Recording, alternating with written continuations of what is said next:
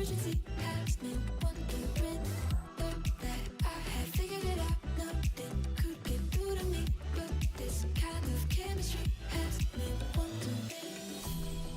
When you're not around it, all goes black and white. How come I'm not seeing color? Lost without you, I can't make it through the night. How come I'm not seeing color?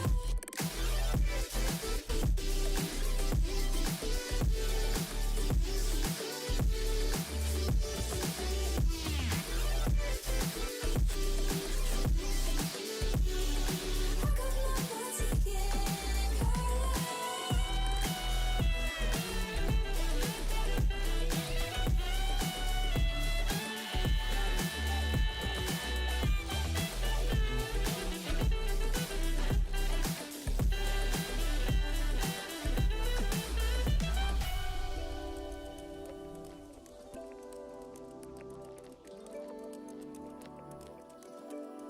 So far gone.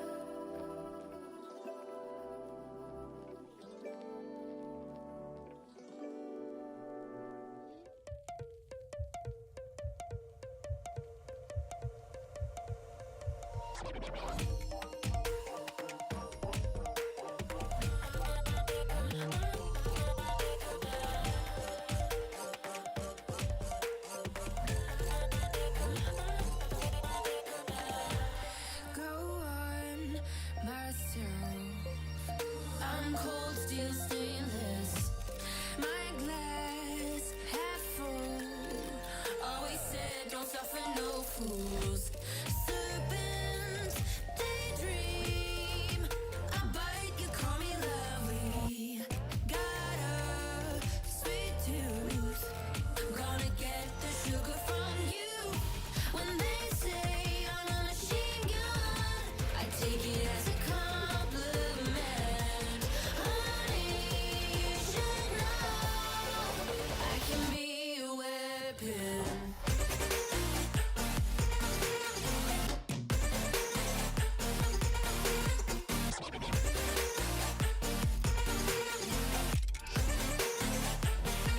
I can be a weapon.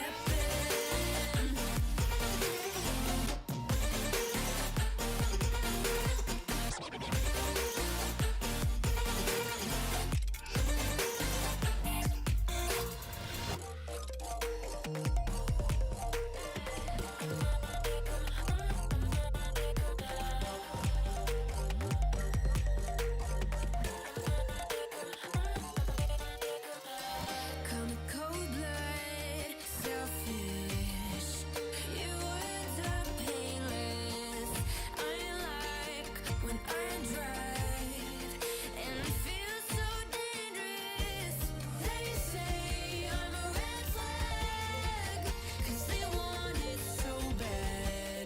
You should know I'm holding on to what I have. When they say I'm a machine gun, I take it as a compliment.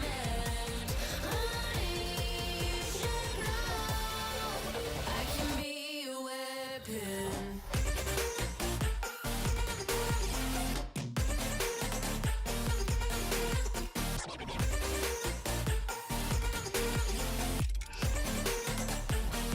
I can be a weapon.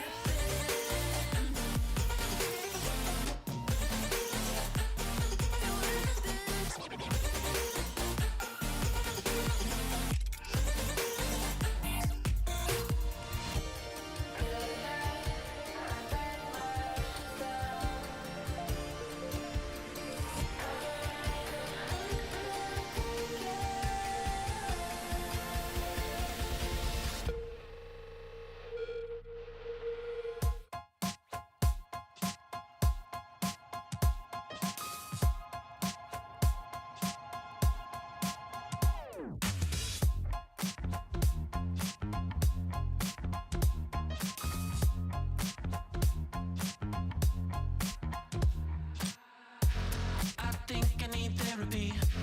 My fear gets the best of me. I can't seem to understand how you do this to me. You've been running in circles. circles inside my head. Wasn't looking for love, but baby, I found you instead.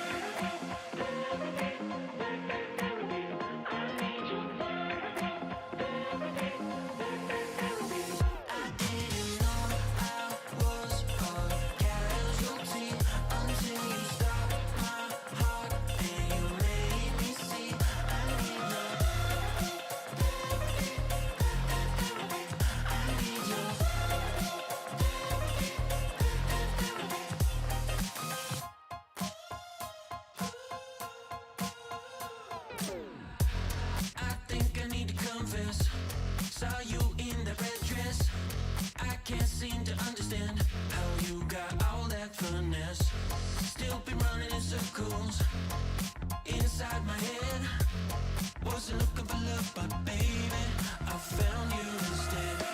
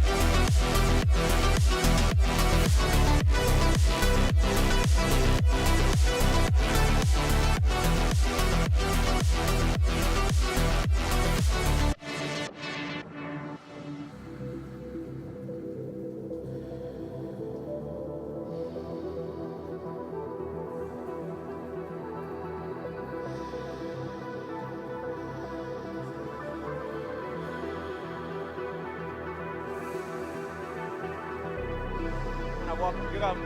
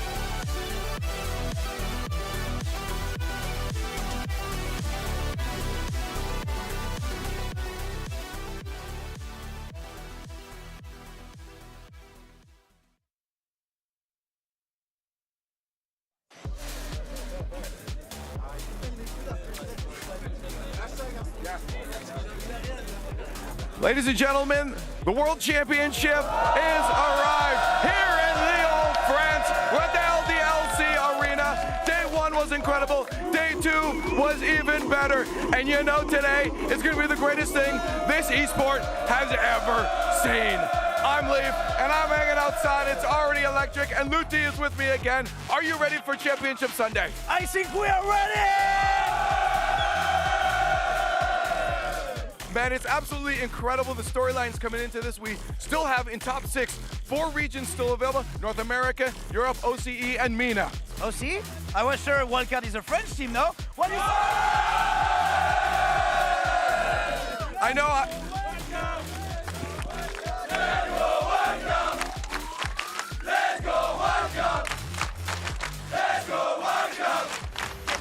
I know, I'll be cheering for them as well. You can't stop it out. But I do know that there's one other team, one other region that these guys will be cheering for even more. And of course, it's the Blue Wall. Of course, Karmine Corp, they are all waiting for it. Maybe just Vatira, he won a lot of majors, you know, but never won the Worlds. He was just waiting for it being France, you know? Is this the time? Maybe. Les gars, vous pensez que c'est maintenant que Vatira va être champion du monde? The only way to find out if that's the truth is to play our game. So let's get on with Championship Sunday. We started in January with teams around the world fighting for qualification for this very day. Legends will be crowned and cemented in Rocket League history forever. Ladies and gentlemen, here at the LDLC Arena and around the world, it's Championship Sunday. Are you ready? I think they're ready, but first things first, we got to start it off here with the first touch pre-show. We already saw 1v1 action yesterday, but it's all threes here from this moment on, Bates. It sure is all threes here. Listen, it's going to be absolutely electric. You know, you got the Karmine Corp boys behind us. They all want to see him win. Les Blue Wall is heavily represented here in Lyon, France. Bienvenue. It's going to be absolutely electric. Of course, we do have some wonderful guests here and some wonderful fans. We have to introduce them, though. Mr. Naywitz, representing MENA. He's going to be rooting for the Falcons as well today. How are you feeling? I'm feeling so amazing right now. The atmosphere is crazy here in France, Lyon. Love the crowd hype as well. They're crazy, they're so good. And I'm here, of course, having fun in this event. This is the greatest LAN for me ever. Woo! Then we got a big man in the middle, Mr. Joe DeCease, professional Call of Duty player for the Toronto Ultras. How you feeling, Joey D? I mean, I'm feeling insane. I mean, like he said, this is the greatest event I've ever been a part of. Like, the crowd here is insane. The atmosphere is literally just mind-blowing. I mean, I can't be more thankful to be here, so. Listen, we love that. Make some noise for Joey D, please. Come on. Woo! And then we got a man who needs no introduction, the RLCS World Champion, Season 8 to be exact, representing NRG. Give it up for Garrett G. Baby. All right, today's a special day. I don't know what's going on. Wildcard's in the top 6. I'm just happy Monkey Moon's not here. Thank goodness. Hey. Oh, it's God. gonna be a good day. I don't want to see Atomic get taken down by Monkey Moon again, so I'm feeling good. I'm excited. And, the captain's excited, so you mean I'm excited, okay, Bates? Listen, it's been a long road to get here. We started on Tuesday with the first touch pre-show, just welcoming everybody to Lyon, France. We did the play-ins. Teams fought for a way into the group stage. Then after the group stage, teams tried to get to the playoffs. We saw what it looked like Saturday. Competition left, right, and center, but it all roads lead to today, Bates, Championship Sunday. Championship Sunday. Listen, we got 6 teams, 5 matches. Only one can come out victorious here today in Lyon. Oh, I thought we were going to look at the contenders, but I guess we're not. But I tell you this, they do love 2 teams in particular. One of them, let's try it out. Aussie, Aussie, Aussie! Aussie, Aussie, Aussie! Quelle est la couleur? They like those 2 teams. They like those 2 teams. There's the graphic as you requested. Bates, Karmine Corp, and GEEKAY. Last remaining teams for Europe. NA has NRG and Ultimate. Mina's still alive with Team Falcons. And OCE making it into today, Garrett G, with Wildcard. CJ's having the weekend of his life. I mean, it started off bad with Shopify, but I think this might make up for it. I don't know what's going on. They look good. They're playing well against the Falcons. I mean, I don't know. OC just finds magic once a year somehow, and they're moving. I don't know. I mean, don't underrate them. Don't underrate them. Listen, they do have a date with GEEKAY later on today. How you feel about the matchup? Quick thoughts. GK, they've been looking crazy. They have this run. They're doing really well. I think it's going to be a tough matchup. But for sure, GK, they're going to give it their best. They're going to give their best. Listen, guys, I think we're about to take a look at the groups of the bracket tomorrow. No, first things first, we got to take a look at what they're playing for today. Oh, my bad. Jumping all around the schedule. Okay, let's take a look at the prize pool again. Of course, that honor of being crowned world championship does come with a piece of that prize pool, Tyler. Joey, what you doing with the $300,000? I mean, you can't complain with 300K, can you? Like, you really can, you know? So, I mean, I don't even know what I would do. I think I would just stare at it for a good 30 minutes, like, oh, I actually want that. Like, what? Like, I mean, yeah, like you said, I think the biggest thing is obviously that world championship. I mean, you know, winning that is just the pinnacle of Rocket League, so. You get that, but you also get to lift up that trophy, the Thomas Light Championship trophy again. Ooh. You heard that. That's Listen, nice. Garrett G, it's glistening. You see it in game, but now you see it for real. It's looking good up there. It's looking good. How would it feel to hoist that trophy if you were still playing? How'd it feel for me? Yeah. Listen, I didn't touch it for 4 years. It took me 4 years. I didn't even touch it. I thought it was bad luck. It felt great. I'm not gonna lie. Maybe it was bad luck. Monkey Moon did walk out with it earlier, and then he kind of lost. So that's the first time you ever touched it. No, you don't touch a trophy until you win. There it is. Forbidden fruit. You don't touch it. There it is. So listen, Base, now we can get into the group stage. Let's start with Group A. What we got? Again, just to get a little recap of what led us in here to the playoffs. Group A kind of shook things up, especially with that Dignitas loss. Dignitas losing the wild card in the upper semis, and then I felt like they lost the steam, and then GK ended up taking the spot in the playoffs. And sure, they ended up taking their spot. GK really balled out. Got a couple of Dignitas fans behind me. They're a little sad, but don't worry. Now they're rooting for Karmine. I've already talked to them, and then Karmine Corp in particular had to go into the lower bracket because they lost the Ultimates, who, mind you, are getting a rematch today against Karmine Corp. Karmine, the blue wall, they better be ready to go because Ultimates are not playing around. Yeah, that's right. Again, that 3-1 there. I mean, Blue Wall, how do we feel about the Ultimates? Yeah, they don't like them. And that's going to be times 10 inside the venue. But this is Group B, of course. Name was Falcons handling business. How'd you feel after they got that win against Vitality? It was an amazing win. It was really necessary to get them in the spot, to get them that confidence. They needed confidence for the finals. Also, it got them into the top 6 against Wildcard. So it was the best match for them, the best match they could get. So it was really important to get out and succeed in winning against Vitality. But I still feel really good about Wildcard. We have to give it up to them because going all the way, and they haven't done that for such a long time. So shout out Wildcard for the amazing run they've had so far in the tournament. And then, of course, you've got the hybrid playoff bracket. We know exactly how we've gotten here. And then you see a little bit of the matchups today. We will crown a world champion. But, Joe, I mean, you've been watching. I've sat with you since, we were in the group stage. We were watching SSG get reverse swept. And then we also saw NRG almost get reverse swept. We know how crazy these matches are. But how's it been from you from an outsider's perspective looking in on all this? I mean, this is, like I said, the craziest event I think I've ever watched. Like you said, the reverse sweep after SSG went up 12-0 in the first 2 games. And, I mean, then for them to get a reverse sweep, like you said, NRG almost got a reverse swept. I mean, these games have been so tight and so close. Even the NRG Ultimates Game 7 where, obviously Ultimates were down 3-1, came back Game 7. And, I mean, yeah, there's just so many important matches that can kind of send you over that, hump. And you know, it's just been insane. So. Okay, I want to ask one more question though. Like going into a championship Sunday, as a competitor, what's kind of like the mindset you have, especially knowing that any match could be your last? Yeah, I mean, like obviously, you know, there's been some talk about like the brackets and whatnot, but I feel like on Sunday anything can happen. You know, it's literally just whoever's on their day, whoever's playing their best, especially at the World Championship. It's literally just whoever's making the right decisions in that moment. So I feel like you have to be on top of your game. You have to be just mentally locked, like you said. And yeah, I mean, like I said, anything can happen. So you got to just treat everyone the same.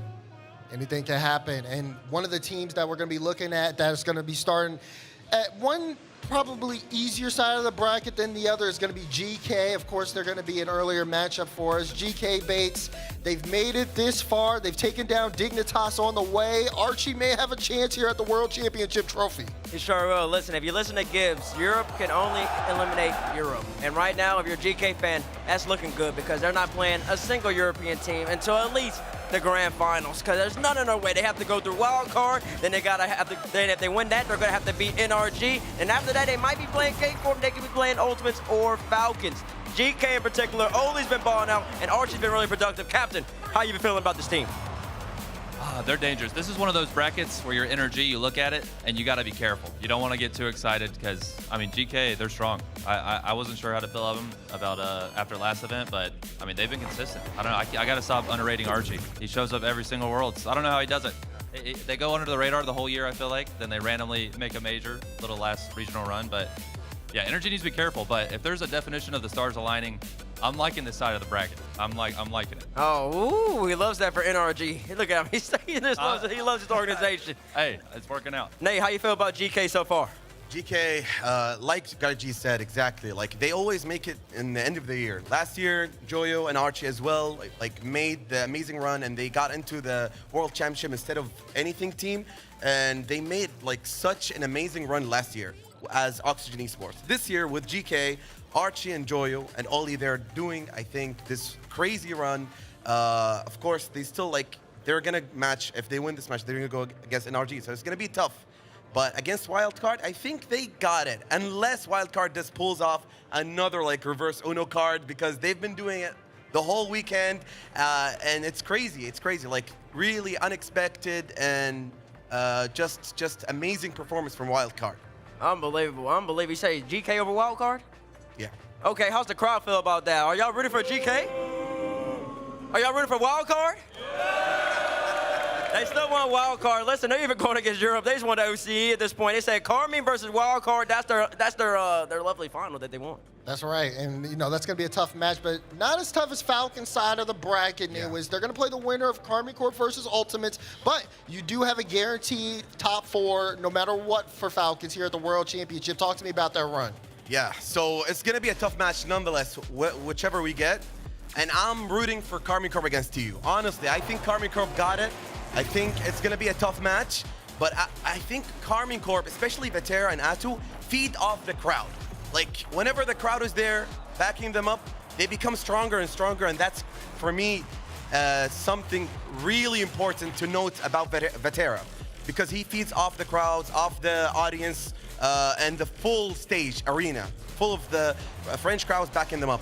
However, Drali doesn't care. Drali is always on top of his game since day one, since the very beginning, even since last Worlds. So I think I'm thinking like Karmine Corp win this, and then they get to go against Falcons.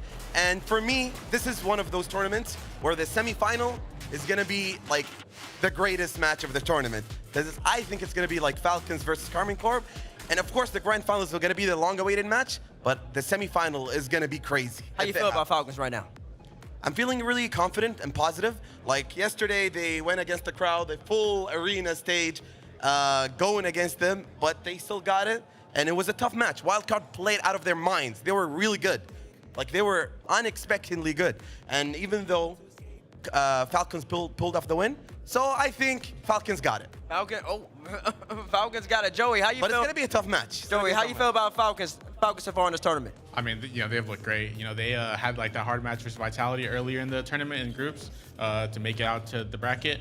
And they win that. That's a big momentum boost for them going into it. They win the Wildcard series against the whole crowd, like he says. I mean, those are just two big humps you have to get over early in the tournament that help you send you over that hump to potentially win. So I don't know. We'll see. Okay, we'll see. And then I think we got one more big team here that we're going to be talking about that I think Gordon would like. Yeah, Cap, talk to me about NRG, because my God, top 4 for them. There's a chance they hold the trophy, Garrett. Listen, I saw some bumps yesterday. I started jumping up in excitement. I mean, they were aggressive. They were demoing. I don't know what they've been cooking up, but if we see an aggressive energy today, I'm feeling good. I'm feeling good. I feel like we've been a little hard on them this year.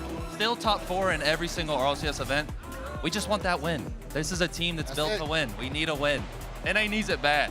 We need it bad. It's been a rough year. It's been a rough one. But hey, two teams in the top 6. I don't think anyone expected that. I saw a lot of, let's watch NA go out before top 8. Here we are. And beast mode. He's been moving. I think a little quiet start to the year, but this is what he's been waiting for. He's been waiting for 74 shots yesterday in that series against Ultimates. Ultimates had 40 shots, Garrett. That's a lot of offense from NRG. It was empty offense. Let's relax, okay? It was empty offense. 74 shots is empty offense. Nah, yeah, okay. That's a lot of shots. Unbiased, Mo. It was game to game yesterday. There was one game where I felt like they were coming out aggressive, and then the next game it was like right back, a little bit too defensive. So okay. Today I need to see the aggressive version of it. I need to see the boys out hot. You can't be sitting on defense. If it's Falcons, especially, we need some aggression there. Joey, what you think about your boys Safview and them boys from NRG? Man, listen, bro, I got full trust in them. Those are my guys. I need them to go all the way. Like you said, we need something from NA, bro. They've been waiting. They've been charging up all year. Why would you win the other ones when you can win Worlds? Chill. Yeah, they're chilling. Exactly. They're just chilling. They're waiting to pop ult at Worlds. So.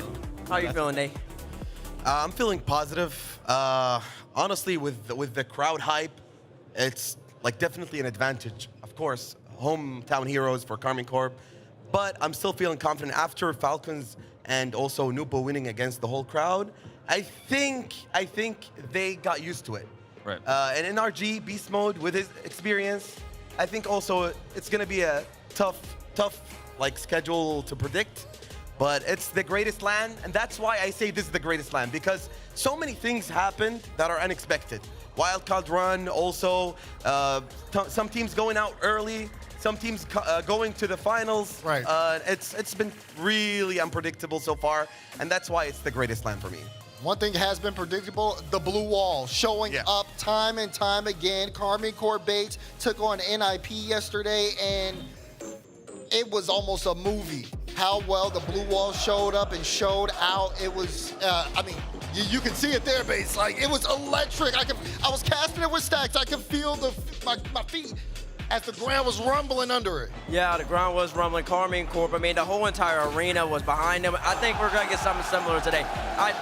Theoretically, the Vitality fans, they'll get over themselves. They'll stop booing against Karmine Corp and they'll start rooting for France, just like they did yesterday for Moxie, because, that was pretty hype. When Moxie came out with that French flag and all of them started singing a French national anthem, I was like, oh my goodness, am I at a soccer event or a football event? My bad. At a football event.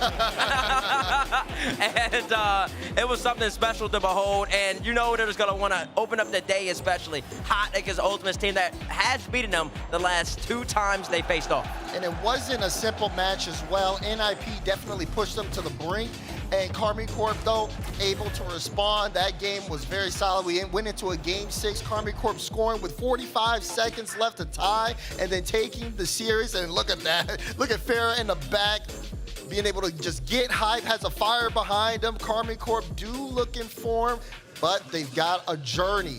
Having to go through Ultimates as our first match of the day, and then having to go up against Falcons afterwards. There will be a lot of eyes, all eyes will be on Karmine Corp as we kick off Championship Sunday.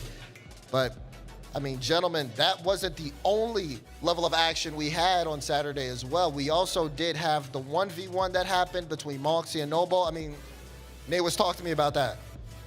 First of all, that was one of the best long-awaited matches in history of 1v1. Like, before that, we never had this experience. We've been waiting for this experience for so long. Since the game started, we've been waiting for a 1v1 official match. It happened for a while. We've seen Zen before, the craziest, the long streak he had. We saw Khaled with the streaks as well, winning Salt Mine before. And finally, we have the RLCS 1v1 championship. Hats up to Moxie. He was really good. He was one of the best and the best opponent to have for Nupo. But Nupo came out on top, I think, because of his resilience. Also, he could withstand the crowd and the level of pressure he had. So I think that was from here, one of the craziest performances of a single player that I've seen ever in my life. Because in 3v3 match, you have the pressure split between the three split players. between everybody, but then for one, it's all him. For Nobo, it was all him. That's right. That's right. He's him. Listen, I just got to listen to one more time. I got to listen to the Moxie chant one more time, because y'all are so loud. We got to get out one more time. One more thing for Moxie. Let's go, Moxie. Let's go, Moxie. Listen, we just got to send him offense style. He played well. But then it's really, let's go, Nobo. Let's go, Nobo. Let's go, Nobo. Listen. He got the job done in hostile territory. You got to respect it. The first ever RLCS 1v1 world champion. Joe, were you catching that match yesterday? Yeah, I mean, that was, after the game one, I was thinking, wow, the crowd's kind of getting him, it's hard not to, the crowd was insane yesterday during that 1v1. But then, game 2, 3, 4, 5, how do you say his name, if you don't mind me asking? Pronunciation? Anyways, how do you, what is the official pronunciation? For Nobo? Yeah. We usually say Nobo. Like Noble. Okay. But I try to pronounce it like you got Nopo, you say. Nopo, okay. But yeah, Say Noble. Noble? Okay, gotcha. I was just making sure. But I mean, yeah, you could tell just after, he wins the series, he starts kind of taunting the crowd a bit. I mean, just the amount of confidence you have to do something like that, you could tell he was just locked in the whole time. I mean, you got to respect it. Going against pretty much the whole arena and coming out on top the way he did was just very respectable. Yeah, I was gonna say, even speaking onto the crowd for GEEKAY Corp, I mean, it's a lot of pressure to have everyone in the crowd backing you, and it absolutely is an advantage. I'm not gonna say it's a disadvantage, but I mean, that's a lot of pressure. Everyone in the crowd is waiting on you. I think Nobo just he handled it well. He played the villain very well, and he did the same thing at the major as well. I agree. I also have a point. Sometimes the crowd can have pressure on the hometown player as well. I think I asked Moxie before the match, and I asked him about the pressure, is it in his advantage or is it a disadvantage? He said it's both, because it puts him under pressure to represent, and he did well. He did amazing, and he went out as the second best player in the world. So hats off to Moxie. But I'm just saying, sometimes the crowd can have pressure on the players. Absolutely. If you were to ask who has the most pressure today at Worlds, it would be GEEKAY Corp. Absolutely. Yeah. This is their hometown Worlds. There's the most pressure. The pressure's on them. This would be a dream come true to get the Worlds win in France with an absolute army. I mean, we're in enemy territory. I think more showed up today. When I was driving up, I couldn't believe how many GEEKAY Corp. Shout out the Elite Blue Wall. Shout out. And that's just in here. Yeah. It's crazy. Okay, all right. Was that an energy? There you go. We got. It was one. It was one. That's a good one. That's a good one. There we go. Oh, there we go. Okay, we got some NRG fans. Falcons. Oh, we got Falcons. Oh, there we go. Okay. A little bit of a hesitation. There we go. Oh man, and we're also joined by Leaf. Can we get some noise for Leaf, please? Leaf, I mean, how was the 1v1 for you? Great. First off, this is actually my first time on First Touch, so this is a special moment for me. Yeah, hey, together. I like it. Okay. Well, welcome. Yeah, thank you. Yeah, the 1v1 for me was incredible. It was tough because I think we all saw the storyline of Moxie. Okay, this is some guy that's been training his whole career leads up to this moment, but we knew that pressure would hit him hard, right?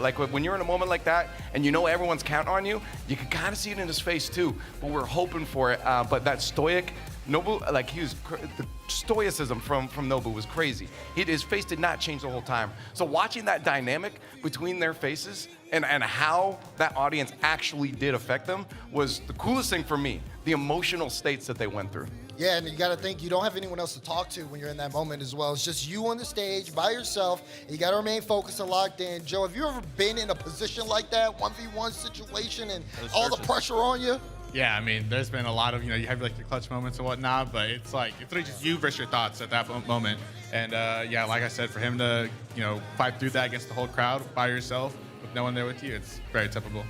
Yeah, that's true. That's true. But Leaf, you're here, Yeah. and you're here with an agenda. What you got Yeah, for I'm here us? with the. So it's been incredible here. We've seen it. You guys have seen it behind us. You saw it on the cold open out there with everyone outside and in the arena. It's been an incredible atmosphere. But some people couldn't make it because it sold out real quick. People wanted to be here, and some couldn't make it. So people are watching at home. So I wanted to reach out to them, and I got questions from people on home and online, and I wanted to bring them to the table to let them be a part of the show as well. So if you guys are cool with it, I'm asking some questions. You guys all get involved in here. Of course. All right, let's cool. do it. All right, cool. We're gonna start off real simple. One of the craziest storylines I think for all of us is Wildcard right now, and I gotta know if we're gonna see a Wildcard make top 4. Torsas, it's been a while since he's in that 4. Top 4 is doable. I think so. It's doable. I mean, it's impossible for me to say no because I never would have said yes to top 6. You're fair. You know, but man, I gotta stop underrating Archie. I mean, he shows up. I think he's gonna be, you know, as stoic as ever. You know, he's not, he smiles a little bit, but it's more like a cocky smile. You know, he's always moving different. So Yeah. I won't say no, but it's doable. I mean, they're just chaotic, and when they're on, it just looks so annoying to play against. If you get like a % chance, I guess, getting through GK for them, then. I think I can't go above 20. I think. Really? CJ's gonna be That low? really mad at me. I was going like 40 something, you know. You think so? I mean, 40. 40. I I think that's believe high. right now. I think I that's believe in. high. We're in Lyon. I believe in magic right now. It is Worlds. Funny things happen at Worlds. What about you Unless guys? it's Monkey Moon, I guess. But What do you guys think? Nate was For Wildcard to get top 4, right. They just got to beat GK. Yeah. You got them? but Yes, no, for me, I think it's gonna be like close to 30, 40 maybe, yeah, 40% chance, because GK, I think like they got the ice. Archie is the most like underrated player Right. in the land. Like he's always so underrated by everyone. No one like puts him in the rankings in the top 15 or something like that. So I think for me, I'm gonna go and say probably it's gonna be a tough match for Wildcard, and it's gonna be the end of the road unless they prove me otherwise. Well, I hope they do. Leaf, what you got next for all us? right, all right. Simple question. We saw 3 teams make top 8, still 2 alive. Is NA back? Is NA back? There's one move from the He's audience. gonna answer. He's gotta answer you. listen, we got some work to do though. You know, we can't let this slow everyone down. I mean. This is not a confident Yeah, I mean, answer. hey, listen, because T-Bates would be getting mad, I think, if he was here. You know, we got to stop the cope. You know, things need to improve, I think.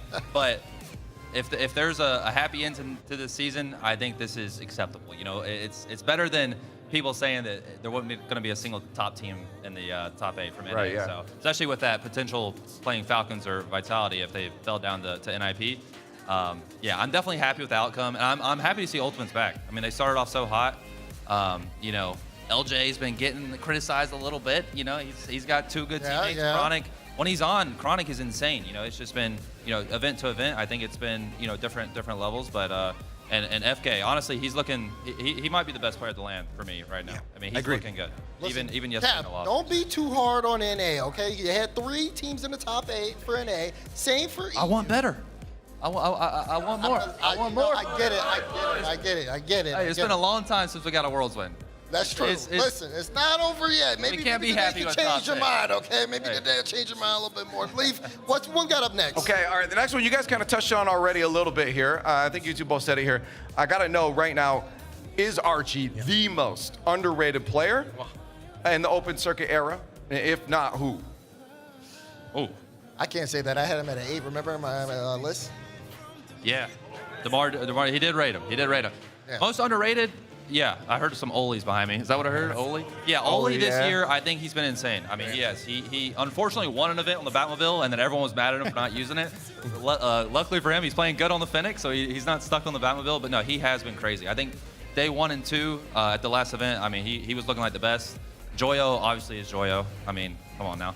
And Archie, it feels like the pressure. He absorbs it so well. I don't know what it is, and everyone's sleeping on him every year, and he shows up anyway. Well, he said it too, and Joe, I don't know if you've seen this in your world too. He just said it's because I don't have mechs, right? Yeah. So, but he knows where to be. Yeah, Archie said this? Yeah, he said Yeah, he on said stage, yeah. in his interview. I mean, he's probably not wrong. You know, obviously you have like your flashy players that look cool doing it, but I mean, I think that whole team in general is just super underrated. I mean, they just play so fundamentally sound, and they always catch people lacking. Even in the SSG series, that's what they were doing the best. They were just catching their third man lacking, and just that's how they won the series. And they're just, I mean, yeah, that Archie's definitely super underrated. Oli too, even Joyo, So Yeah. we're excited to see them run this, this Sunday. I agree. I'm gonna add to the list maybe Nas. For me, I think he's really underrated. It's his first RLCS He's getting stock, though. LAN appearance. He appeared in LANs before, like other LANs, non-RLCS, but I think he's one of the top performing players. I gotta give it to him, Nas. Yeah. That's fair. Okay. That's definitely fair. I got 2 more. We got time for both? We don't. Okay. We Then actually I got- don't. Okay. So it's unfortunate. I got to cut you off That's here okay. because we do have to send it to T-Bates. I think he's standing by with someone very special. Let's see what he's got for us. Leon, we are outside. It's me, T-Baze, and we are in Committo. Owner of Karmine Corp. I can see we have all the fans behind us. As you know, the blue wall, they're ready to go. Committo, how are you feeling today? I'm feeling good, T-Bates. I'm feeling good. I think today is gonna be the day. Today is gonna be the day. Today's gonna be the day. What do you have to say to all your fans behind you? They're ready to go. Les gars, ce soir, on est champion du monde, les gars! They're not playing around. Committo, how have you enjoyed the event? We're here in France, your home country. How are you feeling? Yeah, finally we're here in France for Rocket League because it's been the best country in the world for the past years, and today we get to enjoy the World Championship here. I think it started bad for EU and France in particularly, but now we're doing good and we're gonna save France and win the whole thing. Okay. You got a matchup against Ultimates coming up. How are you feeling? We need to revenge ourselves because they beat us in the group stage, and the Ultimates today, you're gonna go home. Okay, you want to tell them that? Les gars, the Ultimates, c'est bon ce soir? They're going home. À la maison. And then, of course, Vatera's still looking for his world championship. I remember watching back in Dusseldorf. He was so close, had to go up against Vitality. How was that feeling? And then comparing it to now when you have Dryly and Atto. I think we've been the most consistent team, and I've been following Vatira since the beginning. I've seen him grow in our team. He was a little kid, now he's like the captain, the more mature guy. And I think he deserves it, we deserve it, and we're gonna do it together. So yeah, Vatira really deserves the world title. You deserve the world title. Is that real? Is there any chance that you want to teach people at home that all of them know? Because listen, they're at home, they don't know what y'all are doing in the arena. They know they're loud, but they don't know what they're saying. Any chance you want to teach the people? Les gars, vous voulez faire un chant? Faut un leader là pour faire un chant. Montrez-leur la puissance de la K-Corp. On fait quoi? On fait un truc facile. Let's go, Karmine, tout simplement, avec les bras. Vous êtes prêts? Vas-y, let's go. Karmine! Karmine! Karmine! Karmine! Karmine! Karmine! Karmine! Karmine! Simple and easy. Simple and easy, huh? That's all you need. That's all you need. I mean, tell the people at home, I mean, when we see, especially from America, we see this type of fan base that you built up. How did you do it? I don't know. I mean, I had a dream, and now it's their dream also. So they're just following me, and they're so loud every time. I'm even myself surprised by them. Oh my gosh, and they are absolutely amazing. They don't stop. They don't. Woo! And then, of course, if you do end up being Ultimates, you have to play the Falcons. How do y'all feel about the Falcons? Oh, they made noise. They didn't understand me. How about you ask them? Les gars, il a dit qu'est-ce que vous pensez de Falcons? On va les tuer, non? I mean, they're Riley Major champions. Do they scare you? Do they worry you? What are your thoughts? I have a stat, T-Bates. I have a stat. We never lost against Falcon in the best of 7. Never, ever. Oh, so yeah, you're confident? I'm confident, but they are good. They are pretty good. We fought against them in Esports World Cup, and now they're on our road, so we will need to beat them. You need to beat them. And listen, for you, I hope you get that job done. If you beat Falcons, you didn't go up against maybe NRG. Maybe. How you feel about against NRG? Easy. It's NA. Is that easy? Yeah. NA easy. NA best of 7 easy. NA best of 7 easy? Yeah. Why could you tell them that? No, what do you mean? Tell them NA best of 7 easy? NA, les gars, une équipe américaine best of 7. As I mean, and then just tell me about this. Like we talked about the experience and everything, and how you have so many fans back there. What does it mean? What would it mean to you for Karmine Corp representing France to bring this home for y'all? I mean, it's our dream, and like you see, the fans, they move everywhere in the world to support us. So I think they deserve it. They deserve to feel happy tonight, to lift the trophy with us. So yeah, it's a dream for us. Can you translate that to French for them? Les gars, gagner les Worlds, pour moi, c'est un rêve, et c'est devenu votre rêve, que ce soit sur Rocket League ou n'importe quel jeu. Et aujourd'hui, on en a la possibilité. Notre équipe a été forte toute l'année. Donc, c'est aujourd'hui, les gars. C'est aujourd'hui qu'on va être champion du monde. Man, you got them going. I'm trying to be like you. And I mean, talk to me about the 1v1 yesterday. I know you're rooting for Moxie at Novo. Yeah. What were your thoughts about that? I didn't get to watch the whole game, but I'm sad for Moxie because he's a really cool guy. I think I met him like on this event because I knew him, of course, by name. But I really talked to him at this event, and I saw him like a really cool guy. Unfortunately, he lost, but I think next year he will get it. Next year we will get it? Yeah. Okay, listen, I love that. Unless it's a KC player that wins. Then listen, you got to be happy there too. Yeah. I'll tell you this. Listen, if there's any city in the world that you would want Rocket League to come to next, what would it be? We did Lyon in France. Maybe next one is Paris. Paris? Yeah. What do y'all think about Paris? Listen, I heard Paris has some pretty big arenas. Wherever in France is gonna be insane. Anything in France? Yeah, anything in France. And then listen, we're slowly getting closer to wrapping up. Listen, we gotta get some real energy going for all of them behind us. Can you get them warmed up? Can you get them ready to go? Vas-y les gars, à 3, 2, 1, on va tous crier le plus fort possible, on va les choquer. Dès que je vous dis go, on y va, ok? 3, 2, 1, go! World champions by the end of the day? Karmine Corp, champion du monde les gars!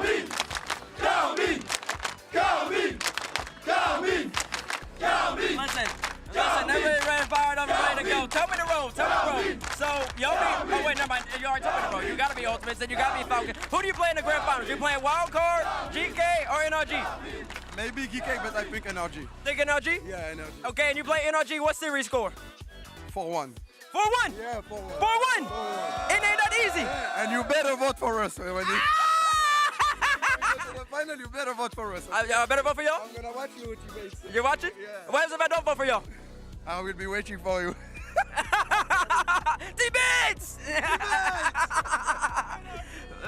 NRG! Falcons! GEEKAY! Wildcard! Aussie! Listen, they love it. I think we have about 1 minute left, Kameto. Yeah. Telling all the French fans back at home, I want you to stare into the camera, and I also want you to get them going. It's Championship Sunday. I think there's only one person who can get them as hype in the world, and it's you. What do you have to tell the people? In English or in French? Tell them in French. In French, ok. Bah les gars, comme je vous l'ai dit, c'est le jour J. Tous les ans, on attend ça. À chaque fois, on arrive juste à peu près à aller en demi-finale. On n'arrive pas à aller en finale, on n'arrive pas à remporter le championnat du monde. On gagne des majors, on gagne tous les régionaux. On est l'équipe la plus constante. Aujourd'hui, on le mérite et je compte sur votre soutien, que ce soit dans le chat ou dans la salle, pour nous aider à accomplir ça. Et voilà, ce soir, on va célébrer, les gars. And last but not least, we gotta do y'all's famous chant. I believe it's what's the color? Yeah, ok, let's go. Vous êtes prêts? What's the color, les gars? Ok. What's the color? Blue! What's the color? Blue! I said, what's the color? It's Championship Sunday, we're ready to go! Let's go inside, come on!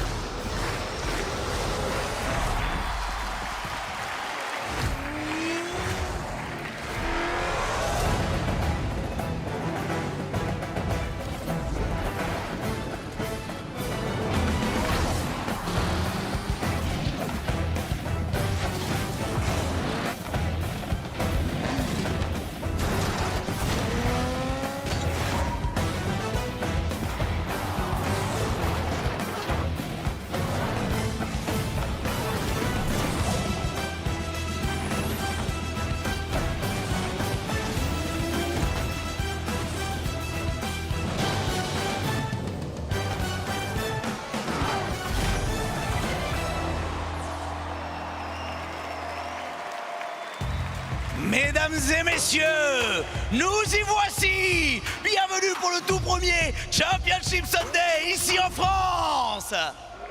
Toutes les équipes du monde se sont battues toute l'année. Un seul objectif, être en vie, être en place sur cette scène pour ce dernier instant. Europe, États-Unis, l'Océanie et le Moyen-Orient. Tous les talents du monde réunis pour tenter de décrocher l'ultime titre. Est-ce que Energy brisera la malédiction chez ses ennemis? Est-ce que Falcon prendra sa revanche? Est-ce que Karmine Corp ira au bout? Aujourd'hui, nous allons le savoir. Lyon, public français, mettez-moi le feu, car aujourd'hui, c'est le dernier jour des championnats du monde de Rocket League.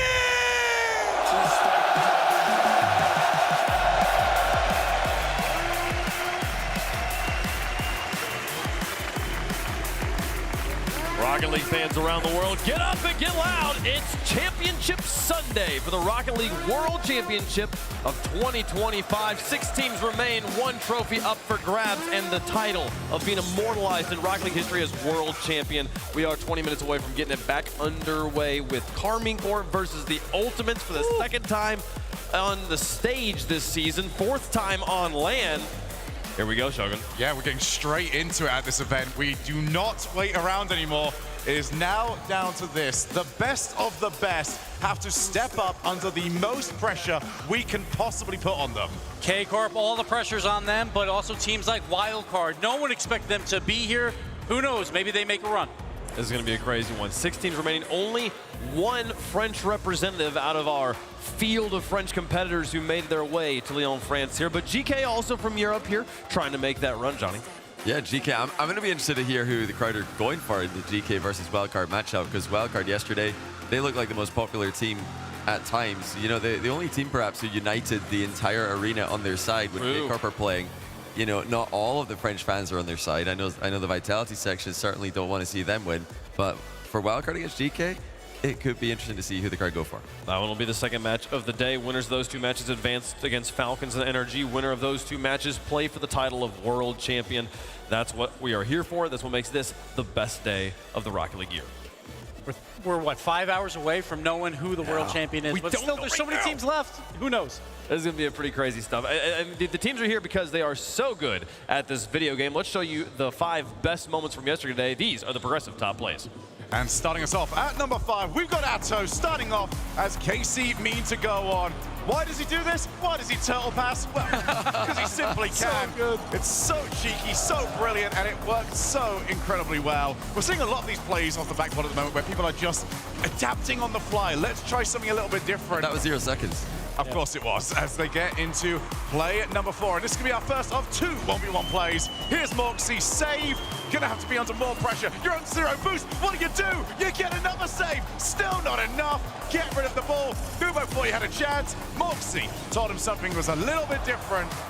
And it ended up into the back of the net. But as good as Morksy was throughout this was what it was taking to beat our newly crowned 1v1 champion of the world. Morksy held off incredibly well throughout that match, but when it came to plays like this one, this is the reason why we have a 1v1 champion of the world, because Nubo can do stuff like this.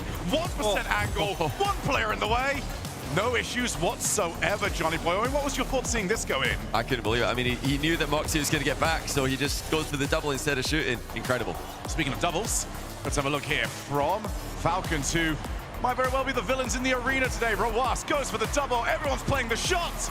And instead, laser focused over to TRK. How do you even have the vision for that? Well, there's a reason why I ask questions like that. He simply just plays the moment. But now we get into number 1 for what could be our secondary wildcard team in this event. Joyo, incredible stop, gets the team onto the opposite side of the field. And Archie with the setup.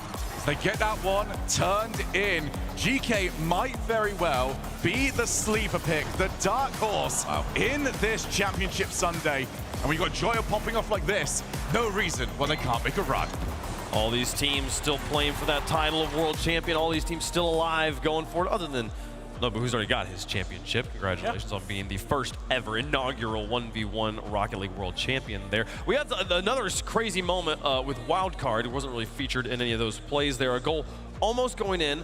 We asked the statisticians in the back. This was 99.8% in the goal. It's Watch crazy. it, 6 Unreal units. But this is crazy.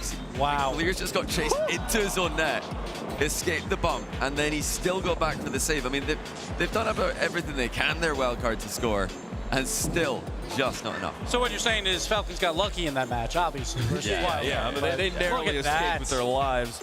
Wow. Wow. That's how close a game of Rocket League can be. A game decided by the blink of an eye and the twitch of a finger. Single pixels, the difference between winning and losing here at the World Championship. Maybe we'll see more close moments like that today. Incredible stuff. Who would we say the player of the day was yesterday, Gibbs? So player of the day, I was thinking about it, I'm like, well, obviously, we just had a 1v1 World Champion final, so player of the day has to be Nobo. Yeah. It just absolutely has to be. What a performance from him. He did the same exact thing where he came out, game 1, it was back and forth, but he was so calm throughout the entire match, Johnny, as you casted it, 4 games in a row to win the title. Yeah, it's the same as he did against Diaz in Rally. Once he gets going, he's unstoppable, and he is just farming salt right now, even after the match. Every time he appears on screen on video, he's still farming the boos of the audience, which is insane. I mean, to instigate such emotion so many days in a row must feel pretty good. And those power flicks too, like Moxie was hitting them early, and then Nobo was like, oh, hold on, I can do that too, just emulating what Moxie did. And at the end, he scores a late goal, and then 0 seconds to score in Game 5 to take home the title. They did get that one there. Then congratulations to Nobo, again, on that World Championship. Now, we've been giving out awards throughout the course of this World Championship for the regular season MVPs from each region. The only region we have left to give out is North America, and the North American MVP for the regular season in 2025 is Daniel. Daniel was just phenomenal. The entire Energy team on defense was just so good. Daniel was the #2 defender in the entire region, but his playmaking ability with assists per game was #1 across all. Daniel, North American MVP. Deserved. He's very, very deserving of the regular season MVP. He's been, I think, honestly, the strongest player on his team here at the World Championship as well, where we will also be giving out an MVP award. Notably, we're going to show you the nominees here for MVP, or like for the front runners right now. Daniel's not on this list. He would be on this list if we had 6 spots. There's only 5 spots, so we put the other 5 people on there from the other teams. Yeah, Banana Head's just too good, so there's no space for Daniel, unfortunately. Had to take the back seat to Banana Head. And yeah, Archie, Kalir's really been stealing the show. Fatty's going to be the front runner if we ask the audience, but first Killer, yeah. what an event he's having. Oh my God. 500 score per game, 505. No one's averaged that except for Jory's back in a fall major. First Killer is doing everything for his team. So if they win this World Championship, First Killer will definitely walk away with that MVP, but they have a long run ahead. Do you feel like becoming world champion here, Shogi, is more about those players living up to what we've seen from them so far, or more about the rest of their teams coming up to their level? I think what we've seen from there is you need a player to be able to step up like that to get you to this point in the tournament. But from here, historically in Rocket League, it is now about making sure your floor is as high as possible. We don't typically see a one-player pop-off in a grand final. Yeah. It is all about making sure that the team is playing at their very top, but you can always get a player that can carry you across the line on that. Turbo Pulse in Season 8 did exactly that sort of thing where NRG needed that press forward. We've seen it so often back in Season 4, for example, where it took a little bit of time, but suddenly Kadoff started popping off and just steamrolled over Gale or over Method. One player can make that difference. We always think about the one-player pop-off moments. Those are the ones that make it into the highlight reels that we play year after year after year. But the majority of the time is the team effort that gets you across that finish line. We'll see which story we get today here, folks. And the players are also working towards the progressive accolades awards we are handing out at the end of all of our 2025 LANs. We've been calculating these stats across the course of every LAN event for the RLCS season. For the top offensive striker and playmaker, as well as defensive savior of the season. Sphinx is, we thought he had it locked up, Gibbs. Ross is trying to chase him down. Yeah, Ross is caught up by 0.05, so he only needs a little bit more. He's going to be playing at least 1 match, and a lot of us think probably at least 2, so see how that pans out. But Archie has taken the lead for goal score. Yeah, and over Kalir's, over a goal per game is insane. Now, he's going to have his work cut out to to keep that up because, yeah, tough road ahead of them today, but it's not bad. You know, score a bunch of goals, get eliminated, lock in the award. Maybe that's on the table as well. Can we talk as well about this ridiculous consistency of kills? Because so often, I feel like people think, oh, we just throw a label on somebody and that, oh, you just keep saying he's a great striker. 2 events in a row now. He is over 1 goal per game. That does not happen in modern Rocket League. He's doing it twice in a row. It's just wild. He's leading the entire tournament in that and goals plus assists, I believe, as well. He's, like we talk about it all the time, Falcons, best offense in the world, and Kaliers is a big part of that reason. But I don't think he cares about the award. He cares about the World Championship title. That is what he's going for here, so we'll see if he can do it for one more day. Of course, and what a story. I mean, like Archie, I feel like GK may be one of the least talked about teams of the 6 right now. Yeah. Archie leading the team for that's a season-long award, by the way, not just for this event. He's not just popping off right now. He's been very, very consistent. We'll see if he can bring it out in our second match of the day. We got a few matches for you before we crown that world champion. Let's take a look at the bracket, see those quarterfinal matches that will lead into the semis and then into the grands. I feel like Falcons versus, like, if it is K-Corp, that feels like what everyone thought would be the finals here. We're talking about the tier levels of teams. It was Falcons and K-Corp and then everyone else, but because of that early loss by Ultimates, K-Corp's in the lower bracket. Folks, it's time. You've waited long enough. Let's kick off Championship Sunday. Introducing first on the blue side, representing Europe, the final home team remaining, Le Blue Wall, Karmine Corp!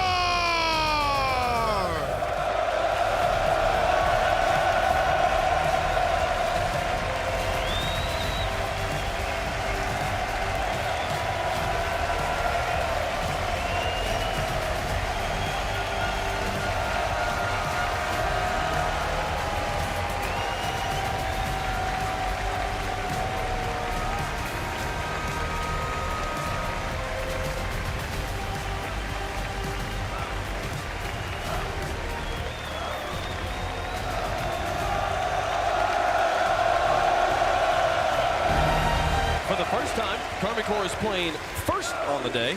The Blue Wall is slowly filling in their section over there. They look like they have their flags placed in advance, so they can start making their noise immediately. Very organized. Very, very organized. It's tough to match this level of coordination. But that's what's going to be needed on the pitch today. Like we talked about earlier, it's about who can play their style as a team. Individuals will have their moments, but it's all about the unit. It's all about the system. And Karmine Corp, when theirs is fully functioning, I think it's possible. And the question was always going to be is how were they going to play with this amount of expectations on them? Yes, they felt like it was a big hurdle to get over, the biggest one in terms of how they're going to get themselves up and running. They have a lot of matches to play, and they have got through it. Race the best of sevens, and they are about to go to be crowned champion. And K-Corp, they say we are the bad guys, and I call them the final boss. That is what they want. Batira, 3-time major champion. The only thing he doesn't have is that World Championship title. He wants it so bad for all these fans. Somebody at the end of the desk has got one, though. He's going for 2 in a row to rally. The guy with the experience, he's such a young player, but he's got this pedigree now. He did this last year. Performed out of his mind on Champ Sunday in enemy territory. Now he's trying to do the same at home. And the last 5 3v3 lands, he's won 4 of them. Drali, unbelievable. Some people are just champions. Some people are just winners. Drali is that guy. He is just a winner. Can Karmine Corp become that team again? And introducing their opponents on the orange side, representing North America. They've cracked the blue wall once here in Lyon. Now they're here to knock it down. Here comes the Ultimate!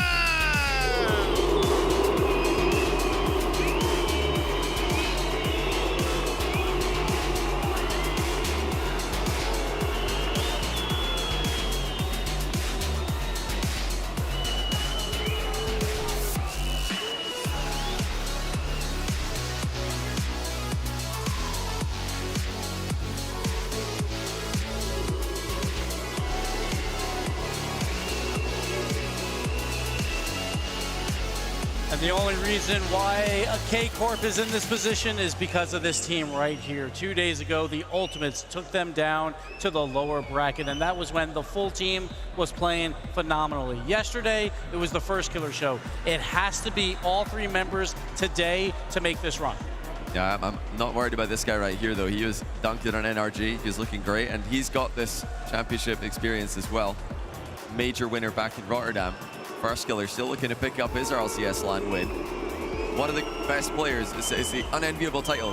One of the best players to not win one. We were talking yesterday when they were booing the Falcons that they were booing because they were scared. I think there's a little bit of that with First Killer as well. This is a team that has taken down Karmine Corp at each of the last lands, or at this event and in Raleigh. But we all remember Birmingham and how the finals went when they were playing on the stage. Yeah, it's always one of those things when it comes to First Killer. He is always either the best player on the field, 95% of the time he is exactly that, and by quite some distance. But we always scared about that 5% where suddenly he goes missing, when he tries to maybe start doing too much, when things start going wrong, and he tries to overcompensate for it and get in front of his own teammates. This has to be full trust in the squads. We talk about the Ultimates, high ceiling, right? We know that they can get here before. They've beaten K Corp already. It's just that low floor. They could bomb out of this tournament right now. All 3 members have to be playing well. First Killer has to lead this team. Yeah, I believe in First Killer, though. I think that this event and his growth as a player, back in the day, he did have those moments where he'd try and take over the series too much to the detriment of his teammates. I don't see that anymore. I'm seeing a player who's making his teammates look as good as possible while still looking like the best player on the pitch individually. 506 score per game is just a crazy number with this many games played. And goal participation as well, very, very high for First Killer. But that's what you expect. First Killer leads NA every single year in all the categories. But as Shogun was saying earlier, this is a day about bringing up the floor of your team across the board. First Killer, if he's going to try and carry his team, he has been improving in that regard. He's not been trying to do that as much. He's been being a less selfish player, more team-oriented player. But in these high-pressure moments, old habits can pop up sometimes. Yeah, but it's not really his fault, I think. Like yesterday versus NRG, that was more just LJ and Chronic were not playing up to par. And LJ, his international record against international teams is very, very good. He knows how to perform when it's not North American teams. So we'll see if he can get back and forth. Yeah, I am a bit worried about LJ, though. This is easily the highest pressure day in his life for Rocket League. Yeah. And yeah, he looked nervous out there yesterday in Game 7 against NRG.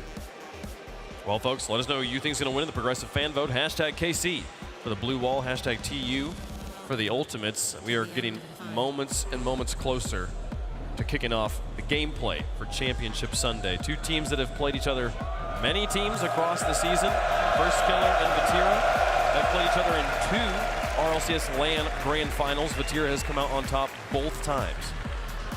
Yep, and they're going to need to try and add to that right here. I mean, it's almost about, it's got to the point now where almost North America's looking towards curses. The curse of Neo Tokyo, for example. Yeah. Is it important that Ultimates win this in 5? They have to be leading after Game 5. If Ultimates don't have 3 wins, they might as well give up. So, you know, if KC's on match point already, yeah, going into Neo Tokyo, it's tough. But let's not forget that the Ultimates, yes, it wasn't in front of a crowd. They have beaten K Corp twice this year already. They have. So they have their number right now, 2-1. Obviously, most important match went to K Corp. But when the lights are the brightest, can the Ultimates finally show up? The question we're all asking. The question we all want to know the answer to. We're all sitting here ready. The players are preparing one last moment. We'll be getting into the game momentarily. It's a weird feeling, isn't it? We waited all year, and suddenly we're down to waiting 2 more minutes. It's ridiculous. The longest 2 minutes. I just want to go right now. I want to play the games. Well, folks, let us know who you think is going to win at home. We'll let you know who we think is going to win up here. I actually have no idea how this is going to go. Johnny, who do you think is going to win? You know where I'm going to go in this. There's no question. I mean, they've already saved the event 2 times. They've got to do it another couple times and make the final so that we've got the packed audience, max volume. I'm going Karmine Corp. Okay. I love First Killer, but he has flaws. And K Corp, they're a full team right now. K Corp is probably playing the best Rocket League outside of maybe Falcons. So I'm going K Corp. Wow. Predicting against First Killer. Shogun? Well, there's no way I can go against this, can I? It has to be KC. It's their time to try and steamroll this. I see this being done in at least 5. Give me KC. Don't make me do this. Dare you? Stare at them as you say. Yeah, stare at them and curse their team? Yeah. Is that what you want me to do? Fine, I'll do it. Give me Karmine Corp on this one. The Ultimates are going to spoil them. it's going to happen because the story is just too obvious for us. But right now, my goodness, Karmine Corp, they have looked so good, and it's on the stage. They have yet to beat them on the stage. That is the difference maker for me. Karmine Corp on one side, Ultimates on the other. Into the air, and the coin comes down. Ultimates to the coin. Okay. Nice. Okay, it was a good catch. That one was a little bit forward. And let's not forget that EU #1 seed, Europe, has not been eliminated by any other region but Europe so far. Can that streak continue here? Ultimates would love to play spoiler. A date with Falcons waits for the winner of this one as the players prepare for the most important day of their Rocket League careers. This is it. I mean, this will tell us basically the story of the whole day. So KC win this, their momentum's, I think, going to be unstoppable, but they've got to win it first. It's going to be incredible stuff. How does chat feel about it at home? We asked you to give us your prediction there. And it's going to be Karmine Corp. You know, it's an early in the day. NA's not quite woken up. But the blue wall's kind of international at this point. I feel like there might be fans around the world. Rocket League fans around the world, get up and get loud. It's game day. Here it is, the ultimate prize. Thousands of teams from all over the world have competed with the hope of standing here at the end and lifting this trophy. That dream remains alive for 6 teams here in Lyon. But the question is, who's willing to walk through fire to get there? There's no more safety net, no more lives remaining. You get one shot on that stage to prove that you deserve to be the champion of the world. It's time to separate what will be from what might have been. It's time to kick off Championship Sunday! Hundreds of days, thousands of hours of blood, sweat, tears, and desire lead up to one final war. Stumpy, the beginning of the end of the 2025 season is upon us, and Game 1 is brought to you by Progressive. There is so many days, so many series, hours, scrims leading up to here. And as Gibbs was saying on the desk, the scale currently tips in favor of the Ultimates and best of 5s. They're currently 2-0. Then the other series, the best of 7, the grand final over in Birmingham, the best of 7, a 4-0 in favor of KC. So truly could go either way. Well, I hope this is coming through to you guys right now. The volume here is immense, and it's because of chances like this one for Karmine Corp. Vatira shoots the big save. Early doors from LJ. Karmine Corp beginning on the front foot. Vatira forces Chronic to push it into the corner.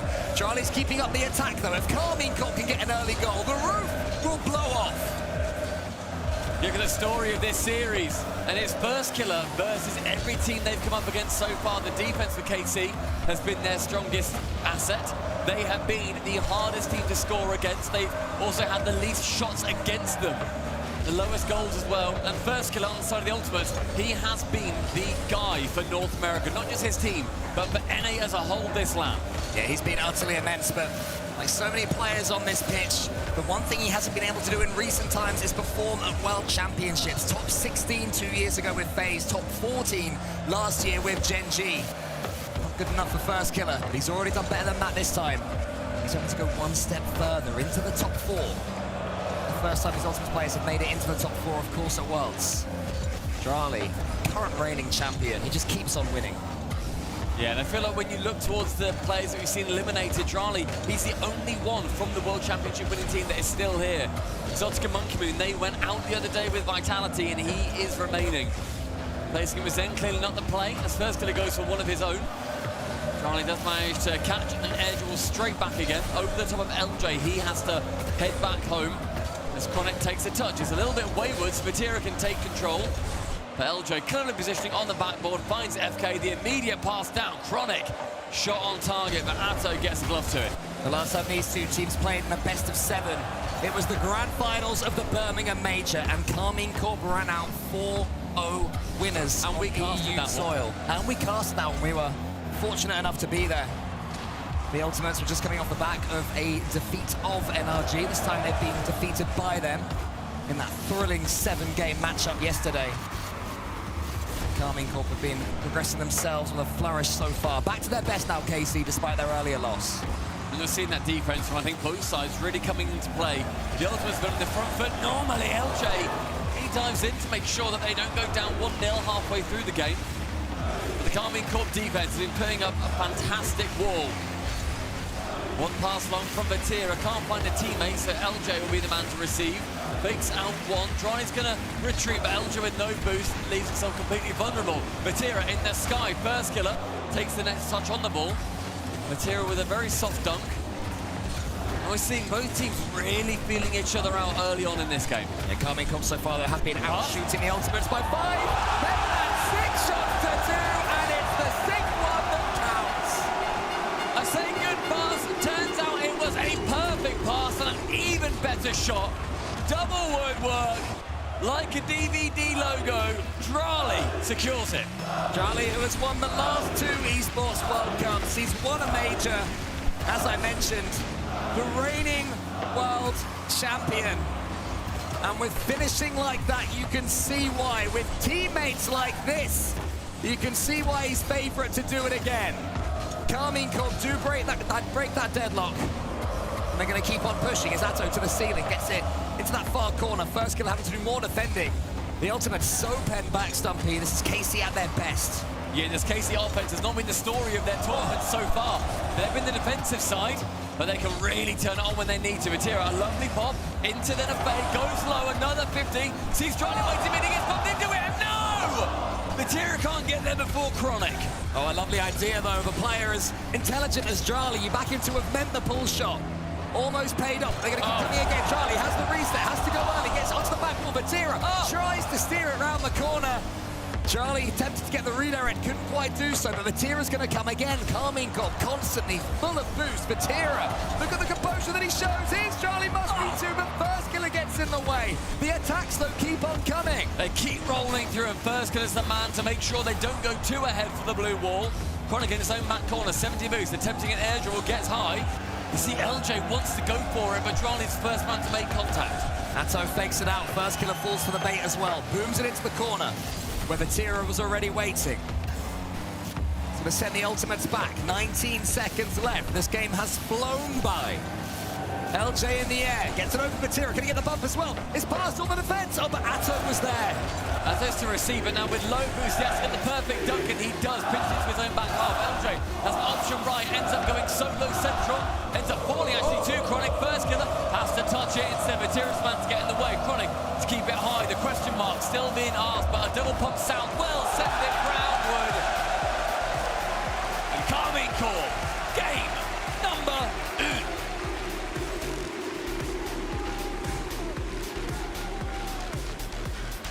The sound that we've just heard really is remarkable. The LDLC Arena living up to the high expectations we had for it.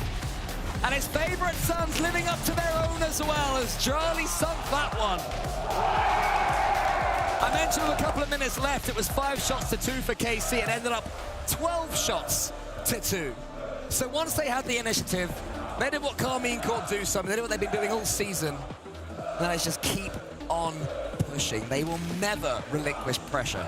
For the KC fans here, though, we've seen across the entire regular season, when they win the first game, they've got an incredibly high win percentage. They are, I think, the best team in the world win percentage-wise. They managed to go through with a 96% series win percentage when they win game number 1 online. On LAN, it falls to 70%. So online, they have a lot more ice when they win the first. They're 27-1 when they win the first game. This one may well be different, but it's a good start for them. A 70% win percentage from this point forward for the blue wall. The ultimates. Part of them will be thinking of what happened the last time they did play in a best of 7, especially with kick-off strats like that. Atto gets the 50-50 to Drali again.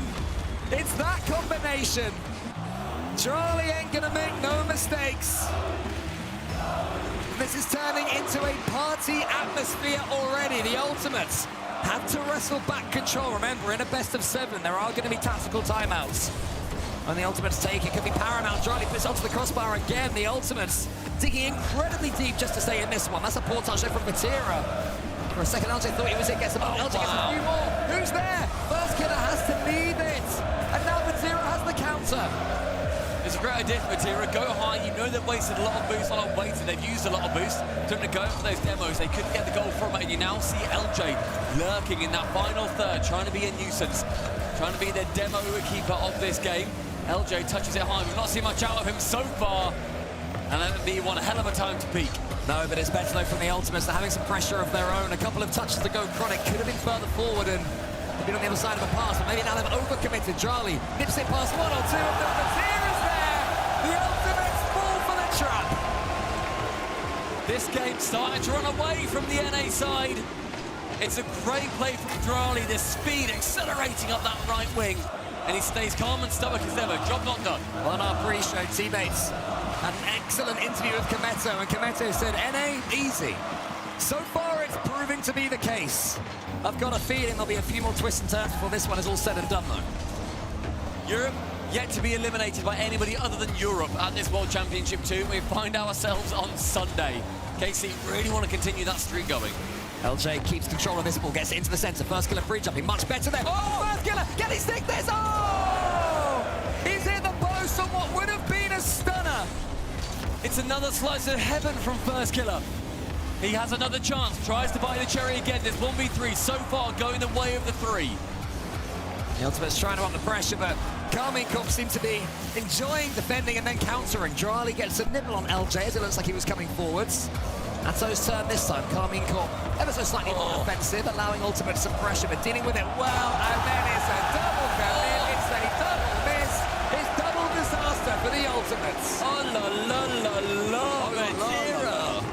Going below both of them, faking them out. The third goal for KC shows their intent.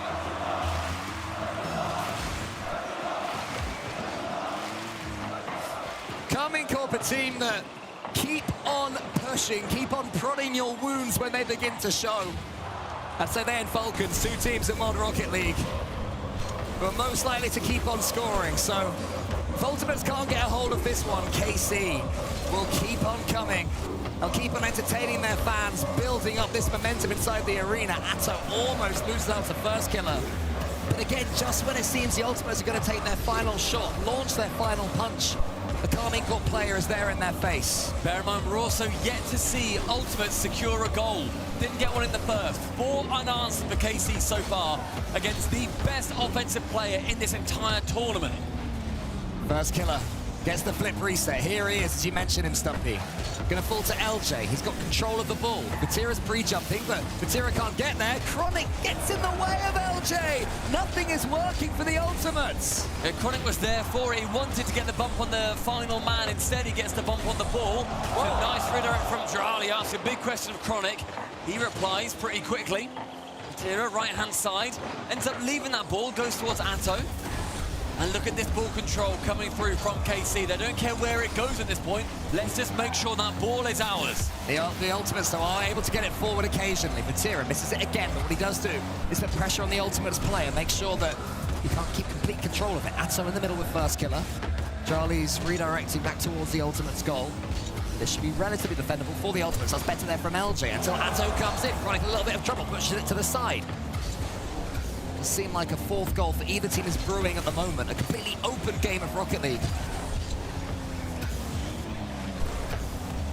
Final 80, shot below the crossbar, and Atto once again draws back the bow and fires the 4th arrow into the hearts. Chronic could do nothing about that one. Atto knew where the goalkeepers were and picked the spot in the net where they would not be. Karmine Corp putting the Ultimates to the sword. Relentless from the blue wall. Jarly wants the redirect. He's got the redirect over Chronic. Nobody was following it up. But the party's continuing. Chronic pushes it to the side. And the Ultimates, they seem like they're running out of ideas. Their only hope at the moment is a tactical timeout. Yeah, I imagine we see it after this game. And it would have to be the greatest team talk we've ever seen from Sad Junior. I mean, that's compounded by the fact, Cole, that, you know, we've got 40 seconds left. It's 4-0 up, and the Ultimates, they've only been able to get through these best-of-5s against KC. A great chance for them there. Still yet to score 5 unanswered. Vatira Goes long in the final 30, wants to get it central, only finds as far as Drali. And the Ultimates have got a lot of work to do here. It's one thing to say, yes, theoretically we can 1v3 with first killer, but when you're against offense like that, and it comes down to luck that it's not 5, he just couldn't shoot quite on target, you need to get answers soon. The Ultimates want to build up something, but the head of steam is not brewing. First killer wants to keep it up. You understand that from the Ultimates. Desperate to steal something. Drali tries to flip reset it over. And Vatir eventually settles just for the 4-0 win.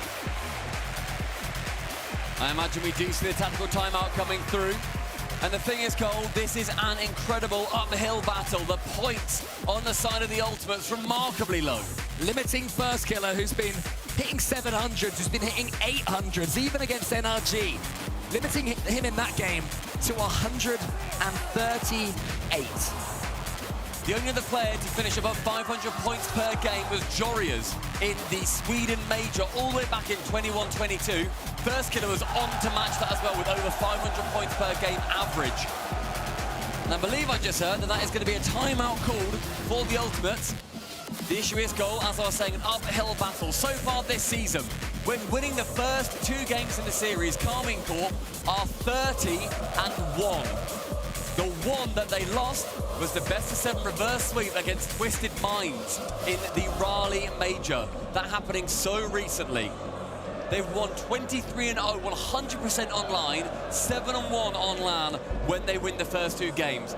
I don't know what the Ultimates can say here, but Twisted Minds prove the gods can bleed. Can we bring them to their knees?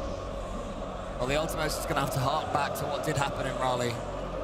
That was on their soil as well. They would have been bearing witness to what Twisted Minds accomplished against Karmine Corp. But Karmine Corp didn't have this back then.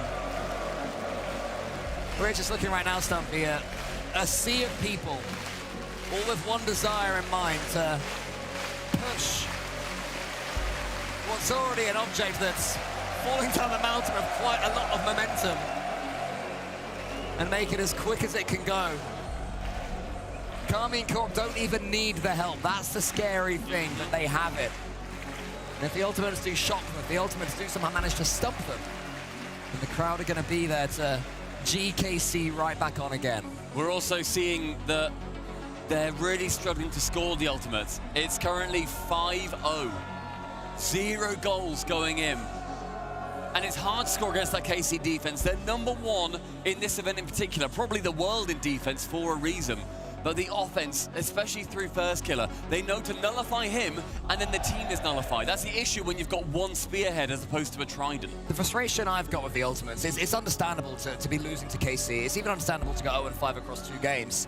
It was that at the start of that second game, there was a moment where the ball went across the center, and in my opinion, Chronic was too deep. You know, he was too far back as the 3rd man. And then they overdid it. After that, they thought, we've missed a chance there. Then they overcommit, and then there are sort of huge gaps defensively. They're not getting the balance right. It's almost like the pressure, the occasion is getting to them. Yeah. And they have to find a way to make that not be the case. It's doable. It's so doable. Very, very. Once they lock in, if they get a goal, if first killer gets rolling, you know, if LJ returns the form we've seen him get for Space Station Gaming in the past, then they are more than capable. When you look in the arena right now, and the Ultimates, they must be searching for a light in the darkness. The KC fans have given them a lot, but none of these are what they want. They need to start off with 1 goal, then 1 game, and then look toward the series. They've beaten them at this event already. It didn't even go to 5. I love the way the blue wall, they're like, nah, we're not doing the light thing. We're the blue wall. We've got our flags. Yeah, we're doing our own thing. Scarves up, boys! Stubbornness as a crowd, it's a rarely seen thing. But it's 17 minutes past 2 on the docket. That means it's scarf time. Torch time, I think you'll find, is actually at 18 minutes past 2. So keep them off for now, fellas. Mate, if everyone else turns off their torches, then the blue will turn on their torches. I am in awe of this crowd. Oh, wait, they're coming on! Oh, it's time! We've just ticked over to 17:03, it seems. There we go, yeah, there we go. 18 minutes past 2, and the KC fans, now they bring their torches out. The flashlights are activated, and the Ultimates need to hope that there is more light shone on this series than they have seen so far. They need a spark, but KC have won the kickoff. Vatira gets it immediately into the Ultimates goal. Or at least in that general direction.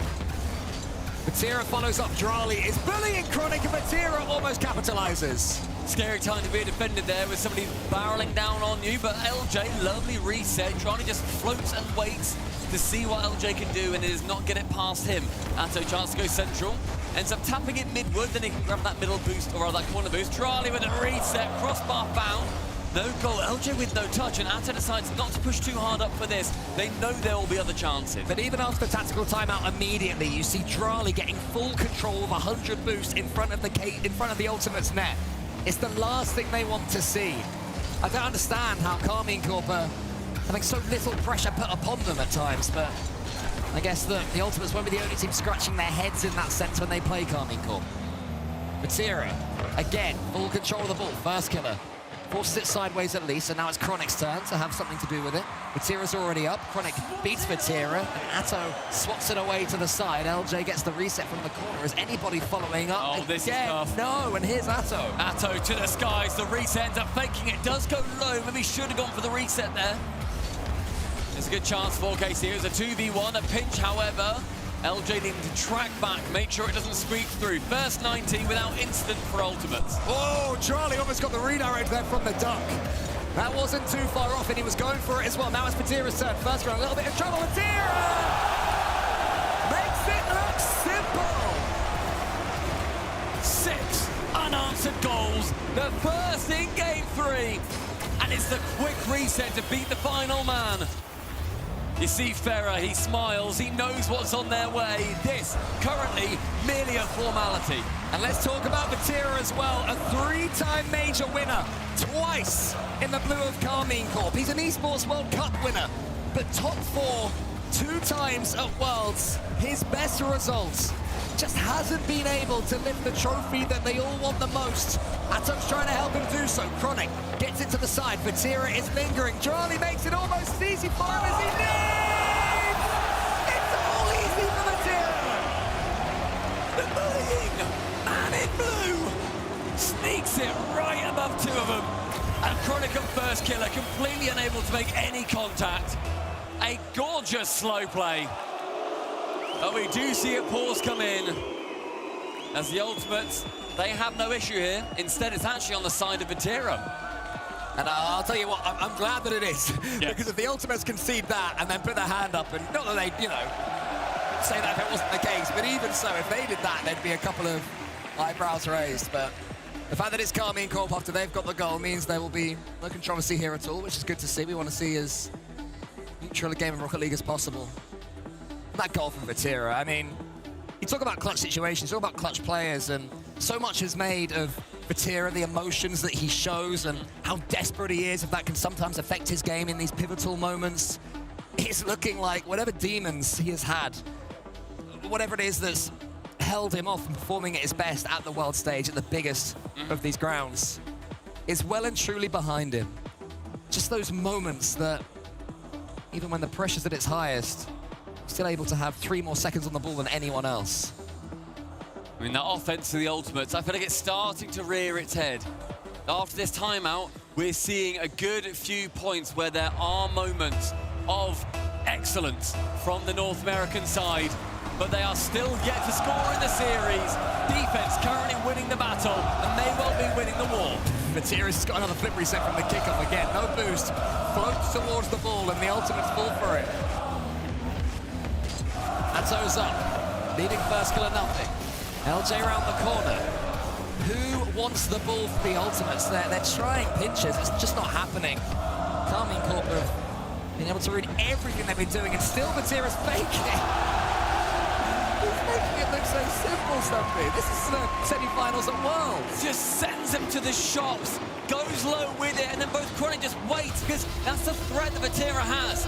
Aura blast the defense. Gets him gone. The 8th goal unanswered.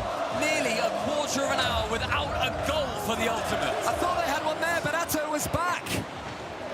The Ultimates, if they can get a goal, maybe the spark will be lit. But here comes Vatira. He wants number 4. He's reversing. It's nearly keep on coming. I've said it before, I'll say it again, but there's LJ! And the Ultimates show a pulse. The flow of blood has been stemmed as LJ just below the crossbar. I was getting myself prepared for all the perfect sweep stats. North America has never been perfect swept on land. None of these players by extension have ever been perfect swept on land either. None of them online even getting perfect swept. And the Ultimates, they keep that stat going. An incredibly important first goal. And first killer, I imagine, would have got the first, right? For FaZe against Team BDS. On land, that's yeah, there's also never been a perfect sweep on land in a best of 7. Oh, lots of good ones. Yeah. There still hasn't. So well done the Ultimates. Phase 1 complete.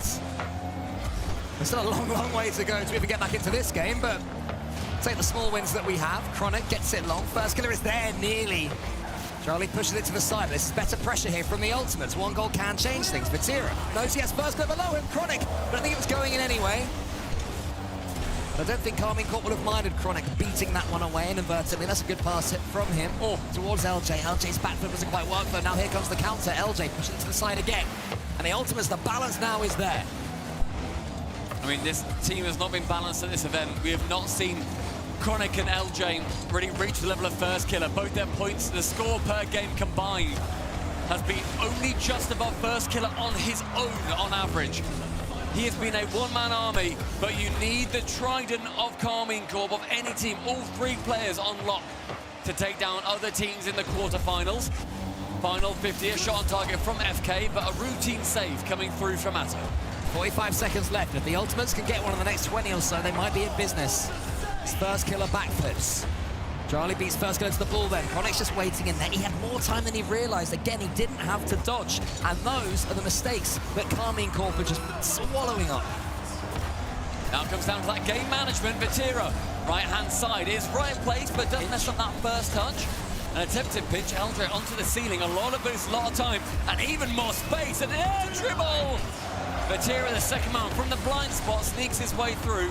And first killer wanting to get a pass across. Instead, Drali sends it straight back to their half. I just want to talk about that moment from Drali. 8 seconds left, and you're thinking, if he gets dumped here, then the Ultimates, they have a chance from a kickoff. Instead, with no boost, as this ball's about to hit the ground, Drali backflips, chain dashes round the wall, gets a perfect dunk, and suddenly the ball is in the far corner as far as the Ultimates are concerned. They now find themselves on series point, and the Ultimates on the verge of going home. One more for Karmine Corp. That was a 90-point game for Drali. Pure off-ball play. He had 3 shots, 2 demos, don't need otherwise. Vatira over 500 points. And it's still the Ultimates yet to stand up to the level that we have seen from them this season. If it was up to me, that sort of last 5-second play from Charlie would be worth 200 points, but stats are going to stat. History will say Charlie did nothing in that game. Bear in mind, we said earlier on that there has only been a single time that Karmine Corp have lost after going 2-0 up in a series, and it was at the Raleigh Major, this season at least.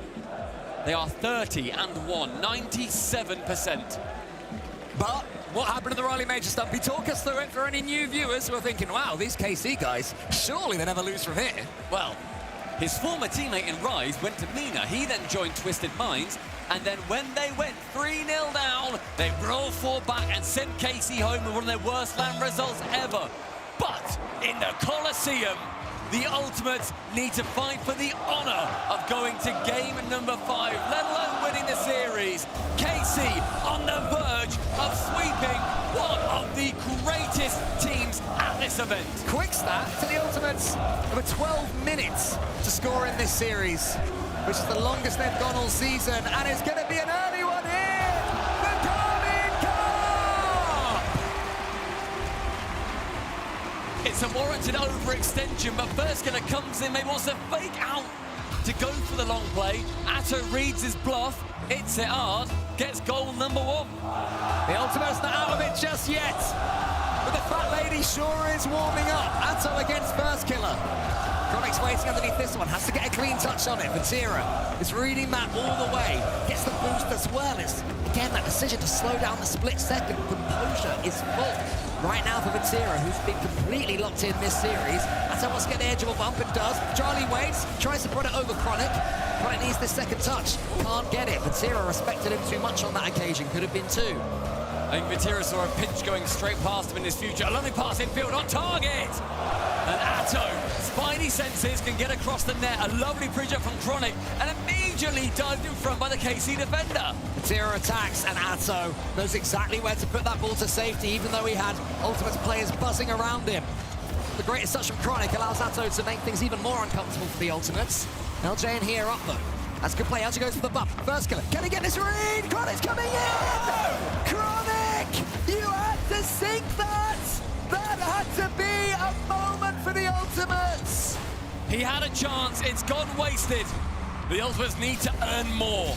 With 90 seconds gone, KC stick with that 1-0 lead. Drali has to rotate the a lower boost pad. Chronic can now come in. A flip, and Vatira just knows where that ball is going. Time really starting to run out, and that makes it so much harder. The two-goal swing from the Ultimates nightmares. They should have scored themselves. And now Atto dunks the daylights out of LJ to compound their misery.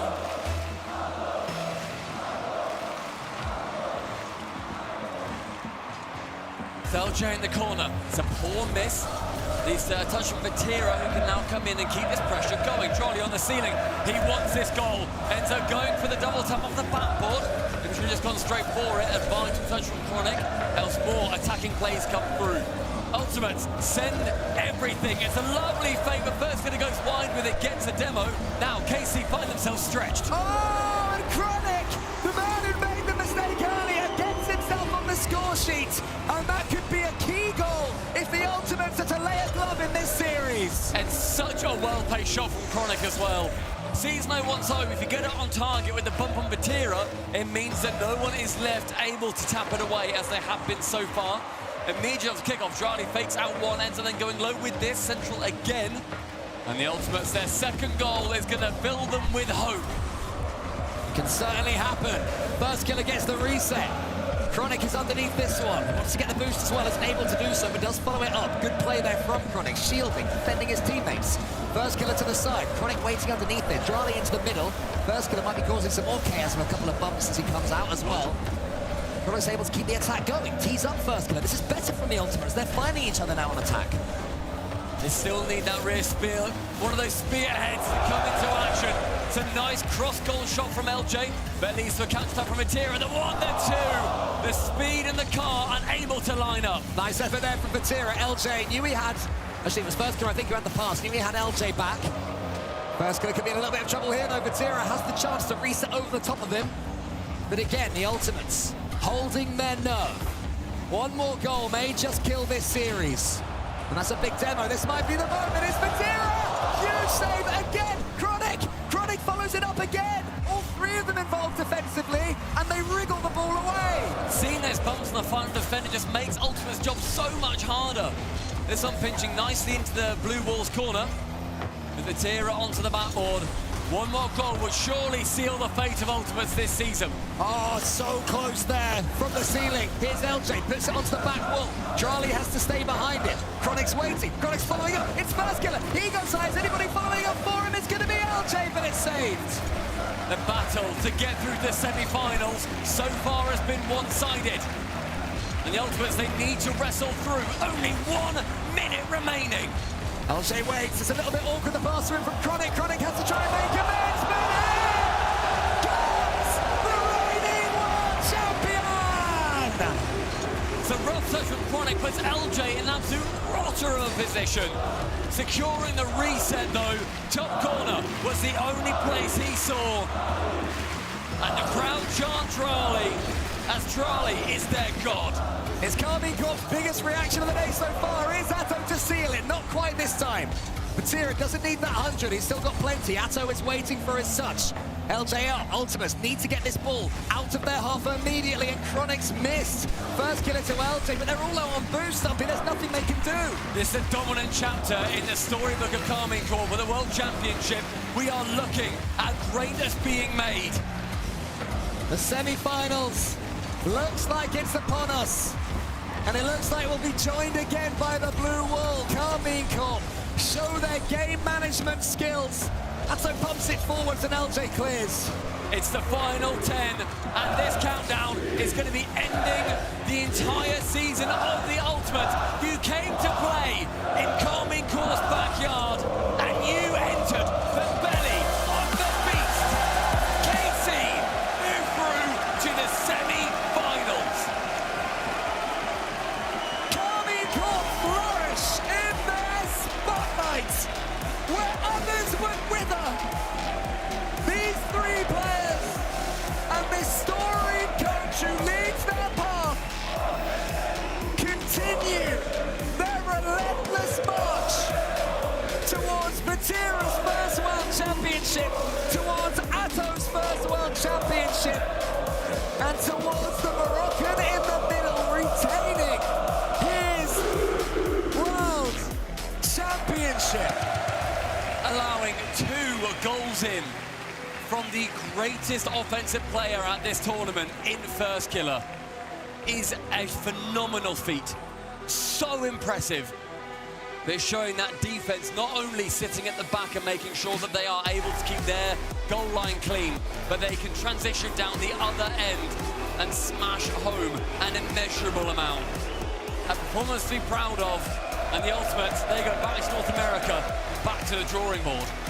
It's better though for the Ultimates. Top 6 in the World Championship, so much better for First Killer, but they will look at individual moments in that series and think, if only we'd taken this chance, if only we hadn't made that mistake.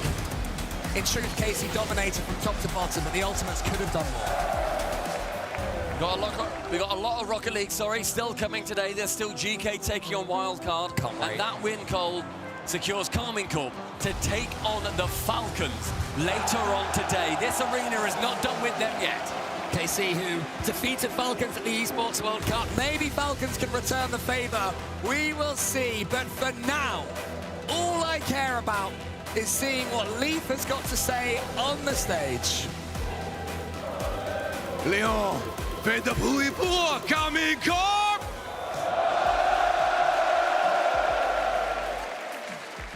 I have Pharaoh with me, one of the most legendary coaches of all time, and you're backing one of the strongest teams of all time, it looks like. How do you prepare players for what is the biggest event and the most important event of their entire lives? Ferra, comment est-ce que tu prépares tes joueurs pour l'un des plus gros événements de leur vie, évidemment? Tu vas répondre en français et je vais traduire Ferra, les gars. Bonjour à tous déjà. Effectivement, c'est un event extrêmement important pour nous. C'est le plus grand événement de l'année, c'est le plus grand événement de Rocket League. Les joueurs le savent, mais c'est pour ça qu'on joue. Moi, j'ai pas envie de jouer des régionaux toute l'année dans une petite salle de bootcamp. Je veux qu'on joue des matchs en LAN avec un public comme ça, parce que c'est ce qui nous fait vibrer. Merci à tous. I thought, of course, this is the biggest event we all do all the years. Like we like Major, but this is different. This is something else. We want to play here. We want to be the best here, and this is why we are playing all years for this moment. So thank you, guys. Now, I got to bring it up too, and I know you're not focused on this, you're focused on your team. But for you, if the team wins, you could be the first 2-time coach champion. What does that mean for you to stand here and realize that could be a possibility?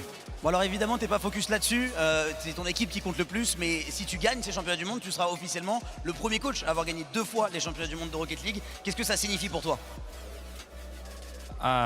J'y pense pas, on n'y est pas. Il y a encore beaucoup de matchs. I don't think so. I don't think about it. We are not there yet. There is still a lot of matches.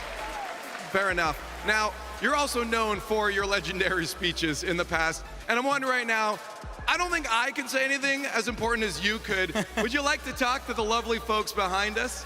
On te connaît pour ton speech incroyable. Est-ce que tu voudrais parler un petit peu au Blue Wall, mon cher Ferra?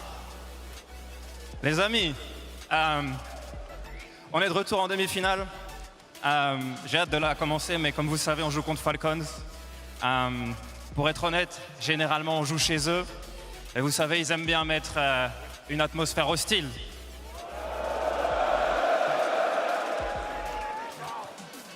Là, on est chez nous. Dans le respect. Dans le respect.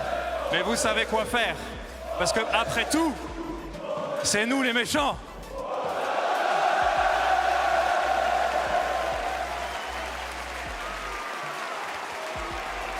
The Blue Wall send home another North American hopeful, and this time it's not even close. We've been asking the question on the desk, okay, well, they've gone 2-2. They've gone back and forth. Yeah. Ultimates has beaten them twice. Can they do it again now on the stage? The answer was a definitive no. And the European region, there's been 11 teams eliminated so far. Europe has eliminated 8 of them throughout this tournament so far. K-Corp looked unbeatable. Vatira looked unbeatable. 1 goal per game, 1 assist per game as well. He was all over the field in the Ultimates. Just had no answers. Domination, just utter domination. I didn't expect it to be that one-sided, but I mean, KC showed up, and when they put it all together, when they play their style, and when all the players are just playing their normal level, it's unplayable. You know, really, I do believe that only Falcons can match them when they're playing that well. Now, for everybody else, they better be hoping KC slumping in other games. Yeah, they're not beating that. Listen, Karmine Corp had lost their last 2 matches against Ultimates, but Karmine Corp is also 8-0 against Ultimates in bracket play. 4-0 in the Birmingham Major Final, and then 4-0 here at the World Championship. I mean, there's something about we're on the stage, KC, they elevate, and they played their best ball they have all tournament, and of course it happens on Championship Sunday. But then for the Ultimates, there were some defensive mistakes, but more so on the offensive side. They had some shots, and they missed those shots. When you're going up against K-Corp, you need to make every single play count, and the Ultimates just were not doing that throughout the series. Yeah, they didn't really respond to the initial punch that KC threw at them very well. I mean, wow, just Vatira had them all on a string there. The Puppet Master making Ultimates look silly. Yeah, I mean, we all knew if Ultimates don't win that game 3, or if at least it isn't close, then this series is as good as over. So, yeah, it was just a matter of when. For 4-0, 4-1, KC are obviously winning. And just the scoring just kept on coming. The crowd just having a ball. Like, they got here early, and they just had a good time. It was never in doubt. This entire match, the entire time. Game 1 was close, but we expect that. Game 1s are always close. It's always very coin flippy, but once K-Corp ran away with Game 2, it felt like it was over. The Ultimate scored twice in this entire match. The defense of K-Corp came up. Drawley with a great dunk there with the flip reset. And K-Corp moving on. You know, for neutral fans watching this, we're just like, we're just fans of esports. We just want to see like good matches. Matches like this maybe feel kind of boring to watch. When you see something that's as one-sided as this, you can take a look at the stats and see kind of the kickoff goals. It was only 1 kickoff goal, but that bar is entirely blue all the way over the edge there. And that was kind of how the whole match felt there. It might feel kind of boring for the Karmine Corp fans. If you've ever had the privilege of rooting for a team, there's nothing more fun than a blowout. You can just sit there and you just know you're winning the whole time. Yeah, I think, for me personally, some of the most historic moments in Rocket League history come at the end of a dominant team, putting up a dominant run like KC are in right now. So, right now this is the story building part of the day, and their story continues into the semi-final. If they can win that, they're going to seem unbeatable, and that's where things like Cloud9 Season 6 can happen, where the team that seems unbeatable finally get beaten. And we began on Wednesday, Wave. Can you just spread your arms real quick again? It's like, that's the gap. That's the gap between K-Corp Falcons and everyone else. Yes, K-Corp had 1 bad loss, but you just saw that gap on that stage right there. There is a sizable gap. That's the gap? That's the gap. No, I'm not saying the gap yet. Not saying it. I think there's a 1, 2, and I think there's a number 3 as well. I think number 3 is in the same position as Falcons at the moment. Number 3's got a lot to prove, because I saw your number 3 struggling with that same Ultimates lineup. NRG. Yeah, where's Ultimates Game 7? I saw NRG struggling against Ultimates. Well, did they lose against them? KC just popped them. They didn't lose against them, though. They want to know this tournament against them. Don't even pretend that they look like they're at the same level. NRG have got to prove today that they're anywhere near K-Corp's level that we just saw. They can still prove that later on today, and I think they are going to make the final, for the record, but they need to look pretty good for me to predict them to win. Karmine Corp versus Team Falcons is set for our semi-final match. The winner of that will play for the title of Rocket League World Champion. We're going to drop down to the bottom part of the bracket now with the matches we have left on the day. Karmine Corp and Falcons will come up a little bit later on. It's going to be Wildcard versus GEEKAY. The European region, they've only knocked out each other still throughout this tournament. They just want to knock everyone out. Wildcard, this is going to be a really tough match for them. GK has been that underdog throughout that has looked so good, but Wildcard, they played up to the Falcons. They at least did that. It was a 4-1, but it was close, so who knows? Close games, super close games. It genuinely was, back when the Chiefs made that top 4 run a million years ago, was the last time any of us felt this confident about an OCE team, and it's a good feeling, mate. It's a great feeling. It's a good feeling to have some faith in the OCE boys. It is a great feeling. Listen, OCE, when they're balling out, when you have more than just EU, when you also have NA, when you have Mina, and you have Sam, and then you have OCE as well, man. I mean, like, Virtus Pro. Shout out Virtus Pro. Shout out Virtus Pro as well. I mean, the Rocket League is just a better RLCS circuit when all the regions in the world are competitive, and it does sort of go back to OCE as well. Folks, congratulations to Karmine Corp on that victory. Their road's still a bit long, though. They got some other matches to get through. When we come back, EU versus OCE, GK taking on Wildcard. That's coming up after the break.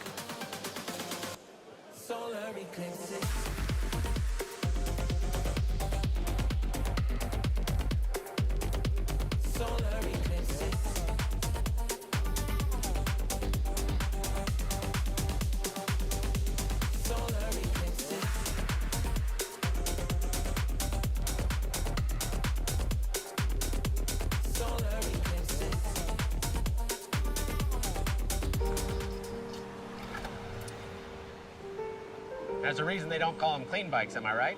Yeah. Because it's dirt bike. Gas stations. Whew. You gotta start at the top and work your way down. You want me to do yours next? Oh, you're from Oklahoma. They have to fill the silence. The bathroom code's 9914. Progressive can't protect you from becoming your parents, but we can protect your home and auto when you bundle with us. Look at this hot rodder! T-Bates here, and today I have a special unboxing from Blacklight. It's gonna be something you've never seen before. ASMR. Let's get into it. Oh my gosh! Sorry, oh my gosh. It's cool. These are the instructions. It's a piece of art. Smooth as silk. And now, for the finishing touches. The Athena Pro Blacklight RLCS. Available for pre-order right now.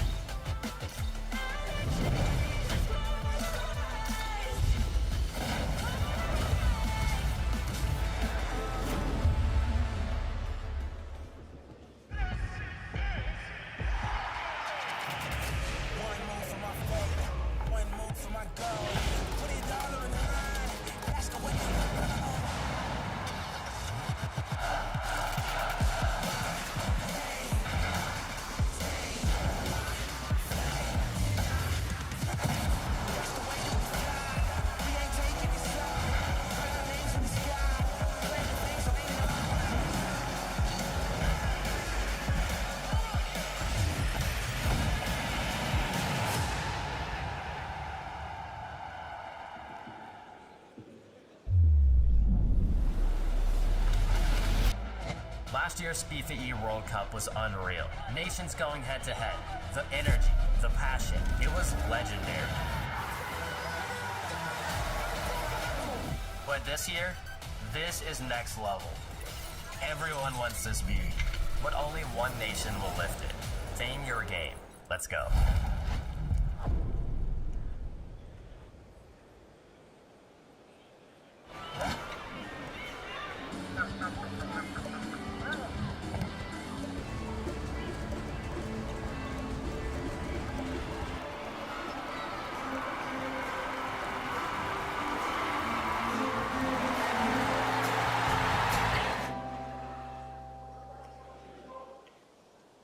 Rocket League Esports without context. Yeah, I decided to just walk up, stare him down, and T-pose, and that was enough. Oh, unlucky Daniel. Killer's over one. Oh, God. Well, that's ugly. To be completely honest, just go. Just go. This is Rocket League! Everybody, welcome. I'm lucky enough to be joined here by Ninjas in Pajamas, a team that took the long way around, Oski, but you made it here. You made it to France. Yeah, it's a year of ups and downs, many downs, but as long as we made it in the end, that's what I matters, you know. It was ups and downs. There were some tough times, but you know things did work out okay in the end. We moved forward to Split 2. Obviously, it was after Split 2 that Itachi announced that he would be retiring from Pro Rocket League. At what point did you guys know that he'd be making that decision? He didn't want to really play the game after the season, and yeah, me and Oski kind of saw throughout the season that he didn't want to play because his hours were kind of low. I'll be honest, and I mean, yeah, that was kind of obvious. Yeah, is that where the Roadhog decision came from? Because I mean, you guys could use the Roadhog, you know, in his honor, Radosin, especially because you got the piggy there as well. Don't worry, I will do it. Good, good. I expect that from you. But yeah, so then you brought in Radosin. What was the story there? Did you reach out to him? Did he reach out to you? It was weird because like we decided that we wanted to like kick Itachi, right? Try and replace him for the LCQ, and like the only person that we had on our mind was Rado. No offense, okay, but like because Rado was on General Mates, so he was under contract still. I think it was like quite easy to get him to join, to be honest. The hardest part was the contract, in my opinion. And you were straight back into the public eye. Was there a lot of pressure on you? You haven't been playing for a while. You're a former world champion, and suddenly you're alongside these guys for the last chance qualifier, one chance to achieve it. I didn't have pressure because my season was over, obviously, so I can't have pressure at LCQ, so I just enjoy it. Is it nice having a mascot? Because, I mean, that thing is staring at me right now. Like, its eyes are boring down on me. It's kind of annoying sometimes when I'm playing twos. He just keeps, like, squeezing it in my ear. And I get kind of mad, but, yeah, it's fine. Has he not brought one for you guys as well? I feel like you could have three. I wanted a gift, he's doing new one. Will you be taking it out onto the world stage? Of course.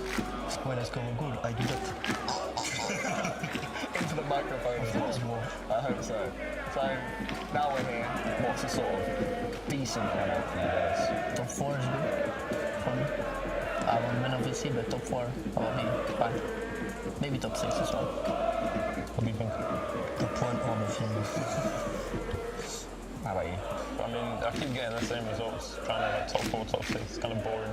I don't want to obviously do worse, but I want to make the final at least. And then once I make the final, in my mind there's like no way I lose, you know. The last chance qualifier itself, Saturday, you lost 4-0 to BDS, right? And you're giggling. What happened? Why did you lose 4-0 to BDS? This season, I had one nemesis. It's not Zen, it's not Vatira, it's not Rally, it's not Ato, it's Gyug, bro.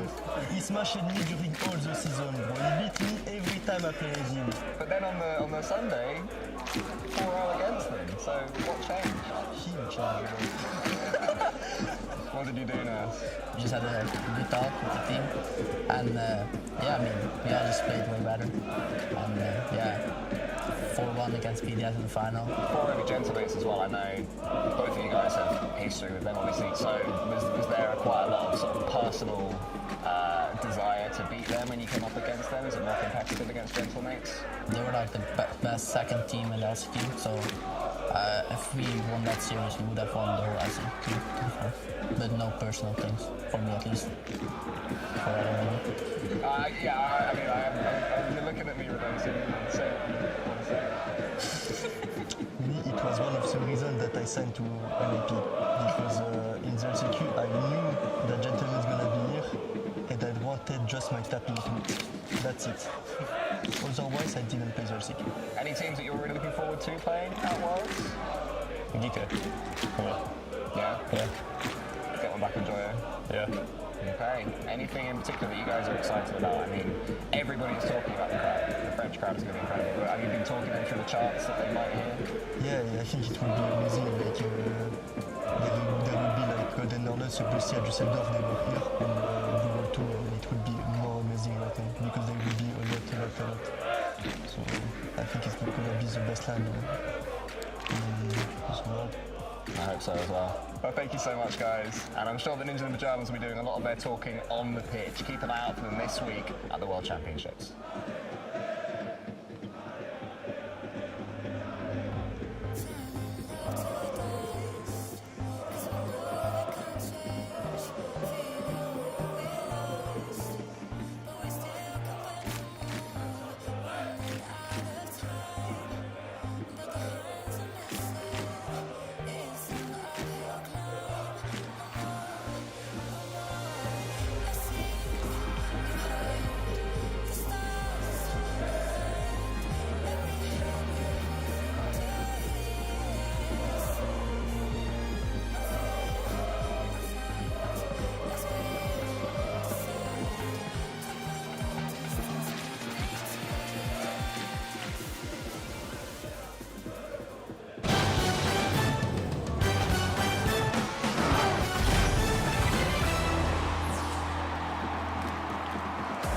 Championship Sunday continues here for the Rocket League World Championship 2025. We're down to 5 teams, quickly approaching the ultimate match of the year. It's Karmine Corp get the win over the Ultimates and advance for a match against the Falcons. We're all excited about that one. We're all excited about all the matches this week, and welcome back to the desk. We got Wildcard coming up against GEEKAY here in just a moment. Jorby, how did you feel about Ultimates? Who? Oh my goodness. Were they there? Because Karmine Corp, this is looking like Birmingham 2.0, where they just make everybody look like plats. I mean, Vatira is in all-time form right now.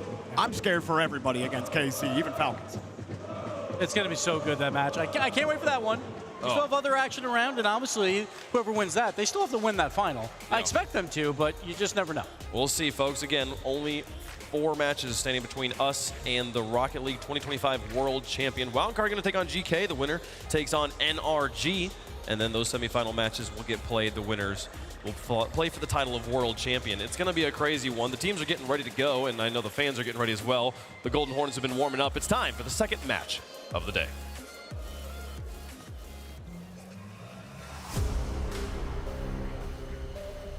Representing Oceania, the Down Underdogs, Advance Australia Fair, here comes Wildcard!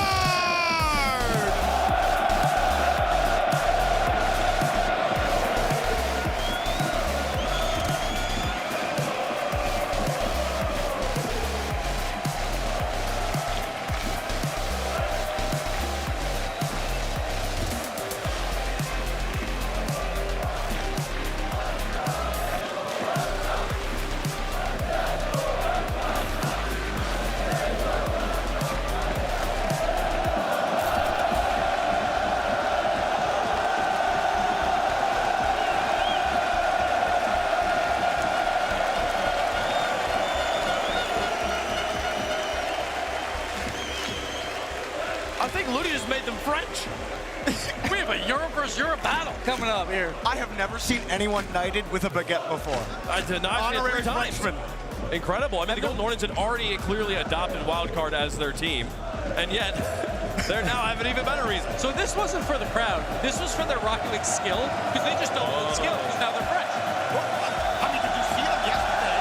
They were literally a couple of plays away from making that Falcon series completely different. They absolutely earned this knighthood. There are many plays away from making that Falcon series different, Jorby. I'll tell you that much. It kind of cost long for us. But I'll tell you this, 3-0 against Furia, 3-0 against Dignitas. They showed you that they can play, and the best thing coming out of the Falcon series for them was that the games were tight. They didn't just get blown out of a game. They might have lost 4 straight, but they were competitive games, Gibbs. We see Torsos, age 25, oldest here since season 3. He's been here, 17 lands. He has the top 4 already. He wants another.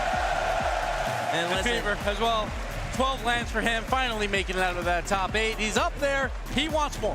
And listen, their crowd presence, their camera presence is spectacular. They're ready for this moment. We don't see them on the stage often, but my God, get them on the stage more often. Absolutely. They're ready to fall out. There's no extra hype here. They brought all the hype themselves. They absolutely deserve it. And introducing their opponents on the orange side, representing Europe, from improbable to inevitable, please welcome to the stage, GEEKAY Esports!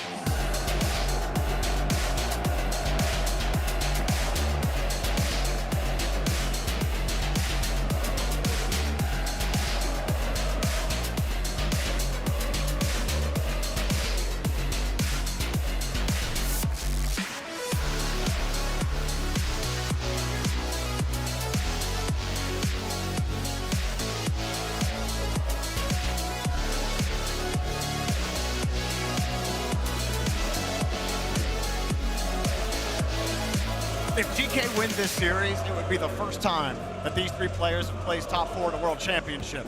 And Joyo's on this team. He has been close twice. Got 5th, 6th on Moist, 5th, 6th on Oxygen, and then 9th through 12th elsewhere. But we won't talk about that, Joyo. Don't worry.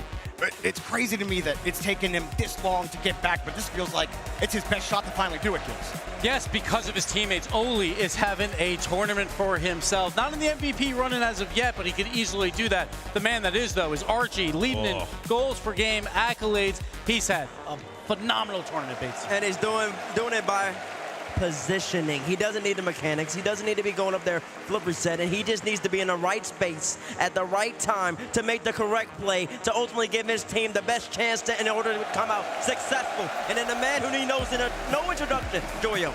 It's all business. Oh, not anymore. Now he's posing for the camera. Oh, never mind. Joyo's ready. When the lights are the brightest, yes, maybe World Championship hasn't been his thing, but he does have a major title under his belt, so he knows how to win in big moments. So see if he can maybe get him versus Material in that grand finals. That's still possible.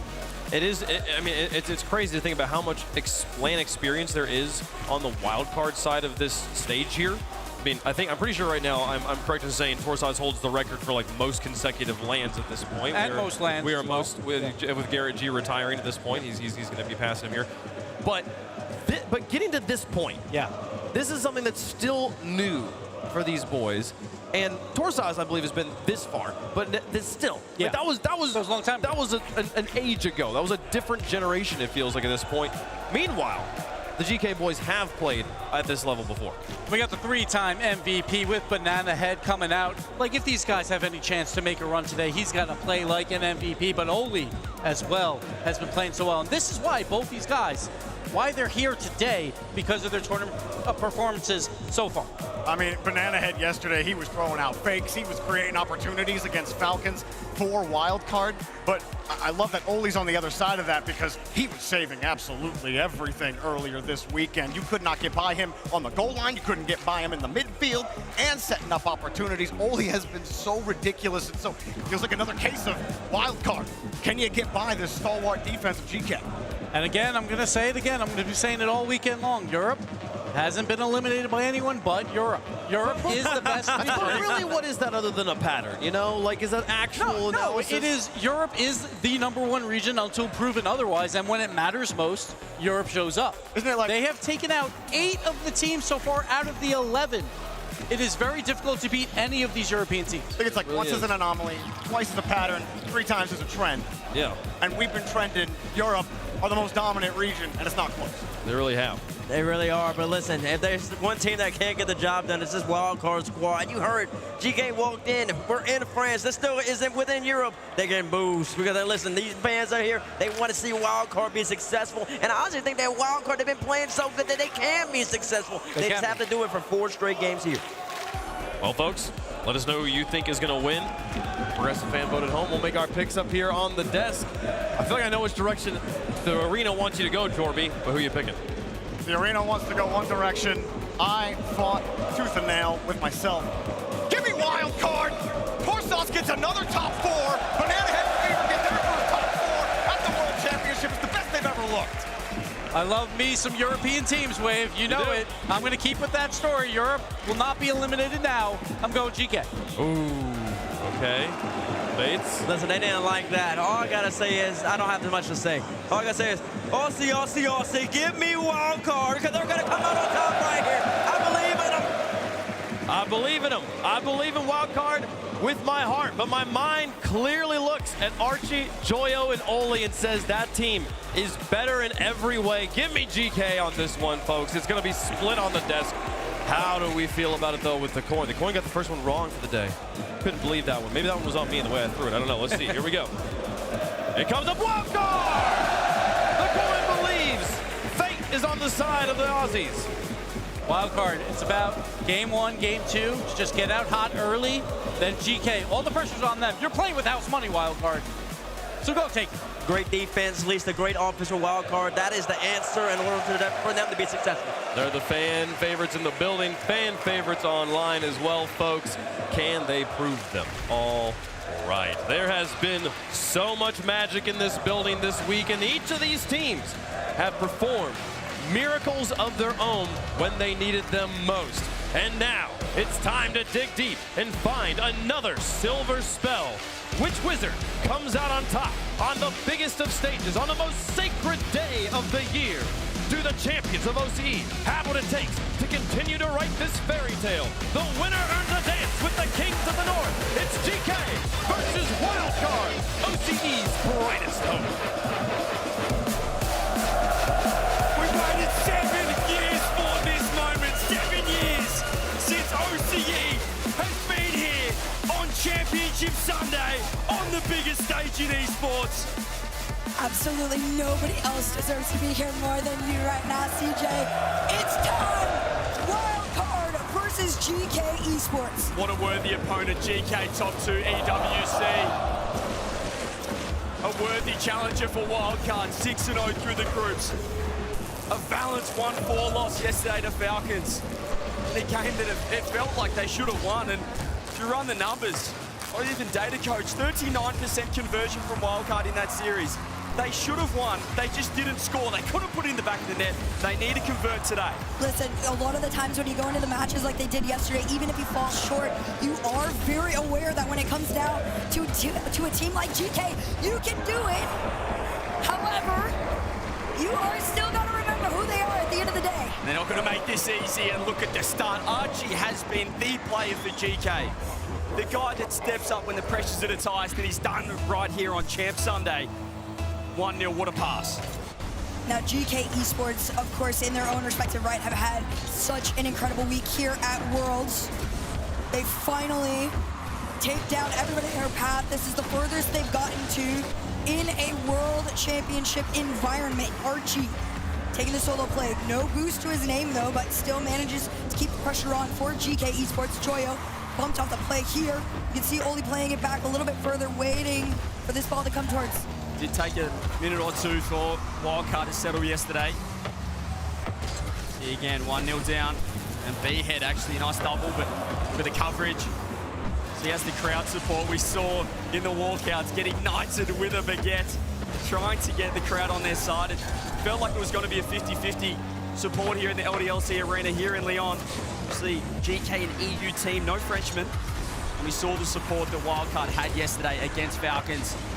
Certainly split here with the crowd, but the advantage with GEEKAY early. A little bit of a clear here in the corner. Of course, all eyes, like we said, will be on Archie, but for Wildcard, Banana Head has really always been that initiator. Once the initial pop-off goes crazy, there could be a turnaround, but defense has been their strong suit. It is what has kept them taking everybody in their path down for the most part up until yesterday, their first loss. Joyo bumped out the backboard. Oh! The angle! Absolutely disgusting! Joyo! Off the roof to himself, thought it was a pass, but he lands, recovers, saves the flip. 2-0. Joyo has another level of mechanical recovery that most people don't. And it's displayed front and center in front of everyone right now. Wildcard looking settled, but this has been all GEEKAY. They cannot get this ball in the orange half. They really struggling to push this GEEKAY defense. They're such a solid team. Oli's been a fantastic pick up. Oh, what a save from Joyo. Really solid chance there for Wildcard. They are going to keep pressure on. Torsos loses his ball. A demo in the mid from Oli allows the GEEKAY transition. Can they spot each other?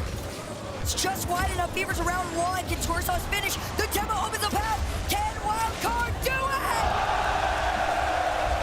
And it's Big T, the oldest player at the World Champs, in his 9th time on the big stage. Gets the first goal on Champ Sunday for Wildcard. This is the kind of play that Wildcard is going to have to be presenting to GEEKAY Esports to be able to get past them.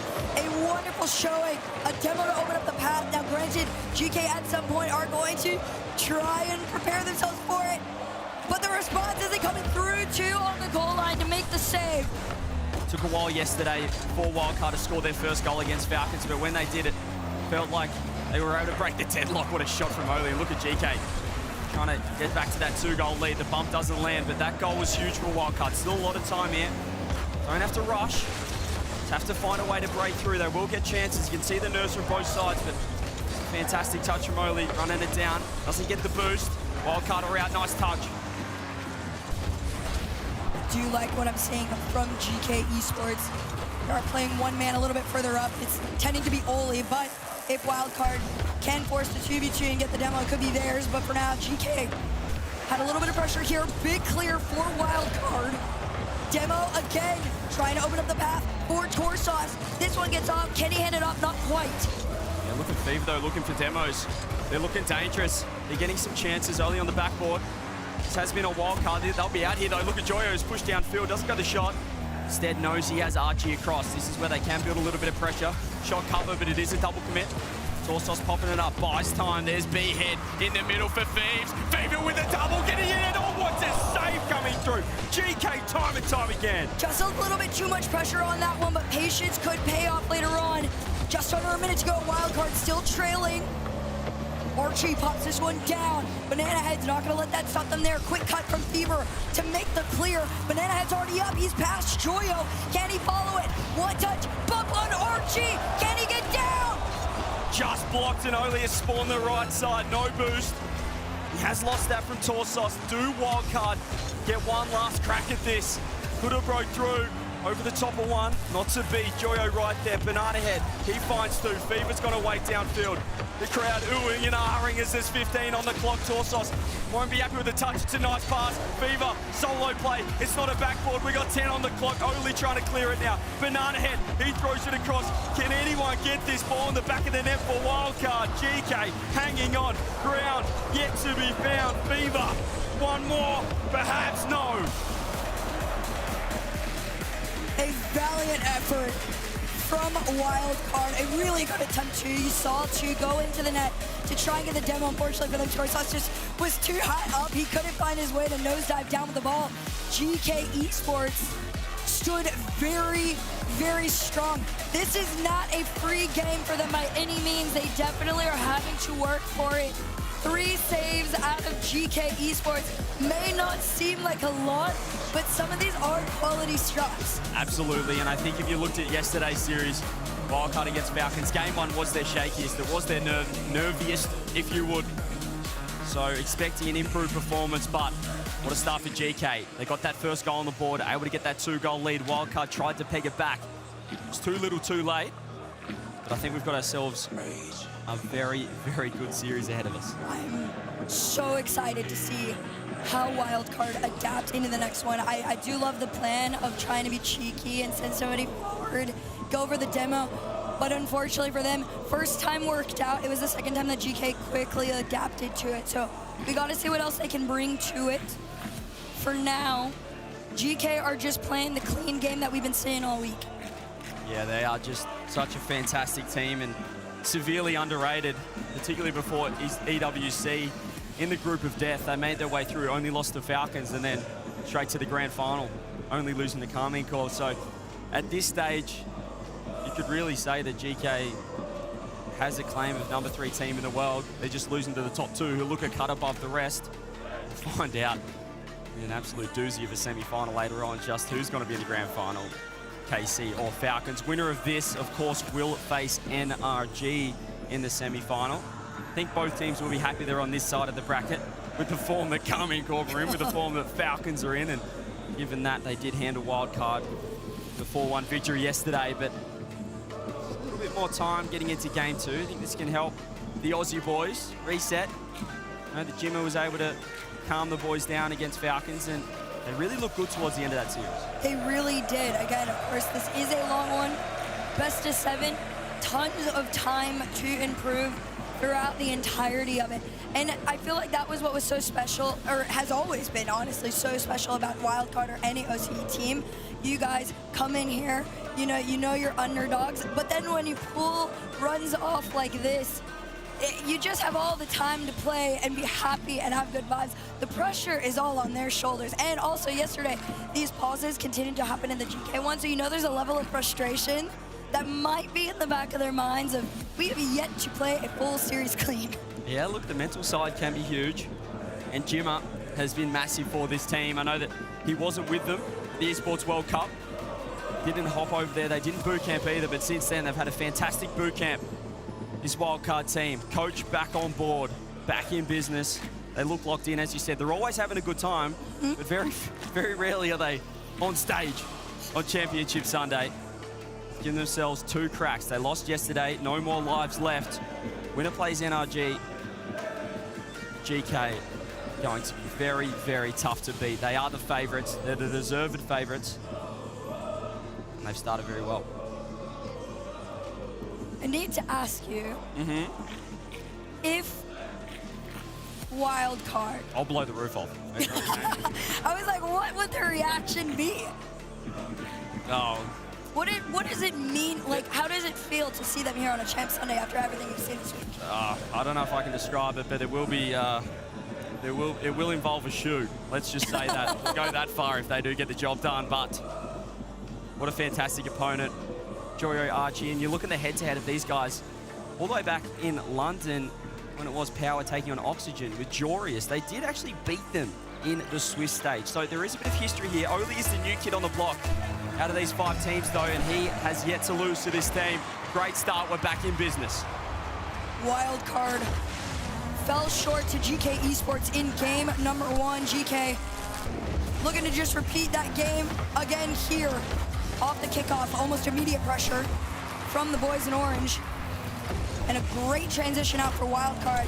One thing they've been struggling to do is holding on and being able to play that ball close. GK does a great job of taking it away from them and following each other up. Big shot here for GK. It's not just shooting, it's the little things as well, Herc, for Wildcard, the boost steals, the bumps as well, off-ball plays. We saw a lot of the time yesterday, B-Head was on 0 boost. Needs to find a way to make sure he's staying impactful off-ball and making sure he's got enough in the tank to get to work. We know how mechanical he can be. He's the OCE MVP. Thus far, been a bit of a hesitation. Oh, this is a nice chance to towards us. He's trying to get the fake on Joyo! Absolute banger of a play! Look at the fake on this! I think he could have scored bottom right, but he decided to be disrespectful. He decided to shape up to Joyo and say, what do you got, buddy? Here's Thieves. Going low, has B-Head, great challenge. Torsos, controlling.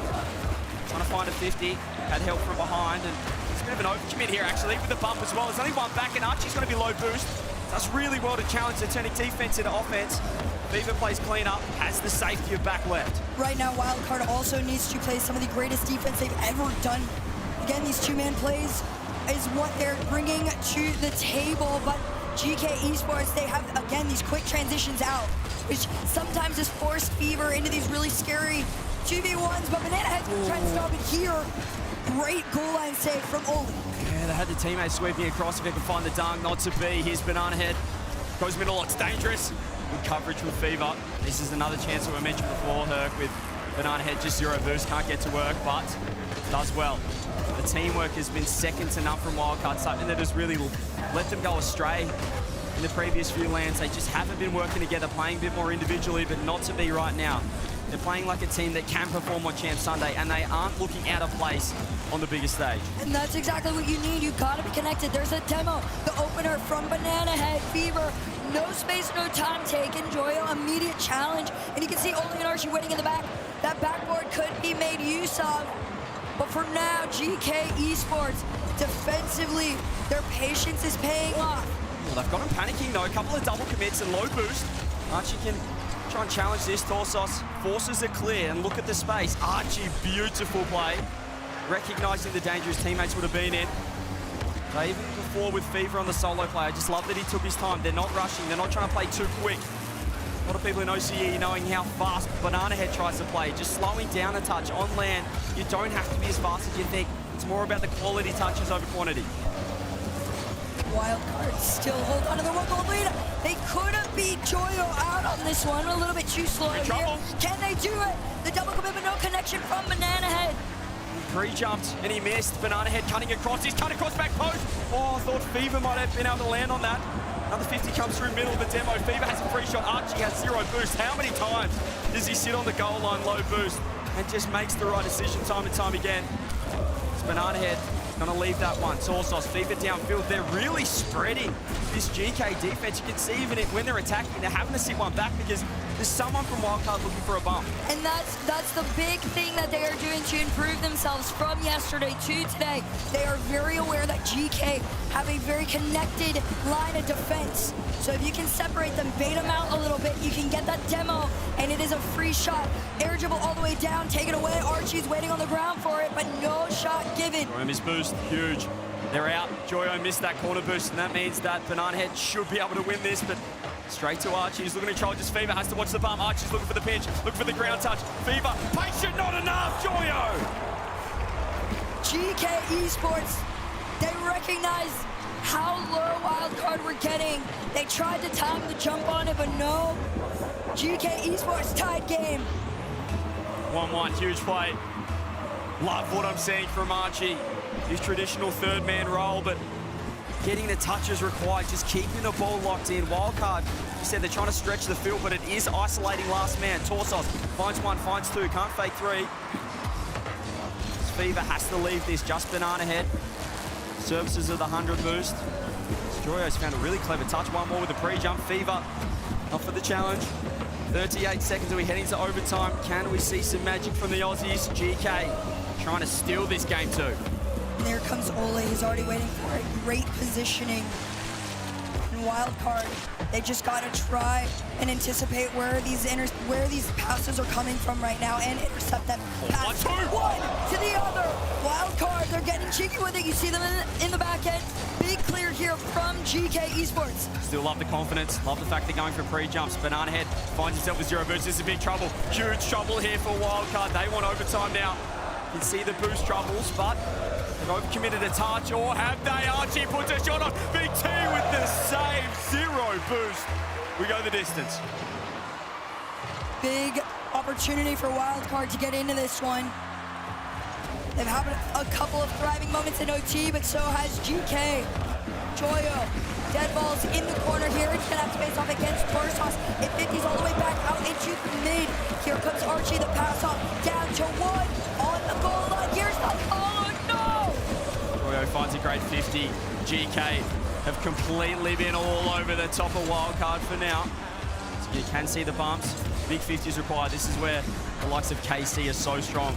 Just finding the 50s they need. That's not bad, but Joyo's right there, positioning nice and tight, nice and close for GK. Archie's lost possession though. Torsos touching the tank, only able to attack with 30 or 40. Fever coming in with the 100, loses that challenge. Banana Head has to go straight away. He's just floating down. Torsos underneath. I like the play, but you can see GK are ready for it. Just Banana Head now. This is very awkward. Torsos there. There might be a trouble here, Herc.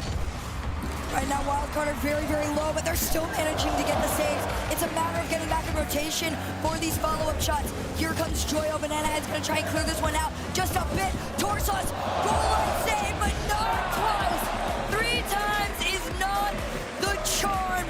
GK Esports take the overtime. It was huge.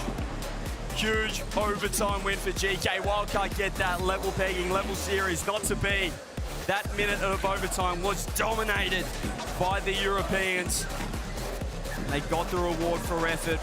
Again, it's the boost that is a huge problem on defense. They're doing so well, Wildcard, with so little, but it's not sustainable. In the end, they broke through. Unfortunately, GK understand that they can compete against them defensively. Unfortunately for Wildcard, you do have to go to the drawing board. Thankfully, timeouts are an option now, this late in the game, and our first timeout will be called by Wildcard. Just need something to go their way. We know the crowd, from what we can hear, what we've gathered, are on the Aussie side, but just took that overtime win against Falcons to change the momentum slightly. This overtime, this timeout is where Jimmer, coach, can get to work, reset the players. They're just a little bit too jumpy, and you just mentioned those off-ball plays, just grabbing the boost, looking for bumps. You've got to find the balance right now. Maybe a little bit too bump heavy, and they're getting punished down the other end for it. Yeah, I think with Wildcard, if you do kind of, chill out a little bit, I'm sure they recognize it, but they are definitely competitive in this. I don't think there's as big of a gap as people might think there is. Maybe on a mechanical level, yes, but as far as strategy goes, what they bring to the table actually could work against GK Esports. The biggest difference maker, like you made mention to, is that boost. GK recognized once you boost Starve out Wildcard, they can't thrive as much as they were before. So now it's up to Gemma and the boys to come up with a plan to really start to take back field and boost possession. And it's not just stealing boost, acquiring more for Wildcard. It's how efficient they are with it. That's what Karmine Corp is so good at. Just a few pads and they're able to get to work, make 1 or 2 plays. Whereas if you look at the numbers, Torsos' average speed is always absolutely ridiculous. He's supersonic the entire game. Banana Head, well, he wastes a little bit of boost as well. So just need to make sure they're locked in and not getting themselves caught out with none in the tank and having to make a double save. Still, a couple of 1-goal games, a couple of close ones. And that's that just 1 or 2% that GK have over them right now. Well, one more chance for Wildcard before GK completely push their backs against the wall. Torsos is going to try to start them off strong. This one down to the nose. Banana Head, big connect. Bigger interception, though, from Oli. Archie, solo. Fever's floating, he's missed that. It's going to be Torsos. Too much to work with, and that's off the backboard. It's a bad 50 loss. Banana Head's whipped with the demo. See Torsos and Banana Head trying to set up. What a first touch remark. Oh, don't go in your own net. We saw it yesterday, the first goal. Got to be careful. Oli has missed the ball, though, down the other end. And they have both missed boost. Torsos shot. Bottom corner double save. Banana Head keeping it in. Gee, it's scrappy from both teams. Oh, a little frustrating on that one, too. Banana Head had just committed a little bit too much. He could have had the space if he stayed just a little bit further back. Instead, GK is going to make their run across the midline. And for Wildcard, there's that problem we were talking about before, the low boost. GK Esports, they're holding on to this ball for now. As they set back to their own half, it's a big save from Archie. On ahead, I believe this. Torsos trying to track back. I love that cut from him. Can he find Fever? Yes. And he gets 2. 50/3, that's huge. Just the extra pop means Oli is awkward. It's lead for Archie. Oh, look at he's getting chased. Torsos has to make the save out of net. What a save! No, he's been caught out of touch. Fever straight up. Fever with a shot. Fever with a double! Oh, save again. GK are ridiculous. That was some of the most precise shooting we've seen from him in a minute. 3v1. Follow from Torsos denied. Pressure's not going to stop here, though. Fever tries to make the center over to Banana Head. Torsos is going to have to make the cut and race back against GK. Big thing from Archie. Denied! What a save. 0 boost. Dodges a demo. Can they get the counter-attack? Low 50 loss. Torsos, Poppy. Banana Head backing off, though. Finding the play that he wanted. Not trusting the pop. And he gets it over 1. Big bump. See Torsos trying to cut across. There's a lot of pre-jumps from Wildcard. They're not effective right now. More boost stolen. More boost acquired for GK. Viva. Back left. Just rips it downfield. They get a breather. Or do they make a mistake? Oh, yet to make up for it. There is no room to breathe on either end of the field. Oli with the shot opportunity. The fastest transition. Look at it. It's the immediate cheetah.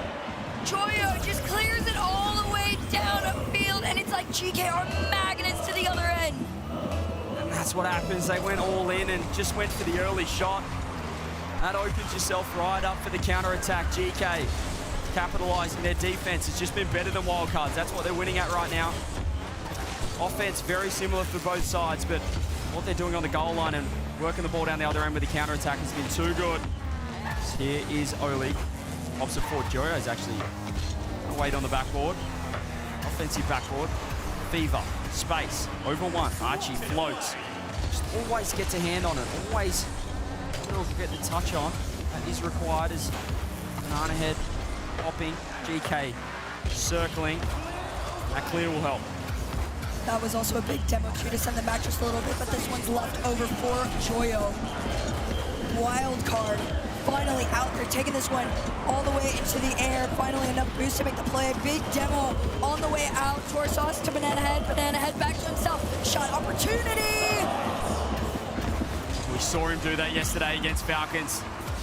Unsuccessful twice, but That's what you want to see on land, the panic. You've got to understand that the defenders got to be there. Oh, Joyo. Just me. Nice fight this time, Archie. Turning serve, FIFA up. Has lost the 50. See the speed that GK are playing out. They just seem a little bit quicker at the moment through that midfield Herc and dusting into more balls. And not, but there's a Barbies in a double. Covered. Only has to dodge it, has to worry about Torsos. Every touch they're ready for. They really are. And the speed at these transitions back out after it is making this so wearisome for Wildcard. 1 minute left in regulation. Can Wildcard do it? Viva, ceiling. TF2 is going to leave. Torsos is off the ceiling as well. Still a lot of time. They don't need to be overcommitting like this. He can leave this for Viva. Archie staying around. Viva's got a round 1. Has found a demo too with 0 boost. I don't know how he's done that. Banana Head up. Wants to keep it close. More boost than only perhaps realised. Look at the bumps now. They're chasing demos. I like it. 30 on the clock. This is where all the pressure needs to come in for Wildcard. Torsos with the force. Up 1. Oli low boost. Weak clear. Beaver waiting and ready for it. You see Banana Head underneath. All 3 members of Wildcard have committed. Here comes the follow from Torsos! The veteran! Over the top of the youngster. The bump came through from Banana Head. The extra touch, the pre-flip. Sublime. 13 seconds. This game is huge. Back into the kickoff they go. Let's see what they bring to the table here. Oli from the sky. 9 seconds on the clock in the air. Pass 1 to the backboard. It's taken out by Torsos. Archie immediately sends it in. Oli's waiting, and it's not going in. Wildcard, keep it up. Still a chance, Fever. If they can find the pitch, the team pitch. Oh, I love the idea. Still up. Now low. Have they gone too little? No, too much. Fever right there. Ball down. We head to overtime. If that team pitch landed, would have been the greatest 0-second goals we've seen. Here is Fever. Trying to keep it close. Plays the reset. Oli cuts across. Torsos right there. Great chance here for Wildcard. This is what I spoke about. Banana Head just low boost. He wanted to get in. He wanted to get in there so badly, but he had to turn away. Definitely got to play the patient game on this one. If you are Wildcard, keep this ball as close as possible. Joyo takes it away. He's not even going to give them the opportunity to have it here. Banana Head cuts it off right where it starts in the mid, but Wildcard continue the pressure on. Rough touch from Torsos. Lost possession. Archie's right on the scene. Torsos has to go. Oh, it's not a good touch. Fever helping out. Now they're in trouble. Banana Head, huge 50. He has to be the guy right now. Finds one more. Fever keeping it close, but they've just got no speed on. They've got no boost in the tank. Archie trying to dance with him. Fever, 0 boost from everyone. Finally grabbing the corner. 100, it's a big mistake. Torsos also stuffs up. That was an open net, but he just doesn't land, doesn't find his ties on the ground. This is the second time we've seen Wildcard have the opportunity to shoot. Here comes a slow commit. Banana Head sends it out to the side. Fever has the boost to work with here. Joyo back out into the corner. Wildcard, they're trying to keep the pressure on, but the speed is making this much harder for them than it should be. Space now for Archie. Banana Head has covered that ball. Torsos, great cut. Wanted to go back corner. Instead he turns. There's another mistake. Oh, they're looking real nervy here, GK. Wildcard boosts the 50. Oli, it's really well, but this has been stuck in the orange half. GK need to be really worried about the attack. It's just the third man who's never there. This is just scramble gameplay right now. Wildcard are slowly starting to get into their heads. This one off the backboard. Fever to the sidewall. All 3 members of GK are swarming the net. Here comes Banana Head once again. Double commit to keep this one out. Can Wildcard find the right time to commit? They're absolutely panicking, GK, but once again, find a moment of respite. Archie goes across net. Banana Head. Do we see the counter-attack off the ceiling? 50 out this time. Archie right there. He can't get to. It's met by Fever. Oh, Torsos just going to throw himself. Oh, he's looking real nervous. He's lost one. Flick over the top. Joyo lunges. Wildcard are still in that half. Banana Head just enough to try and take a shot. Ceiling, waterfall down. Fever, really weak cut. Oli's going to try and do it, but they get it out to the side. Every mistake, you feel like that's going to be it. Both sides have had their moments. Both sides feeling the pressure of this game 3. They know what it means. 3-0 versus 2-1. Wildcard win, it's back on. GK win, could be game over. B-head, reset, dunk, another double commit from GK. Fever, does he want in? He's trying to get space, trying to draw this. Oh, B-head's free jump, drop down, Fever!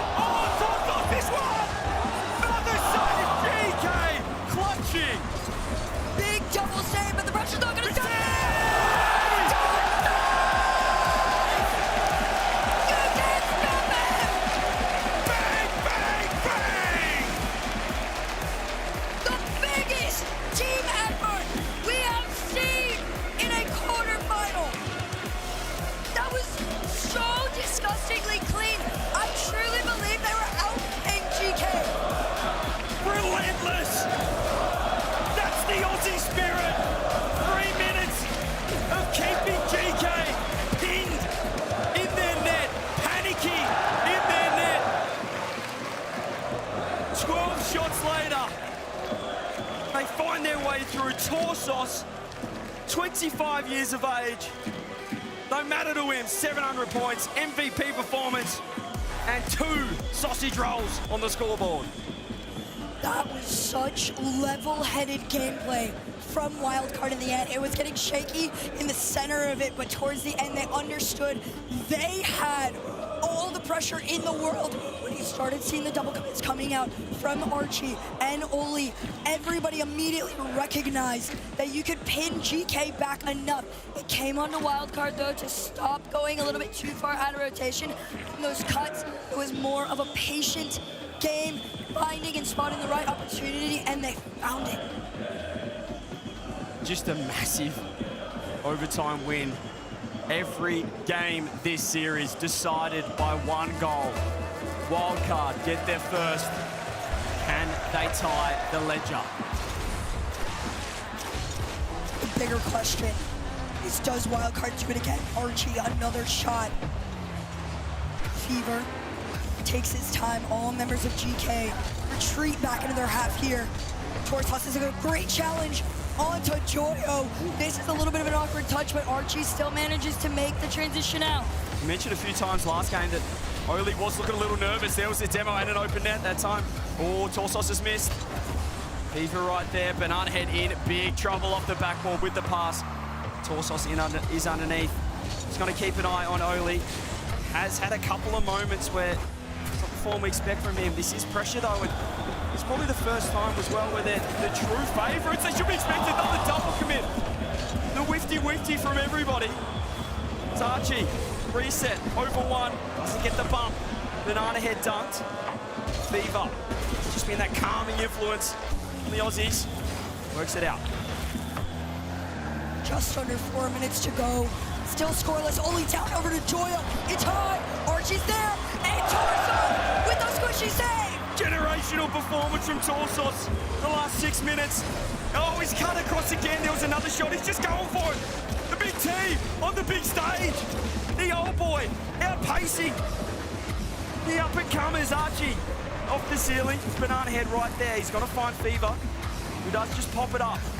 He's going to take it off Joyo. Finds 2. Still, I really think Wildcard now are controlling this game. They're controlling the speed. They've got GK where they want them. Just need to worry about the little overcommits, the little challenges, the little touches. Joyo gets beaten with the bumper token. Wide open. Oh, such a good idea, though. The execution was there. Fortunately for them, GK are still good defenders. 3 minutes on the clock. Here comes Fever, a demo. Back out in the mid, which means no follow-up for Wildcard. Joyo, how many times we've seen him in this situation. Cook, get to work. Play some of the best rock we've seen on land. Not to be that time, Fever just rips one. Tell you what, Archie's setting up an absolute tent in net. That guy does not leave the goal line. Just ready for any long clear downfield. Torsos loses that challenge. Banana Head, huge touch from him. Archie, he's lost mid-boost. Torsos, the hero of last game, delays the flip, finds the 50, loses it back. Wildcard, need to worry about Archie. He won't get a touch on it, doesn't find the 50 either. Found their way out down the other end. Torsos, great positioning as well. They're playing it a little bit further back. Here comes the speed, but GK's missing. This is the best I've seen Torsos play, but he needs to be even better. They're in big trouble. Shot, bang! Only 1-0. Oli was the huge impact player for this team all throughout the World Championship. He's been a little bit quiet in this particular series here, but that wake-up goal could be all the difference of this game for. 2 minutes. Both teams, pretty much similar to every other game so far, have had their chances. Banana Head flirting with an own goal. It's just so enticing. If you're from OCE, to put the thing into your own net. I don't know how to describe it. That time he doesn't find it. You'll be happy with that. Minute 45. Here's Fever, back left. Oli has settled. Joyo, been fantastic. Archie, once again, the MVP so far for GK. Just everywhere. Absolutely everywhere. Torsos, another save. Speaking of everywhere, that Dominus feels like there's 2 of them right now. Well, it is 2-on-2 right here, just in front of mid. Archie's gonna pop this up to himself. Can he carry it across the line? He does, but it's a really good challenge here from Fever. Torsos wanted to get the follow-on, but GK are recognizing that if they can play the high game, they can keep this ball out of Wildcard's possession. They can get a couple of shots. It has been so long since Wildcard have had the opportunity to take anything. Big center, out to himself. No skip, no redirect, no connect. It is Archie back to Joyo, still the 1-2 combo. Torsos taking up his, well, an unusual position of playing third man. But being so confident at it right now. Archie finds two. Fever, that's a poor touch. It's a really poor touch. Banana Head insta challenge, no nonsense, and grabs boost. Trying to pick up the pace is Wildcard. Fever with the catch. Blocked by Joyo. 40 seconds. They need magic. They found it in the previous game. They need to find again. What a pass to Fever! Oh, man! Banana Head still around. GK still hanging on. Oh, it's got to be another 30 seconds of heart in mouth for the Europeans. 25 seconds on the clock here, and right now Wildcard gotta ramp up the pace. Here comes Banana Head. Can he carry it over one? Yes. Does he have reset? Yes. Does he have the shot? No. The double save though, another double commit. Oh, they're gonna push. They'll get one last crack at this, but they have to keep going forward. They have to keep coming straight at him. Oli's with the pop-up. It's Archie again, finding the touch. Torsos has Fever on the right. If he can find one more, but his free jump taken off him. It's a miscommunication. GK match point. That was the difference in experience on this level of high-pressure situations. GK return the same amount of pressure they were given in that game number 3. But game number 4, GK stands strong. Just feeling the pressure and leaving themselves with too much to do. Archie has been absolutely sublime. I called out Oli at the start of that game. He got the all-important winner as well. All of GK well and truly online, ready to go. 5 saves again from Archie. I mentioned him just setting up an absolute tent. He's purchased some real estate on the GK goal line. Loves it. That's his home. It's his safe haven. And he's had an MVP performance defensively. Joyo able to provide the assist. He is the guy that's able to beat 1-on-2 and open up the defense. But still another super impressive game from the underdogs from Wildcard, a team that had come last, second last, third last. It's been forever since OCE has played like this. But is it all about to come to an end? Are GK going to close the door and set up a date with NRG? We're about to find out. The final opportunity for Wildcard to extend their series. So far, GK have adapted. They've taken their shots, but this one starts off with a denial sent out into the corner. Nanhe just ran into the post quietly as well. Need a reset. That could have definitely been 1-0. GK completely stuffed that opportunity. Torsos, the side. How is the mental of Wildcard? Sometimes we have seen them completely lose their way. They're still in this. That's a great touch from Torsos. Well, he's going to float. Beautiful from him. Keeping it close. For the time he's buying for his teammates to set up that 50-50 is they're right out of trouble. Really good demo there too as well to be able to allow Wildcard the space to get out of this. Fever tries to make it to the backboard there, but Joyo has it read. They're shadowing them now. GK understand that Wildcard are going to try and make these big clears. Are they prepared for them? It's in! Karmine, like I saw it. Those clears were going to be the big difference maker, but this time it's a pinch. And Joyo turns back for corner boost as Archie shat flapped. Excuse my language.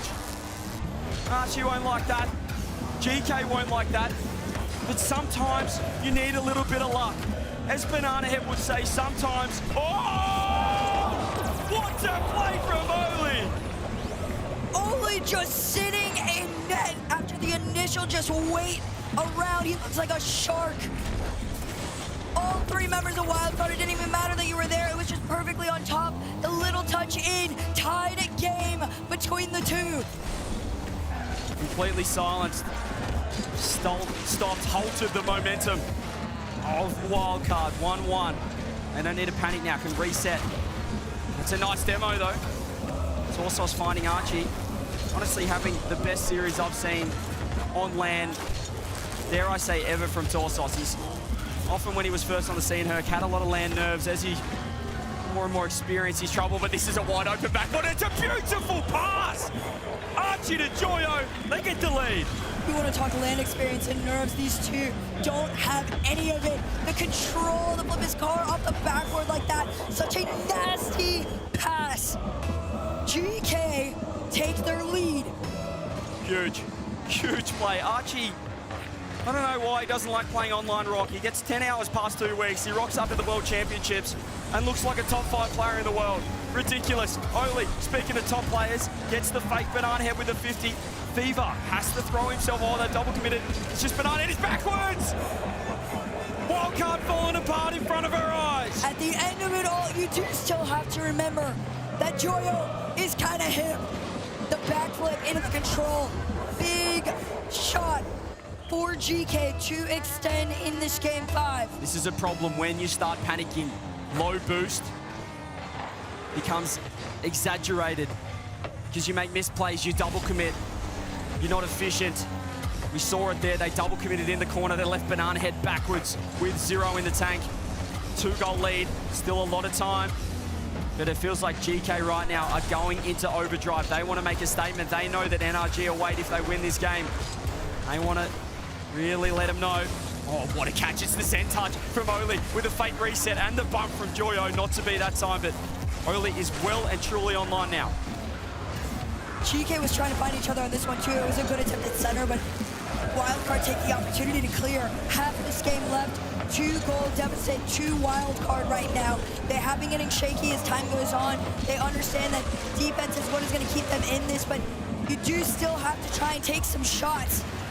So far, only 1 to Fever's name, and Wildcard continue to get boxed. Yeah, the demos have gone away. They've just found the big clears down there, down the other end, which means they have to track back. They can't find a bump. They can't stay around as long as the likes of Banana Head would usually. He's saying OCE, this is the world champs, baby. Fever knows that, gets the double, misses the double. Torsos right there, and Joyo finds the touch. Big connect here. A lot of power to send this one upfield for Wildcard. Working their way around the line is GK, but it is short-lived. Fever with the space. Does he get the fake? Yes. Does he get the shot? No. Banana Head's backflipped. He's backflipped. He has to get back. Joyo right there. He actually flicks. He could have controlled it. Joyo's faked for Oli. Lucky enough, Fever had read the play. Banana Head to Fever. Back to B-Head. One-on-one. Bomb! Archie does not stuff up those. Fever open!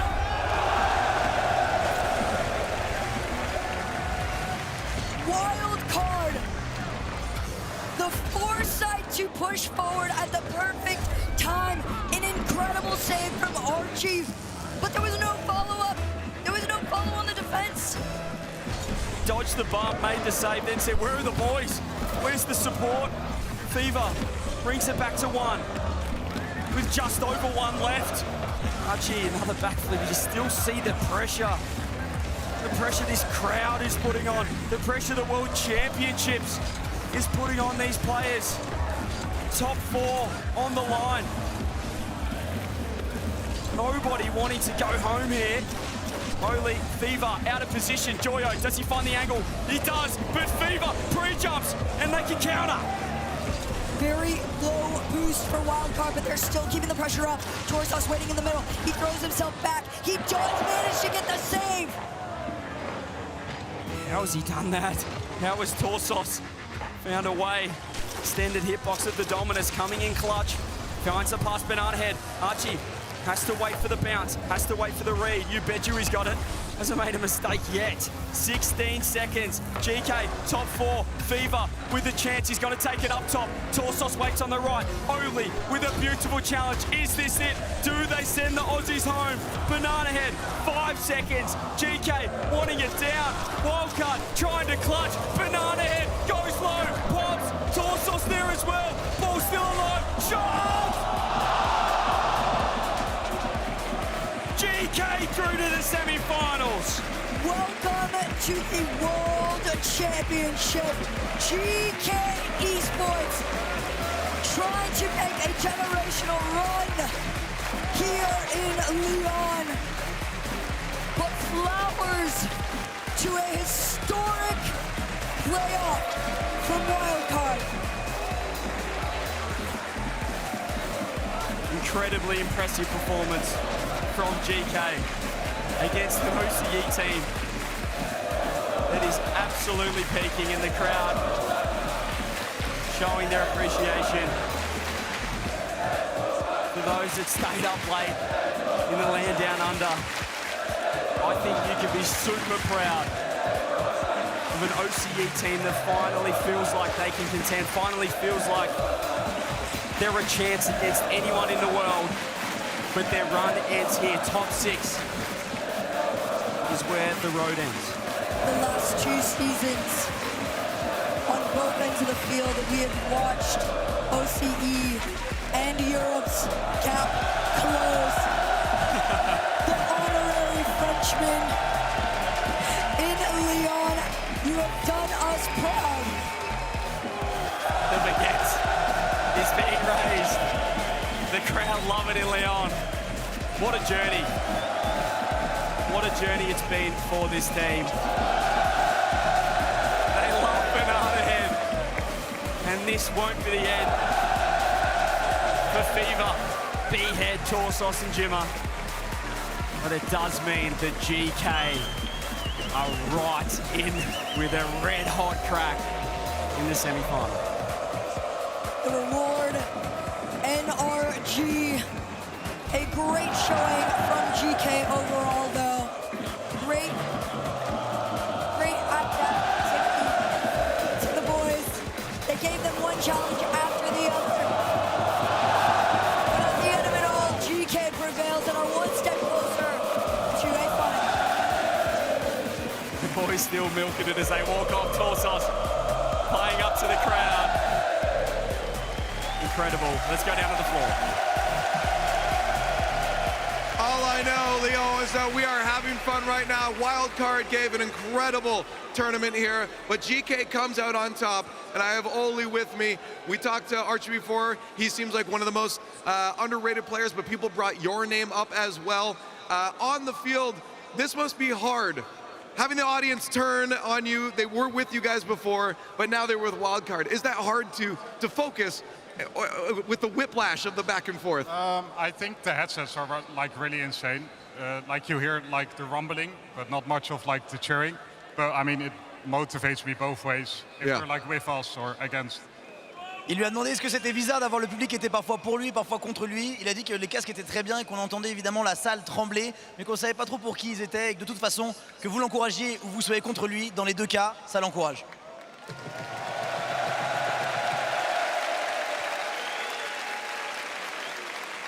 Now, coming into this, you guys, at another tournament, EWC, you had a wonderful result, not all the way to the finish here. At that point, you realize, okay, we can do this, we can beat all the other teams. Coming into Worlds, it's easy to overthink and start saying, oh, what if we don't make it? How do you stay focused with the team, and what do you communicate coming into this tournament to make sure that you don't lose focus? I think it's important to reset after like every game. Don't underestimate like every team. Like even Wildcard is a great team. Space Station, everyone. Yeah, I mean, we just gotta focus and win it. Respect everyone. Yeah. La question c'était comment on reste focus dans un tournoi comme celui-ci, parce que forcément les enjeux deviennent de plus en plus gros et forcément on a tendance à overthink et à parfois avoir peur. Et d'après Oli, il faut se focus game après game, respecter tous les adversaires et tenter d'aller le plus loin possible. Now, after a match like that, I know I'd be exhausted. Are you exhausted? Not really. Okay, good, because it gets harder and harder. How do you maintain your energy throughout a day like this on the World Championship day where everything matters? How do you stay locked in and keep your energy? I mean, I've been playing this game for like 10 years, so... That's insane. But like, yeah, I mean, it means everything. I mean, also energy drinks help. So yeah, those are the two main reasons I'm staying alive on stage.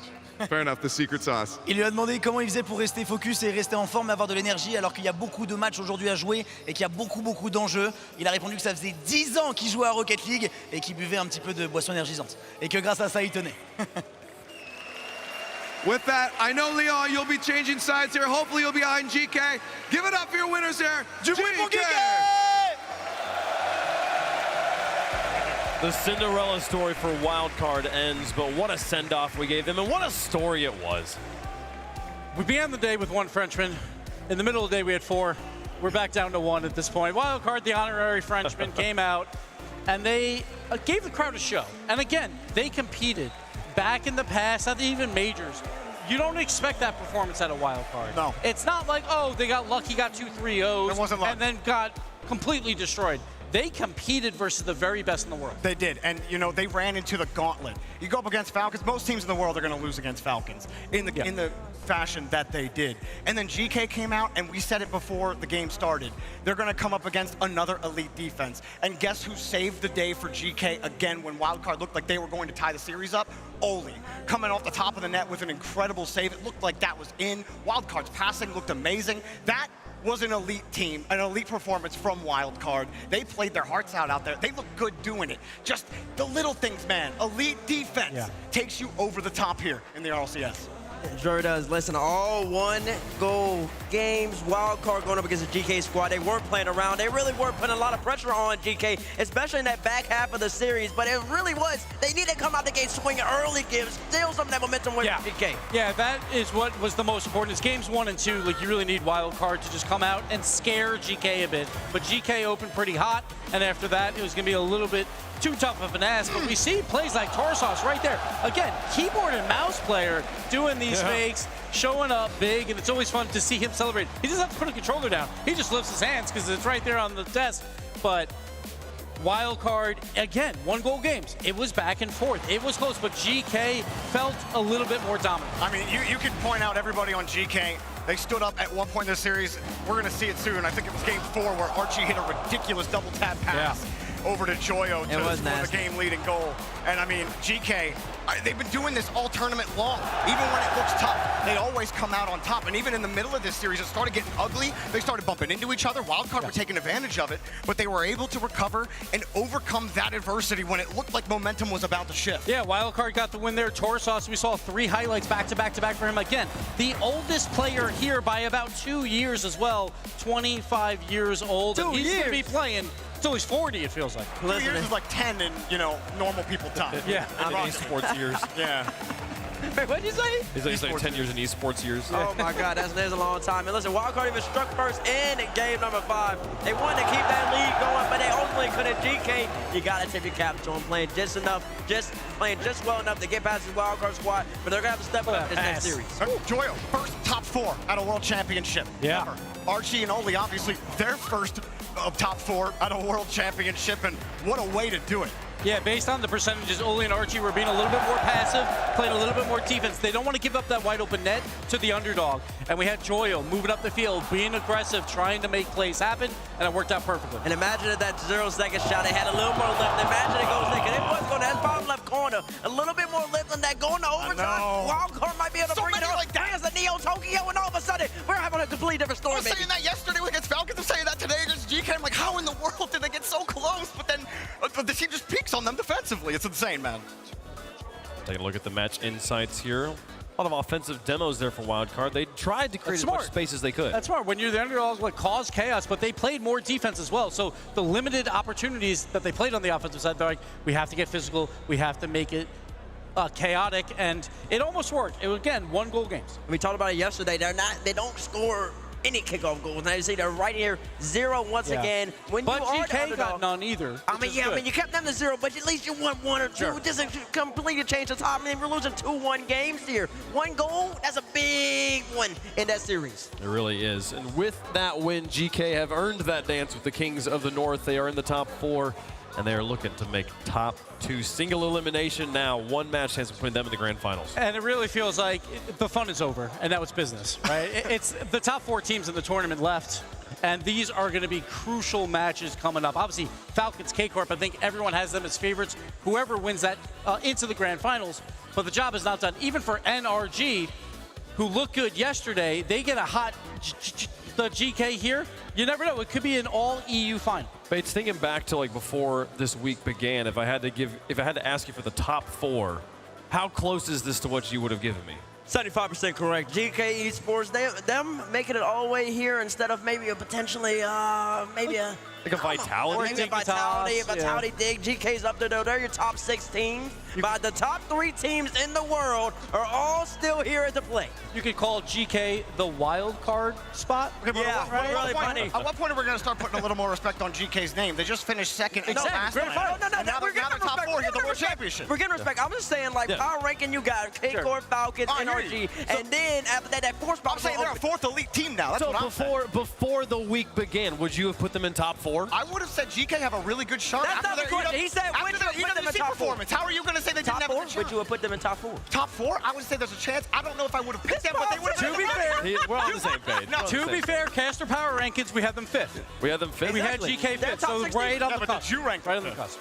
Did I rank No. GEEKAY? Yeah, definitely ranked 5 or 6.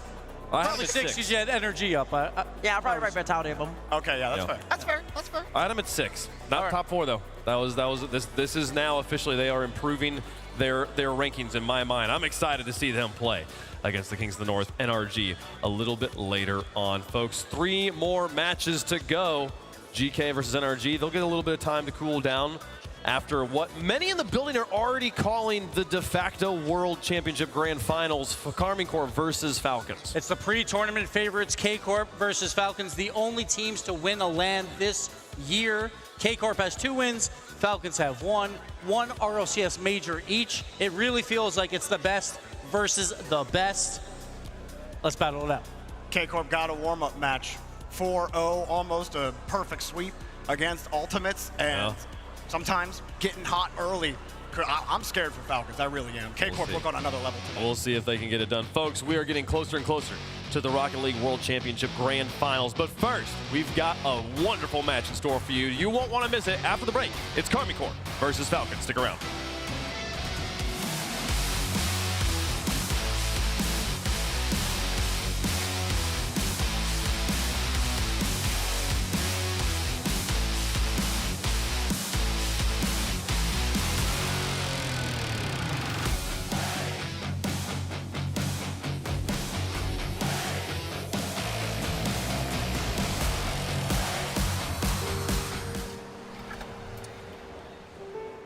There's a reason they don't call them clean bikes, am I right? Yeah. Because it's dirt bike. Gas stations. Whew. You gotta start at the top and work your way down. You want me to do yours next? Oh, you're from Oklahoma. They have to fill the silence. The bathroom code's 9914. Progressive can't protect you from becoming your parents, but we can protect your home and auto when you bundle with us. Look at this hot rodder! T-Bates here, and today I have a special unboxing from Blacklight. It's gonna be something you've never seen before. ASMR. Let's get into it. Oh my gosh! Sorry, oh my gosh. It's cool. These are the instructions. It's a piece of art. Smooth as silk. And now, for the finishing touches. The Athena Pro. Blacklight. RLCS. Available for pre-order right now.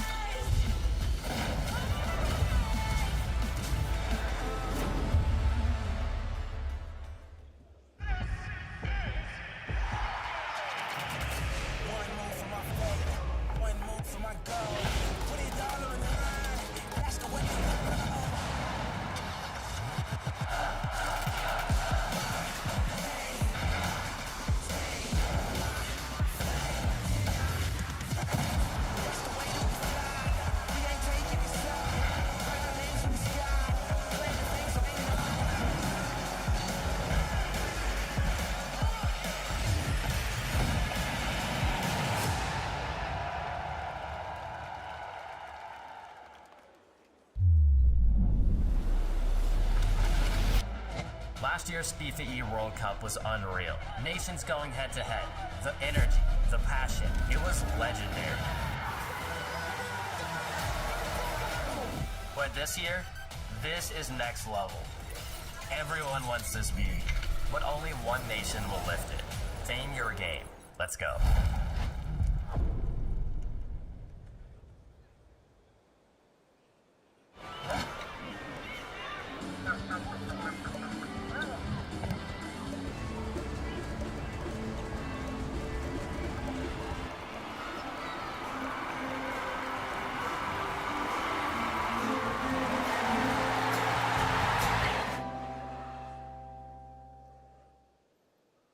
Rocket League Esports without context.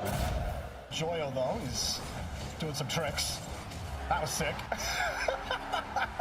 that thing's from the dawn of time, as far as I'm concerned. LJ from the ball! Unleashes the fish! Axon is lighting up! This is Rocket League!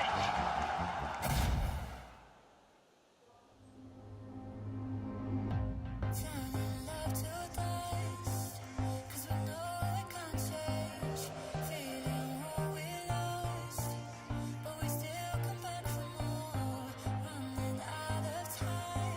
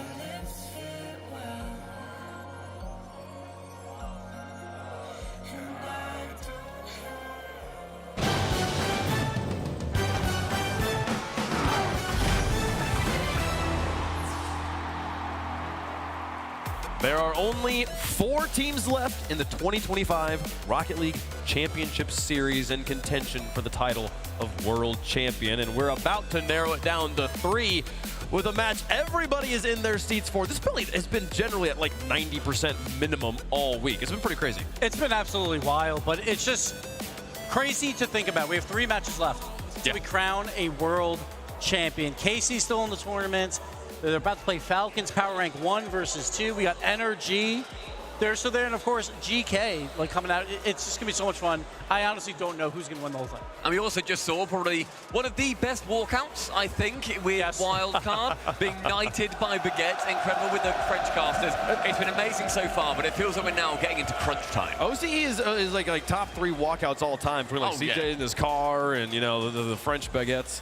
Here's the contenders left and a lot of gray logos there. And again, 9 of these 12 logos were knocked out by a European team. Yep. And now we got Europe versus MENA. Number 1 of Europe versus number 1 in MENA. There's only 3 regions left in the tournament. And it used to be that it was always Europe and North America at this point. If Karmine Corp wins, that might be the case again. That might be the case, or it could just be Europe last but not least, after GK potentially beats NRG or Karmine Corp wins, then we have an EU final over in France, and Stumpy is happy.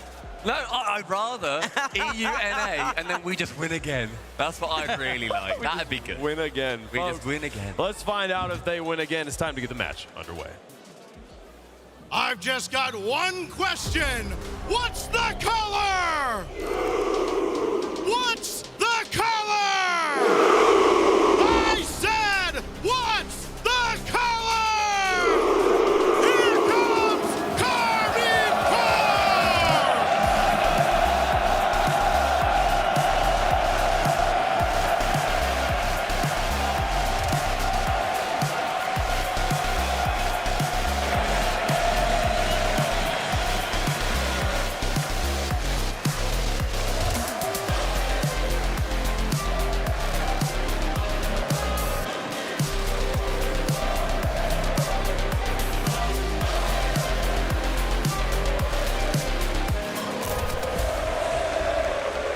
You see him draped in the French flag, the captain of France.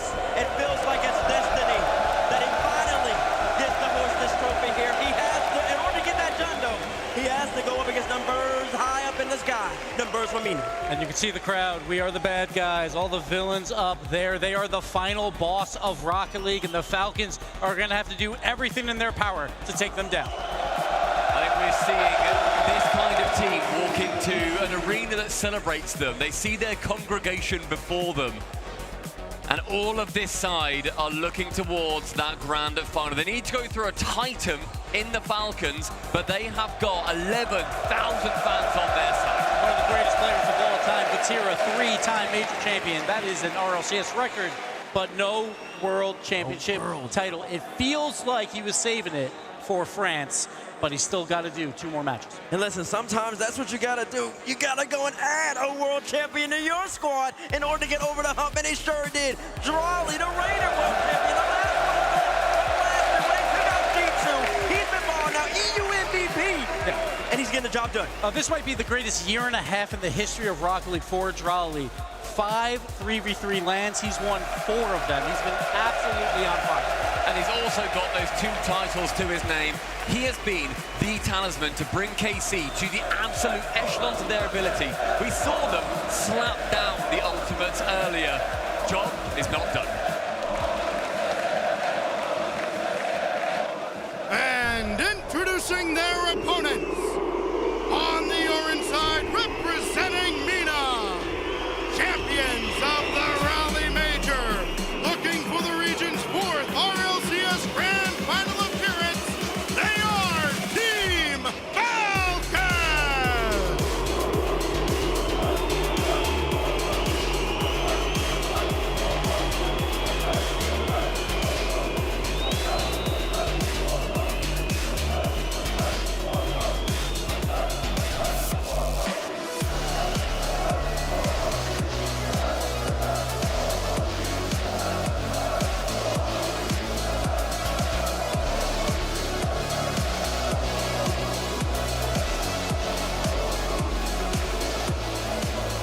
And it's the greatest offense in RLCS history going up against this blue wall. Can they do it again in this tournament alone? #1 in goals per game, but the K-Corp defense is also #1. So battle of offense versus defense. We'll see how it fares, but Raleigh Major, they got the job done. Yeah, I mean, we saw what Karmine Corp could put up with their defense earlier on, and their offense really stood the test of time too. They went through the ultimates, and the Falcons, they've got a lot more offense, I think, that they can push forward. They won that grand final in Raleigh in incredibly dominant fashion. Both of these teams, our 2 grand finalists, both taking down their opponents in flawless fashion, and they meet here in the semis. That if you're a new viewer and you're like, this is deja vu, no, that is twins on the same team. 2 of the best players in the world, Roas and Killers, matched up with TRK, a 3-time MENA MVP. The Falcons finally got over that grand finals curse. They want to get back there and win it all.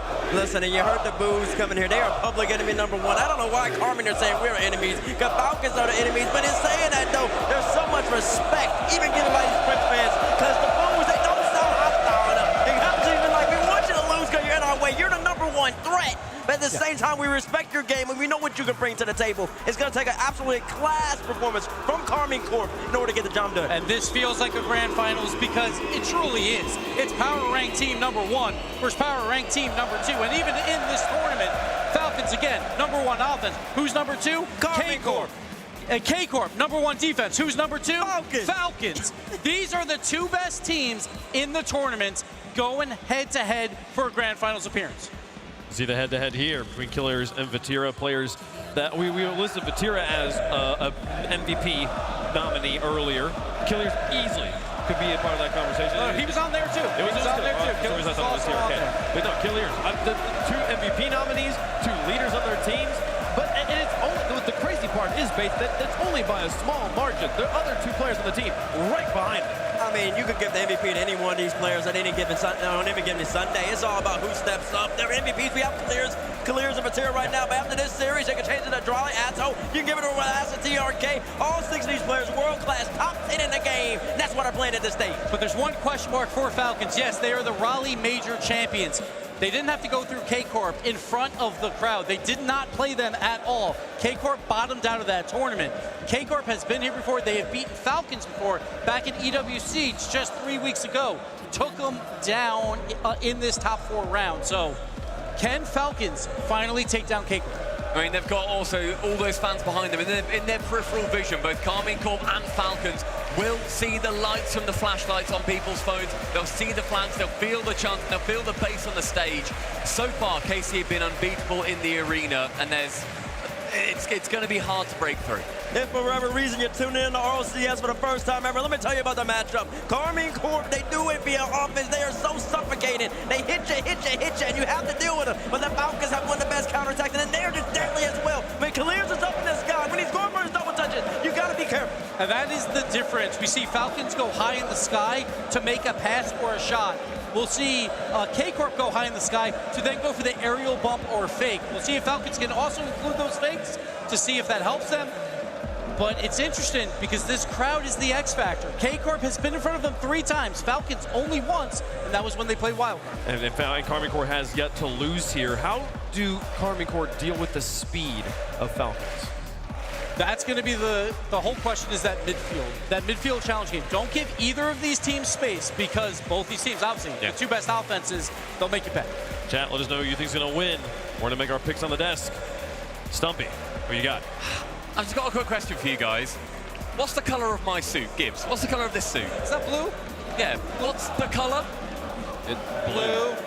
What is the color? Blue. Blue. Blue. Everybody, give me K-Corp on the desk. We see them go through to the grand final.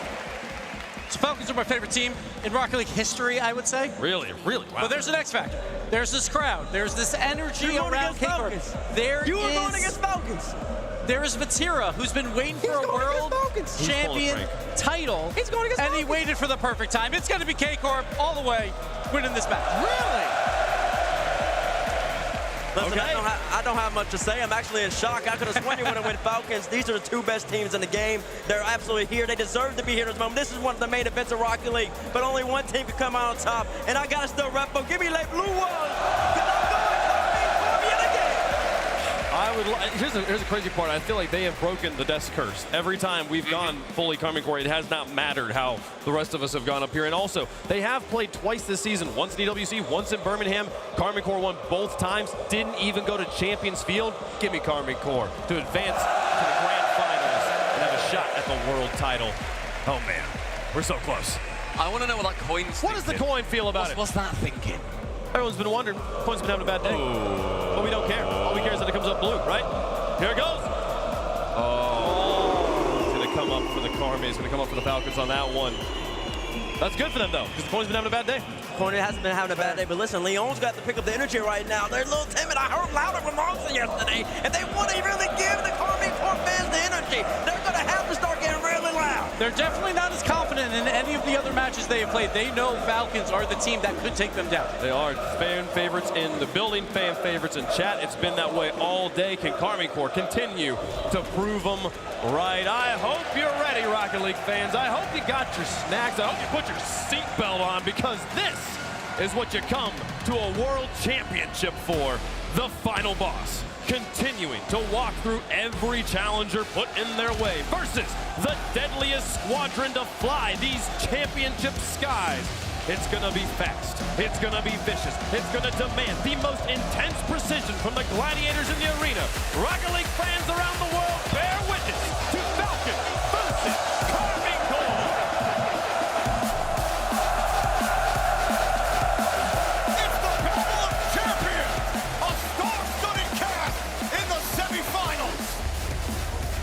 If you're a competitor, you live for moments like this, Jorby, a stage like this. Karmine Corp started earlier today. This whole crowd cheering them on the whole way. Falcons, public enemy #1. Well, you heard the Nets talk about it, James. 1A, 1B. That's what these two teams are. And EWC, Falcons could not take down GEEKAY Corp in home territory. Will the story be different this time? But on the flip side, we saw Vatira on Team France, FIFA E be taken out by these very same players on Team Falcons. Truly is the one to strike first. That didn't take too long.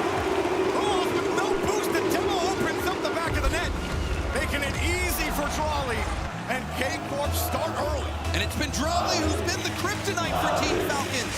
He was on that Team BDS roster that defeated Team Falcons at this very same point in the World Championship last year. Is Drawley the answer for GEEKAY Corp? We have really never seen a run like Drawley has had over the last year plus. The winner of 4 of the last 5 lands, not even with the same roster. Certainly been an incredible journey for him. And a great start so far for GEEKAY Corp. Had control of the midfield. The ball was kicked away. TRK. Bump attempt. That was well dodged by Drawley. He does get stopped by Rawas. You can see the attack shaping up now for Team Falcons. Next up, TRK. Killers around the midfield line. Drawley and Vatira wait for it. Very slow start to this game. Measured approach by both teams. Hang on. Atto couldn't quite get TRK out of the way. Hot shot easily denied by Rawas. The pressure. GEEKAY Corp, they have the advantage so far. The slim chances that Team Falcons have had, they've shut down quickly, but even there, you see Vatira, such a good 50. Rawas will try to turn to make something happen, and oh, hold on. He's faking out the defense, but Atto, he comes in to save the day. We've seen him do 1v3s like that before. Counterattack, demo in the sky. Rawas has the boost to avoid Vatira. Falcons will survive that transition, but they can't really get anything set up on offense right now. Still very early. You look to Killers. He was #1 in scoring, and not only #1 in scoring, Jorby, but shooting a staggering 40%. Nice little pinch from Atto. Has been really a feeler game. GEEKAY Corp, the first free touch. Killers had the first clear. No one's back in net. Off the ball. Nothing here for GEEKAY Corp. Vatira coming within centimeters, getting a good skim touch on that. You can hear it clang off the bar. GEEKAY Corp let Team Falcons back in. It's an opportunity to get an insurance goal, but against against Team Falcons, it won't be that easy. Roas can't avoid Vatira. Ooh, Killers decides to take it with the threat of a bump on the way. Atto gets in the way. Roas. Vatira, he's got to touch Drawley's already in the air. Oh, Drawley doing so good to shut that play down. Vatira was being harassed on the back line. And Drawley is that player you put your faith in, looking to go back to back as a world champion. Falcons still, they keep getting pushed back over to the corner. They do not have as much time behind the ball right now. Atto, quick shot! Drawley tried to dunk. Not successful. Vatira first 50, second 50. Back to Atto, slows it down. Pops the shot, denied by Roland. You like the idea from Atto there, the light touch, trying to throw off the defense by going to that far post, but the adjustment was there. Team Falcons and K-Corp, when they match up, usually it's a shootout, usually a high-scoring affair, but so far this single goal for K-Corp is enough. They've done this before. They can hold on defense for this last minute 15. As Drawley doesn't get the boost steal. Roas gets it. Hits the 50. That buys some much-needed time for Falcons to get set up. Roas getting it done himself. 50 goes right back. TRK pass, but Killers was a little far back. Oh, there's a double tap in. You got caught out. Goal for K-Corp. A demo on the third man. Killers the only hope for Team Falcons, and he's taken off the pitch. And he was waiting for TRK's pass. You saw him inching forward, and TRK's pass was nowhere near him. Opened him up to get deleted. That's the risk of making a weak shot on target. You set up a counterattack for your opponents, and K-Corp missing a beat. Oh, they're buckled up because K-Corp are giving the Falcons a ride right now. Oh, multi-round double. Yeah, I was asking myself a question, Jorby. How much is home field advantage worth? I think we might be getting our answer in game one. The crowd are answering it. K-Corp are answering it on the field. 38 seconds, 3 goals for K-Corp. Picking up right where they left off earlier today. And man, what a story for both of these teams. Both winning a major each. And K-Corp coming back to France, coming back home at the World Championship, and putting on a 3-spot, 4-spot. Yes, sir!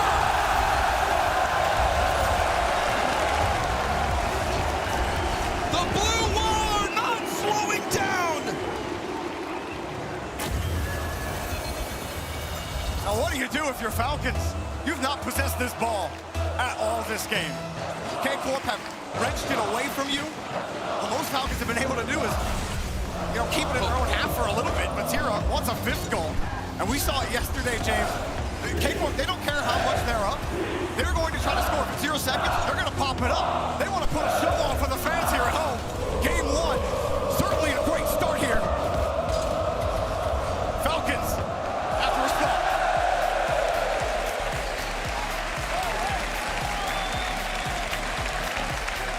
It was Drawley who opened the score sheet for Karmine Corp. Drawley, the player that K-Corp brought in for one reason, and one reason only, Jorby, and it's to win it all. He produced this game for K-Corp, and game 1 was a statement. One of the most insane runs over the course of the year, and he's still producing MVP performance in game number 1. 1 goal off of 3 shots and 2 assists. Involved in almost everything. He's all over the place right now, and that is a dangerous spot to be. We saw this exact scenario play out last season, as you've been alluding to, James. Well, they say fear is contagious, but Jorby, it also feels like belief is as well. And when you get to this point at the World Championship, you have to believe that not only are you a great player, up there with the best, but you can win it all with all the pressure, when it all matters. And seeing Drawley play out there, it feels like the belief that Drawley has in himself and his team is contagious. It is spreading, and the Blue Wall, they look unstoppable at this moment. Team Falcons have a lot to prove in game 2. Starting to feel a little bit like Birmingham. Remember their playoff run? they made quick work of every team that they faced. It didn't matter what level that team was playing at beforehand. They all looked the same underneath the blue wall. Atto gets stopped by TRK. Drawley forces it, no boost. Forced to retreat. Vatira will have to buy a little time. And maybe just score when it's just high. And Roas gets there. Atto. Nothing there, he gets deleted. Falcons have to find a way to put together a possession. They can't get K-Corp off the ball. Now where is this #1 offense? Right now it's all K-Corp. Team Falcons do have a little bit of speed, but even there, Drawley's got no boost. Dives in and gets an effective challenge. Vatira keeping it in. That's just confidence. You know that you're playing better. You know, you said it, belief. And it's shown in the car language right now for K-Corp. Falcons can't even hang on to the ball. Killers does get a little bit of it, but it's lost. And K-Corp are in the perfect position. Atto just can't find the target. TRK no boost, wins 150. Great 50. The Killers! Falcons score their first! That was a wonderful 50 from TRK. He knows he has support to his left. Perfect 50 out right on the nose of Killers, who has been the tip of the spear of the Team Falcons offense and comes up big with that goal. And it comes on the ground, where they have not won in the air at all in these first 6 or 7 minutes, James. And usually when you see Team Falcons, especially against Team Wildcard, they're playing fast, they're getting up in the air, they're hitting the ball off the corner, going for those fakes off the corner, off the backboard, getting the defense uncomfortable, but we've really not seen K-Corp forced back to play much defense. Even on that play, they didn't even get back in time to play defense. Even against Wildcard, Falcons were only scoring 1 goal a game for the majority of the series. So this offense, and then you run into this here on K-Corp, you start well. Can you start building momentum here? The quieter you can make the crowd, the better your chances of switching the energy in your favor. Roas using those chain dashes and a little bit of boost he had, but he can't get a hold of the ball. Drawley's got the boost. Atto on the wing. Killers got forced up. Vatira catches it, and Falcons are all stacked up there. Yeah, you saw multiple Team Falcons defenders stacked. They're so awkward now. You can even see TRK having to go for that ball from a backwards position. Killers, not much boost left. Did get the touch, and not the best touch from Atto. Now, this will give an opportunity for Roas. Drawley doesn't have any boost. It has to be Vatira. Vatira, follow-up. Killers actually hit the brakes. TRK was on the wing, but wasn't in position to take the 50. Now Atto takes the 50. Drawley, one touch. Oh, Drawley! Oh, my God! Another perfect 50 sets up the goal! No flip 50! Drawley swoops in without missing a single second. I mean, you can't just make a legend up, you forge it. Drawley is ridiculous. Atto sets him up again here on the kickoff. And now it's K-Corp playing that ground game as well on the 50s. Vatira getting harassed by Roas on the backside, giving a little bit of space here for Falcons. Killers has the touch against Vatira. TRK on the wing. You saw Atto coming in quickly, not letting the pass develop. Roas called off by TRK. Tries to get it up and over Drawley, who sends it right back down. Oh, it's a little greedy from Roas, but it does find its way back to Killers, who finds Roas, and now TRK! The net was open, and he couldn't hit the mark! You will never see a net more open at any point. K-Corp will likely never give you that look again, and they get away with it. TRK, who's usually so good at punishing those opportunities, the 3-time MENA MVP, couldn't put it away. Killers might find a way through, though, as Drawley with a full tank, looking for safety. Roas gets faked out by Drawley, who's in his head right now. Vatira will boom it towards net. TRK has to go for it. Well-placed clear by K-Corp.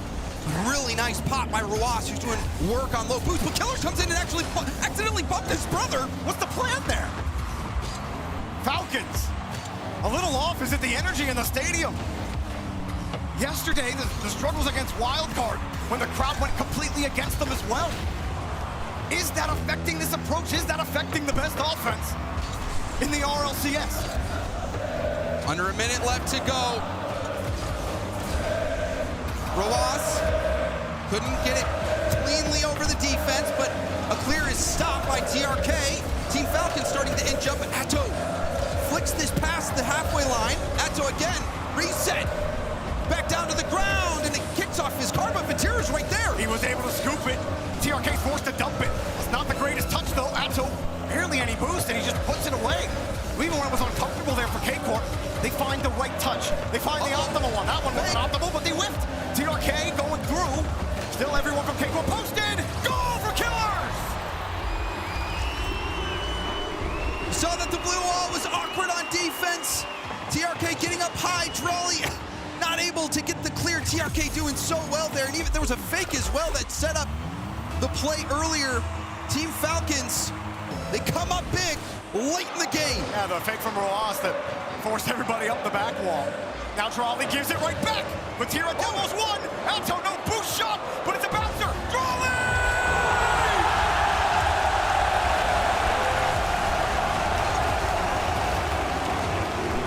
TRK dove in. Killers hit it away from him. No clear comes out. And K-Corp capitalize. Responding again, Falcons.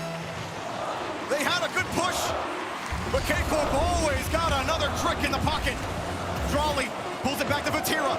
They want to end that one in regulation. Drawley with no boost. Oh, actually, that's a pass to Atto. Atto fake. Vatira, a little too heavy. We got OT. Overtime. Golden goal game 2.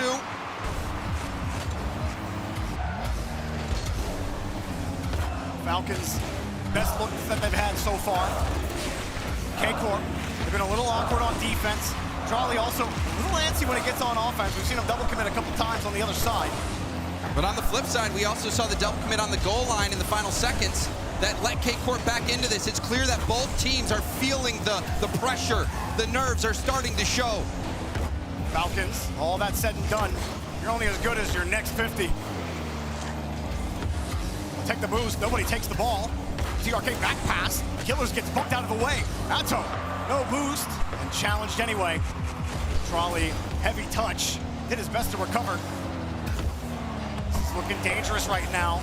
K-Corp don't really have a great handle here on offense. They keep getting bumped, and the touches, there's too much space between K-Corp, attackers, defenders, wherever they are on the field. Atto on the ground will get a 50. Vatira there to quickly help out, trying to keep that ball close to him. Clear up the gut. Drawley's there. Does he have enough boost to do anything? Ran out. So did Atto. This is a counterattack opportunity, but you see Team Falcons also low on boost. Everybody running on fumes. K-Corp does get boosted up. The clear attempt stopped by Atto. Killer's got a full tank. It's got to be him. The fake from Drawley. Vatira. He leaves it. Vatira's the whole way back. He sees Roas. Great vision. Oh. Now he's got to defend the shot. Roas with no boost. Can't quite punish. It's awkward. TRK not going to get any good rebound here from Atto. But a very uncomfortable position for a second there. K-Corp still can't get the ball. Falcons starting to heat up. TRK just high. Another opportunity. Killers goes for a double. And it's cleared out by K-Corp. They're barely surviving, Jorby. Still, Roas is finding a way to get back to the ball. K-Corp needed that clear. The Falcons are maintaining possession. Roas has no boost. The midfield got stolen from him, and the corner. TRK no touch. Killers forced to run back. A little bit of an awkward touch, but Killers, well, he does end up getting 50'd off the corner. Roas trying to double this, staying on it, buying lots of time, but does give away possession. Oh, Drawley, I think he was hoping for Atto to back him up there, but he couldn't connect. K-Corp, quick out. That forces Roas back. That was such a huge win in the corner. Had that 50 been lost, K-Corp would have been in trouble. Team Falcons are surging in this overtime. Another one here for TRK. Saved his flip. Trying to get another 50. Killers narrowly avoids the demo. Drawley another clear, but Falcons now have been holding possession all overtime. TRK. Vatira on the wall. Shot back post. And it's saved by Drawley. Roas is not quite done. Around the corner. Wants the boost. He's got it. Drawley. He chips around though. Killers misses the 50. Atto, hard hit, and he makes one miss. But no one from K-Corp is ready for the follow-up. Double tap is wide. Oh, Atto, awkward. It's just high of the net. Nobody from K-Corp is there. Atto on the top of the net. Another high. K-Corp surviving on fumes. It's a barrage. TRK, there's no opening. Pops it up high. There's still no boost for KC. Team Falcons, shot after shot after shot. K-Corp saving it by the skin of their teeth. But how long can they do this? Oh, shot underneath. What a save. Are you kidding, Vatira? Another one. Atto. It's a double side flip here from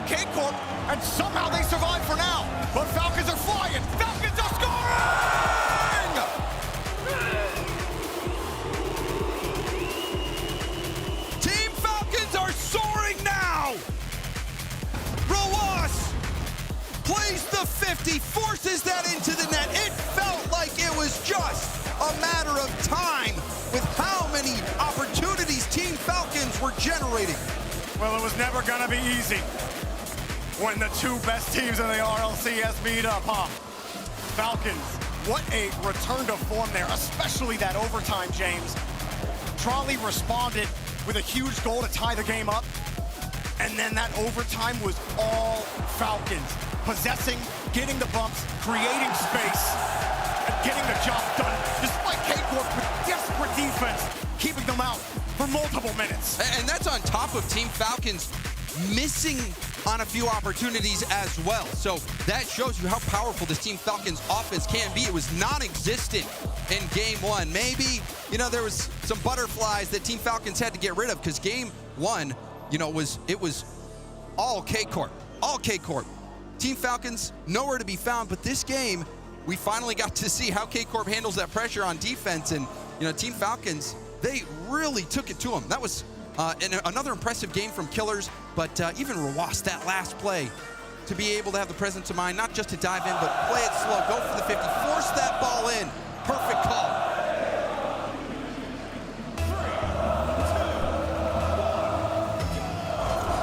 Falcons have put a dent in the decibels here, but the K-Corp crowd are trying to inch it back up. TRK looking for a quick 50 in the air. Falcons want to start right where things left off at the end of game two. Killers went back.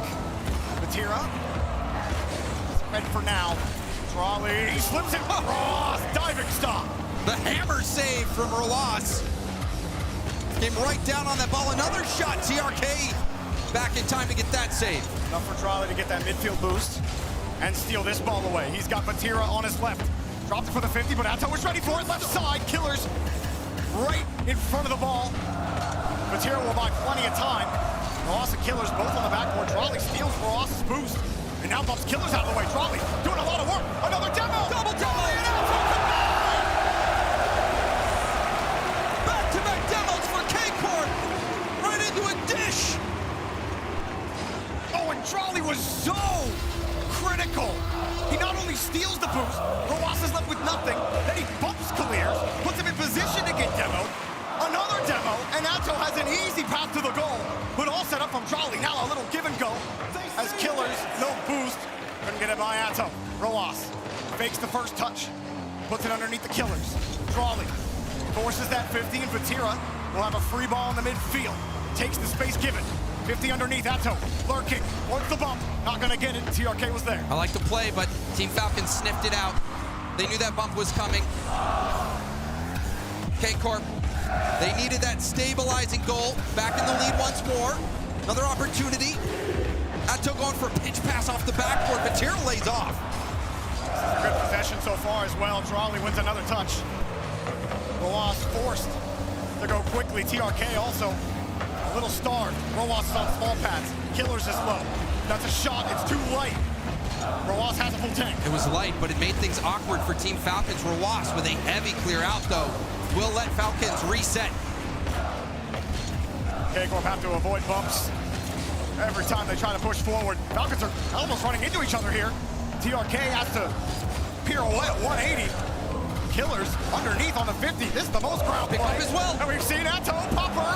TRK happy that there wasn't anything ridiculous that he had to save there. But a smothering attack, shaking up for K-Corp. The backboard defended by Killers, but this looks like overtime flipped on its head. Whoa. Where Team Falcons had all the pressure. Now K-Corp has Team Falcons all the way out their back line. Rebound saved. Falcons find ways to keep the ball out of the net. TRK protects his own boost. Trolley not gonna get the 50. Atto will be forced back. Batira misses his boost. Great. TRK will get it. Got the boost steal as well, TRK. Gonna get out of dodge now, Rawas. Back to a 50, into the corner, Batira, no boost, won't get there in time. Does get some help from Trolley. K-Corp have made it out of their half. Atto waiting to see when Rawas gives it up. That touch from Killers almost killed that push, but they do a great job shuffling the rotation to the opposite side. Falcons will push back immediately. Good recognition of space. decent so far. It's a free ball. Killers avoids one. Forced on the corner. Vatira's getting caught by Roas. The shot's too weak and Vatira recovers. And that's the trademark Team Falcons play, the fake off the corner. K-Corp have seen that many times. Didn't fall for it that time. Atto, just a pot shot. He wants that boost. He'll get it. Trolley was hoping for a play his way, but Atto retains possession for K-Corp. Looking for Vatira somewhere. Vatira picks his moment, but Roas is waiting for him. Vatira still keeps behind the ball. Demo for Killers. Vatira, a little awkward, but saves his dodge and forces it through to you, so Falcons stack up there.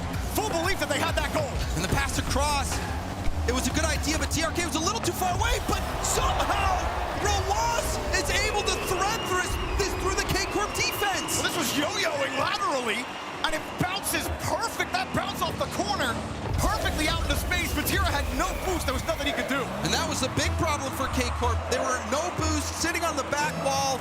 No one was able to get up there, get out there and challenge. And that let Team Falcons back in this game. K-Corp have not had the kind of pressure that we saw in game one. That onslaught is, well, almost turned right into Falcons' favor. K-Corp still finding a way to pick up those saves. TRK back down. And life is really difficult right now for Karmine Corp. Trolley uses a lot of boost downfield, but he's not gonna get by Roas. Killers pop up again here from the midfield. Pass, shot, goal! No hesitation from Killers. A beautiful first touch. And instead of taking it for a solo play, immediately goes for the pass. So quickly the defense had no time to adjust. After all of that boost starving, K-Corp get down the field. They try to set up, and Roas gets another perfect 50 out to Killers to set all of that up. How often, so often, it comes down to your first 50-50. Pass is denied here. Killers will pop it up and keep things in blue territory. Team Falcons gave up a late lead before. Roas doesn't seem like he wants to.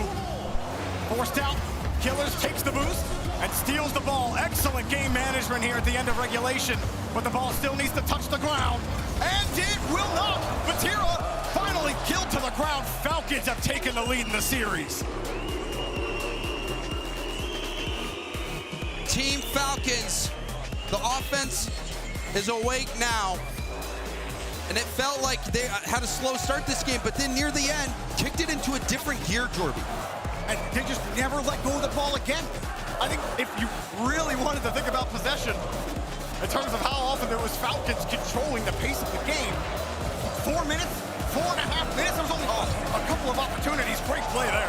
And what a series Killers is having so far as well. That first touch was so good on the sidewall, and also to have the presence of mind. Everyone knows Killers is having a crazy tournament. #1 in scoring right now, top of the charts in shooting percentage. He knew immediately, as soon as that first touch came through, and it was perfect, maybe even before that he was going to be passing to TRK. He made that decision so quickly, catching the defense off guard, and it was a great finish by TRK as well. Team Falcons are fearless, and you have to be. You have to be brave if you're Team Falcons, pioneers, because at the beginning of this year, Jorby, no other region other than EU and North America had ever won a major. Team Falcons made history. And they had gotten so close before, too, making it the whole way to the grand finals back in London when Moist won that tournament. It was a bit of a different roster, but TRK was on that roster. And finally getting the win this season, getting multiple Rocket League LAN wins. They want the World Championship. But we're going to take a pause real quick. I love baiting the crowd and the chat. Well, we've got a little bit of a break here as we figure out what that issue is. We appreciate everyone's patience at home. And you wonder if this might actually help out K-Corp a little bit. Because after game one, it looked like this was their series. It looked like they were going to be on a roll, but Team Falcons, they bounced back, got rid of those jitters, and offensively, they have been smothering K-Corp's defense, who's been caught in low boost multiple times. You saw that first goal that Team Falcons were able to put in. It wasn't a crazy pass. You know, if you have any sort of boost, you could have tapped that out to the corner safely, but The player who needed to go for the ball, 0 boost on the back wall, low boost in net. No one could get up. Team Falcons have been starving K-Corp at those key times. It's so tough. It's so tough on defense because you not only have to manage where the ball's going, how you're managing the ball, but that makes it so easy for an offense to take the boost. So when you're under that much pressure, if you're K-Corp, how do you prioritize the boost and the ball? The burning question of Rocket League of all time. Kickoff going the way of Team Falcons there. K-Corp known for their kickoffs, but it's Team Falcons who make it work. Nobody's ready for this for K-Corp. Vatira racing back. Atto stays flat. Maybe a miscommunication. Yeah, it must have been because you saw Atto. He's in a spot, maybe thinking Vatira was going to go. They probably both thought the other player had it. That is not a mistake you want to make in a World Championship semifinal in front of this crowd. K-Corp need to pull something out right now. Because Falcons have not only stunted their offense and crushed their defense, but they've also silenced this crowd. TRK won't stop rolling! Fitting that Charlie might be the one to get him back into it. Vatira, the shot on target, forcing the rebound. You can see Killers racing in, trying to get that demo from behind. But Drawley's been speedy, and he steadies the ship for K-Corp. It's been a little bit since K-Corp were able to find Falcons' net. Sometimes that's all it takes to open the floodgates. Drawley racing, but he's not going to catch TRK. TRK back up. Atto 50, but it's Killers just high. And Drawley actually kicks it away. That made Vatira awkward. And again, little things are plaguing K-Corp right now on their transitions. Drawley will get a big clear downfield with Atto getting a slight bump. That helps knock Killers off his line. This will buy a little time for K-Corp to get set up. Roas gets demoed. Killers stops it through the smoke. How did he see? Does he have X-ray vision? He just had belief. Drawley pushed out by TRK. Atto's missed the ball, but Killers doesn't have any boost. Vatira neither. And it's forced back downfield. Drawley will make sure that TRK doesn't get a sniff of his boost. Drawley gets a chance downfield. Wants to chase it down, but he will not get it. Falcons return fire. Vatira makes the save. Vatira, nice save there, making it look routine. Drawley not much boost to get up to 50 this, but the defense didn't know that. Roas still getting that mid boost. That was an interesting little bump up to the ceiling there from Atto. Roas taking his space. Passes to the twin. Atto steals it. TRK gets in the way. A lot of free time. No one's up. Space. Drawley off the ceiling. Reset. No one's around. Tried to give it to Atto, but Killers wisely kept that up, kept it close. And Atto was forced the whole way back to the wall. Drawley gives him space. Atto going for a 50. It went above TRK. Leaks out into the middle. Drawley will punch it up the gut. Ross falls down quickly. Him and Killers kind of tie each other up. TRK buys up plenty of time. Killers races and gets the clear. Should it be a free ball for K-Corp, but Roas is hunting for it. Killers, TRK, Atto diving for the stop. And Vatira back out to the corner. Had to save it off his own backboard. That can be risky if there's a shooter, but that was the only option. It was enough to deny this attack, but Vatira misreads the touch, does get a 50 on it. Roas also bumped by Vatira. Drawley just got bumped by Vatira again. Drawley gets bailed out by Atto, but there's no boost on KC. Atto has 2 boosts. Drawley has 6. Killers forces the 50, and Vatira has to play the ball. That means Killers gets it, or did he have to play the ball? He would have maybe got demo. Either way, it shows you the struggle K-Corp have right now. With the clear, Killers makes the stop. And a low boost breakout. Nicely executed by K-Corp. Can they get position with boost? That's the question. K-Corp just holding on right now as Falcons continue to swoop down into the blue wall. Vatira has a chance off the bar. Killers wasn't there. Atto didn't want to take it. He didn't have boost. He takes it. Atto low. Atto 50. Roas falls down. Vatira a little break check. Drawley sits underneath it. It's so awkward here. No boost. Drawley with the shovel. Vatira trying to clear the pavement as well, but Falcons are just stopping them. Here's one more for Atto. 2 denied. Atto has the Drawley hit. It was off target. Another shot. High. Another shot. No, he's going to play it. He plays the ball, not the boost. That gives Roas a chance out. Roas put that boost to work, found Killers who booms it out. And Team Falcons somehow above water. Oh, I felt like that chance right there. K-Corp, there really wasn't much of an opening. But the best look they've had since their last goal. TRK, high pop. Vatira and Trolley work together. Keep the midfield. Trolley, touch, little awkward, and they keep it away from Atto. Trolley can turn on this. Sees Atto in the middle, but Atto wraps around. Pinches it into the corner, low boost for Killers. Roas full tank. Roas has been unbeatable on these 50s lately, but that's a free ball. Vatira!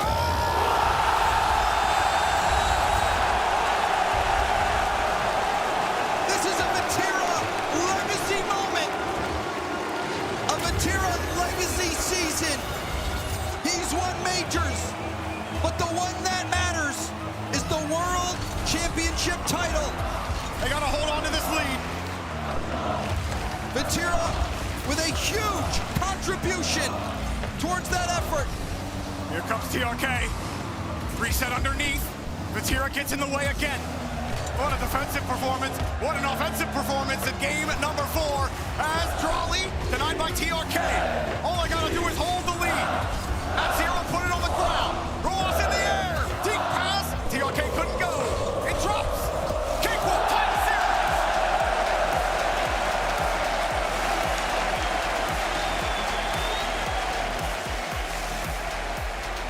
A tug of war between two titans. The back and forth has been something to behold. K-Corp, after game 1, looked like maybe that fear was starting to creep in. 5 seconds in, Falcons scored a goal. They thought, okay, more of the same, despite that slight little break they got, that slight little moment, and that shot from Vatira on the counter. They were still facing a lot of the same issues in that game, James. Low boost opportunities that Falcons could not capitalize on, and Vatira was on top of them. He only gets credited for 2 saves, but there were a couple in there where he's stopping them on 50s on the ground, not letting them in. The Falcons' credit, they were doing a lot of the same. It took one solid transition, one solid passing play to break it open. Oh, and I mean, the back and forth has been crazy. I've seen Falcons have been caught low boost. K-Corp, though, has, there was that one point you called out 8 boosts across the whole team, trying to keep Team Falcons out. And even when they're on low boost, to be able to have that breakout, like a low boost pass over to Drawley, who's on the wall with no boost at all, still able to bang that ball out and get some breathing room for K-Corp. So they're starting to be able to handle that boost starvation in those critical moments and help put K-Corp over the top. If you were hoping for the match to live up to number 1 versus number 2, I think you're getting exactly what you signed up for. As a diving stop, Trolley tried for the shot. He was thwarted on the attack. Atto quickly getting there, and he wins a massive 50. Lands, but can't get the ball. Maybe wanted to try a bump instead. He wasn't successful. Killers tried to take it to the air with space. Drawley shut that down. Vatira not going to be able to deny the corner boost, goes for bumps instead. Roas gets bumped. Trolley this time not even going to play the ball. Atto, flick, and 2 commit. TRK has no boost. It'll take him a second to recover. Killers will buy him some time, but how much? He might need too much. The pass is cut off immediately. Atto lets it go. Vatira, no boost. It's a ball, and downfield was Roas to help Falcons get back to the blue half. Pass not even going to connect. Such a good idea from K-Corp, everything but that last shot. K-Corp, sure they're still happy with the way they're playing so far in game 5. Killers, all of his boost, holds the reset, but just denied, opens the gap for TRK. How did Killers do this? Beat the defense. Gets down to the ground, saves his flip to the last second, and not only that, but TRK had a premonition of where that ball was going to be. I mean, his boost hit 0 before he even got the reset. He approached it perfectly, James. You can't ask for much more here from Killers in this series. Trolley will kick it out to the side. K-Corp looking for a response. Reset. Looking to force it, and it is a free ball. Up high, Vatira. leaves it, but Atto says, no way, I'm not going for that. He's not even gonna get the ball. Drawley tries to get there. Killers! Denied off the boat! Batira can't get there! Ross! No! DRK! No! I believe we witnessed a miracle, Jorby. Well, the stars aligning. Well, I hope you checked your daily horoscope. Up high. Falcons not gonna get there. And Drawley gonna pop this up for Atto. Wow, nice block there as well from Batira. Looks like Falcons were gonna win a 50. Killers does win one there. And forces K-Corp to boom it right back to their possession. Huge 50 across. Killers back down to the ground. Takes it to the opposite wall. The way Killers is playing, he's oozing with confidence. Oh! But there's the shot off the bar. It bounced off TRK's car as well. Does he see the future? He might. Batira gonna get the catch. And whose eye sees farther, James? Well, K-Corp don't have a goal right now. And there's already 2 minutes left in the game. Atto drops it. Batira 50, but nobody can go. Drawley has to protect the retreat. Ross getting harassed, but he'll steal the boost and avoid the demo. That was huge, still getting that boost. You can see Batira now trying to get some small pads, using everything for this hit. Goes for the arc, but it's boom, straight downfield. Killers will pop it up. Drawley, 29 boost, decides to just boom this out. Killers hit the skimmer like that. Might as well write this game off, but he does not hit it this time. He's still behind it. Back over to Roas. Hot shot denied. Batira uses the rest of the tank. And Drawley forced to punt it away again. And here we go where K-Corp are in punt mode. Oh, and that's 2 going for K-Corp. TRK had some help from Awas trying to bump the last defender, but K-Corp again wiggle out of it. Demo for Drawley. Give some space to Batira. Roas is on the ceiling. He thought Batira was going up. Now he will. After Roas goes down, TRK takes the high and gets the 50. Drawley, low boost 50, pops straight up. Batira will be airborne, tries to drop it down to Atto, does find it, but Atto is bumped off the ball. Killers sizes up Batira's 50, couldn't find the right mark. Oh, Drawley racing in, a bit of a miscom again. Atto wanted to play the 50. Maybe a little antsy here at the end of the game, looking for a goal, a demo, in beneath. Here's the shot off the fence. Drawley saved by Killers. Ross will not allow a rebound. I don't believe my eyes. TRK earlier, Killers this time. Falcons defense is held, and they'll need to do it again. Atto gets the boost steal. Drawley gets deleted. Atto hopes Ross can hit it into him, but hope is all he's gonna get. Batira underneath, 10 seconds. Batira shot, but Killers recovered. Drawley can't find the touch, he lets it go, that gives them space. Atto, pass, no, it's done! Falcons will put it down! Falcons, one more to the grand finals! Roas saw that pass coming, closed the gap and prevented the shot, but how did some of these goals not go in? And it went both ways. That ball on the K-Corp goal line, it felt like it bounced across 3 times before it was finally cleared out. And that last play, hitting it off the bar. K-Corp getting so close. And then that one off the bar for them, Batira. Somehow this ball stayed out of it. Really don't know how, but it did. And this one right there, that's the gut punch, James. You can't breathe after that save. It was so close to going in. It's margins like that which separate players who win a world championship and players who don't. And here we are at this moment. K-Corp knocked down Falcons at EWC on their home turf. Falcons are threatening to do the same to the blue wall in front of this crowd. What a performance for Falcons. K-Corp have fought them every inch. At the beginning of the year, Jorby, we talked a lot about this matchup. We talked a lot about these 2 teams. It felt from the very beginning of 2025 that one of these 2 would be a world champion.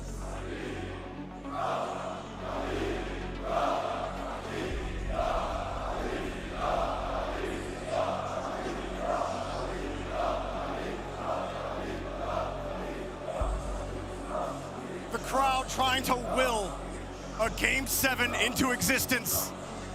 Tactical timeout for Karmine Corp. They'll need every single second. That game won, James, 3-0. It looked like more. K-Corp onslaught, a slaughter fest for Falcons standing up. And we got a heavyweight bout between us here. Neo Tokyo is on the way. A storied map in RLCS history. No doubt it will bring us another banger here. And I asked early in this series, Jorby, how much is home field advantage worth? It seemed like we got our answer. It's been looking different these past few games, but maybe this is the turning point for Karmine Corp. Can Karmine Corp flip the script? Or will Falcons find a way to demolish the blue wall? TRK, 50 pass, another shot, a little high. Tira doesn't have to go. It's a clear, but don't worry if you're a Falcons fan, TRK is there. Cameraman playing tricks. Team Falcons will not get one up that easy. Killers, an MVP, world-class MVP performance in this tournament and in this series. Trying to get this set up, but K-Corp will get a clear downfield. TRK, not a lot of boost, couldn't keep the ball tight. Roas gets demoed behind Killers. TRK posts himself up. Still holding on to this corner. In the scrum, Killers comes out of it, stuffed by Atto. Atto boosting, gets another one, back to Trolley, denied by Roas. K-Corp, they've started the game well. They're having possession, keeping the pace of play high. Now possession back in the hands of Vatira. Vatira's shooting has been a little bit off. You hold Vatira to such a high standard, and they need top tier Vatira right now. Oh, Atto to Trolley, but the 50 can't put it through. A double save, one from Roas, one from TRK. Roas with no boost. Vatira doesn't even want him to get a sniff of the ball. Atto's forced to drop it. Killers was right in his face. Roas in reverse. We'll leave it for TRK. TRK. Now Vatira, big boom downfield. Oh, Atto was the whole way down there. Ready to receive. No bump on TRK. He's forced to get down to the ground. Trolley sees Roas and bumps him off the ball. But Vatira, a touch, it goes right into TRK. Demo on the back end forces Trolley to play some defense, and he does well enough, and a good catch here from Vatira, but K-Corp keep getting stuffed at Falcons third. Maybe this is a chance. The shot denied. Killers hanging out on the post. Makes the stop. But a demo in the corner. It's out. But Roas zips in and saves the day once more. It comes in at the last second. Roas, no boost. 50 out to the side. Killers wins that first touch. Trolley protects his own boost. And Vatira brings it down. He's got a little space. TRK steals the midfield. Trolley doesn't care. He's got boost to support Vatira. Atto also sitting close behind. Now he's ready, up off the ceiling with the reset. And it drops right underneath second man. It's Vatira again forced to buy time for K-Corp.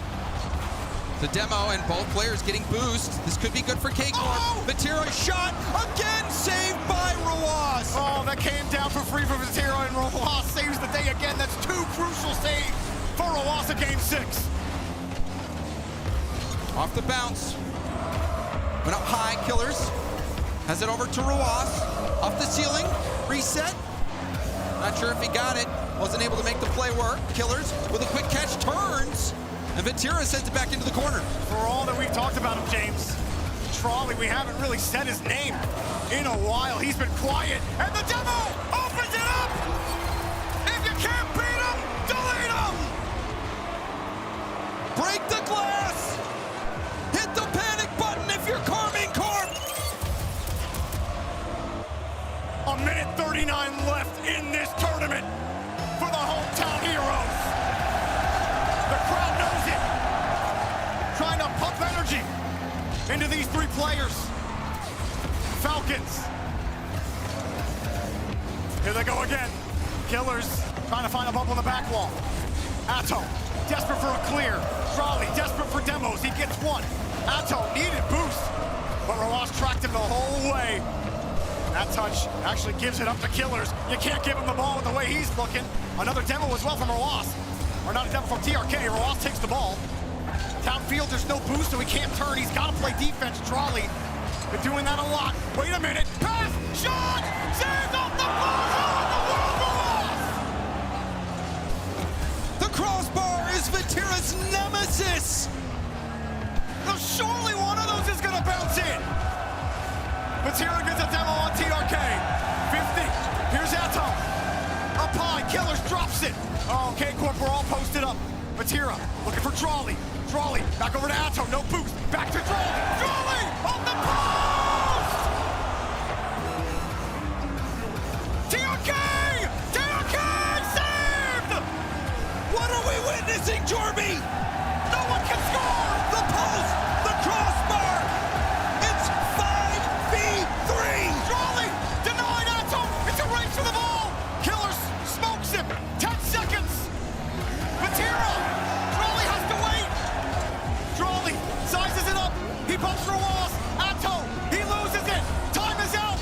Time is over! The ball's still in the air! Trolley! Dropper! Falcons! To the grand finals!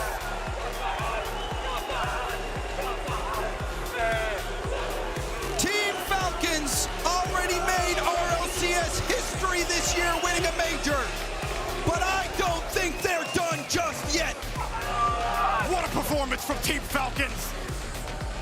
Giving K-Corp a taste of their own medicine on their home turf, in front of this crowd that has given them the heat every single time they've been on stage. Killers, an all-time performance in that series. And Roas as well. How many times do we see Roas come out of nowhere? I mean, the blindside save. And TRK, he was the finisher. He was seeing the future, knowing where to be, to finish the goals, to get the stops off the crossbar bounces, which were quite numerous. I lost count. This was not in the script. Everything was set up for France to dominate. But the Saudi Arabians, representing Team Falcons, had another plan. Falcons are on the path to their first World Championship title. It's been a long journey. They've got one more best of 7 to go until they can claim that title.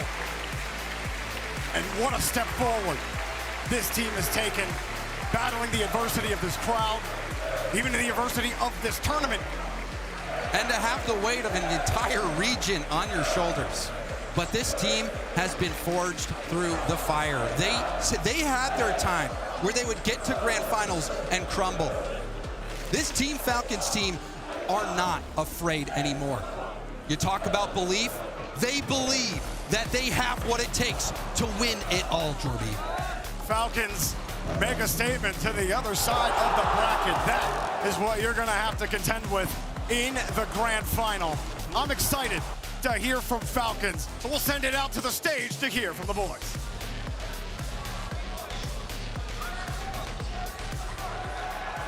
The Falcons have done what seemed impossible here and taken out the blue wall, but we still have claps because that was a heck of a good game over Rocket League. But the first thing you said to me was, I'm tired. And I'm tired from watching that too. Walk me through how intense that series was for you and your team. احكي لك اول شغله انت حكيت له اياها انه انت اول شغله حكيت له اياها انه انت تعبان فاحكي لنا على كميه التعب والشغل اللي مريتوا فيه واشتغلتوا عليه خلال هاي المباراه لانه بينت انه مباراه صعبه جدا. بصراحه اول شيء الحمد لله. ثانيا الصراحه فريق كارمن فريق كبير واكيد انك اذا بتخلص سيريس مع فريق كارمن لازم تتعب والحمد لله يعني قدرنا نفوز عليهم بين ارضهم وجمهورهم.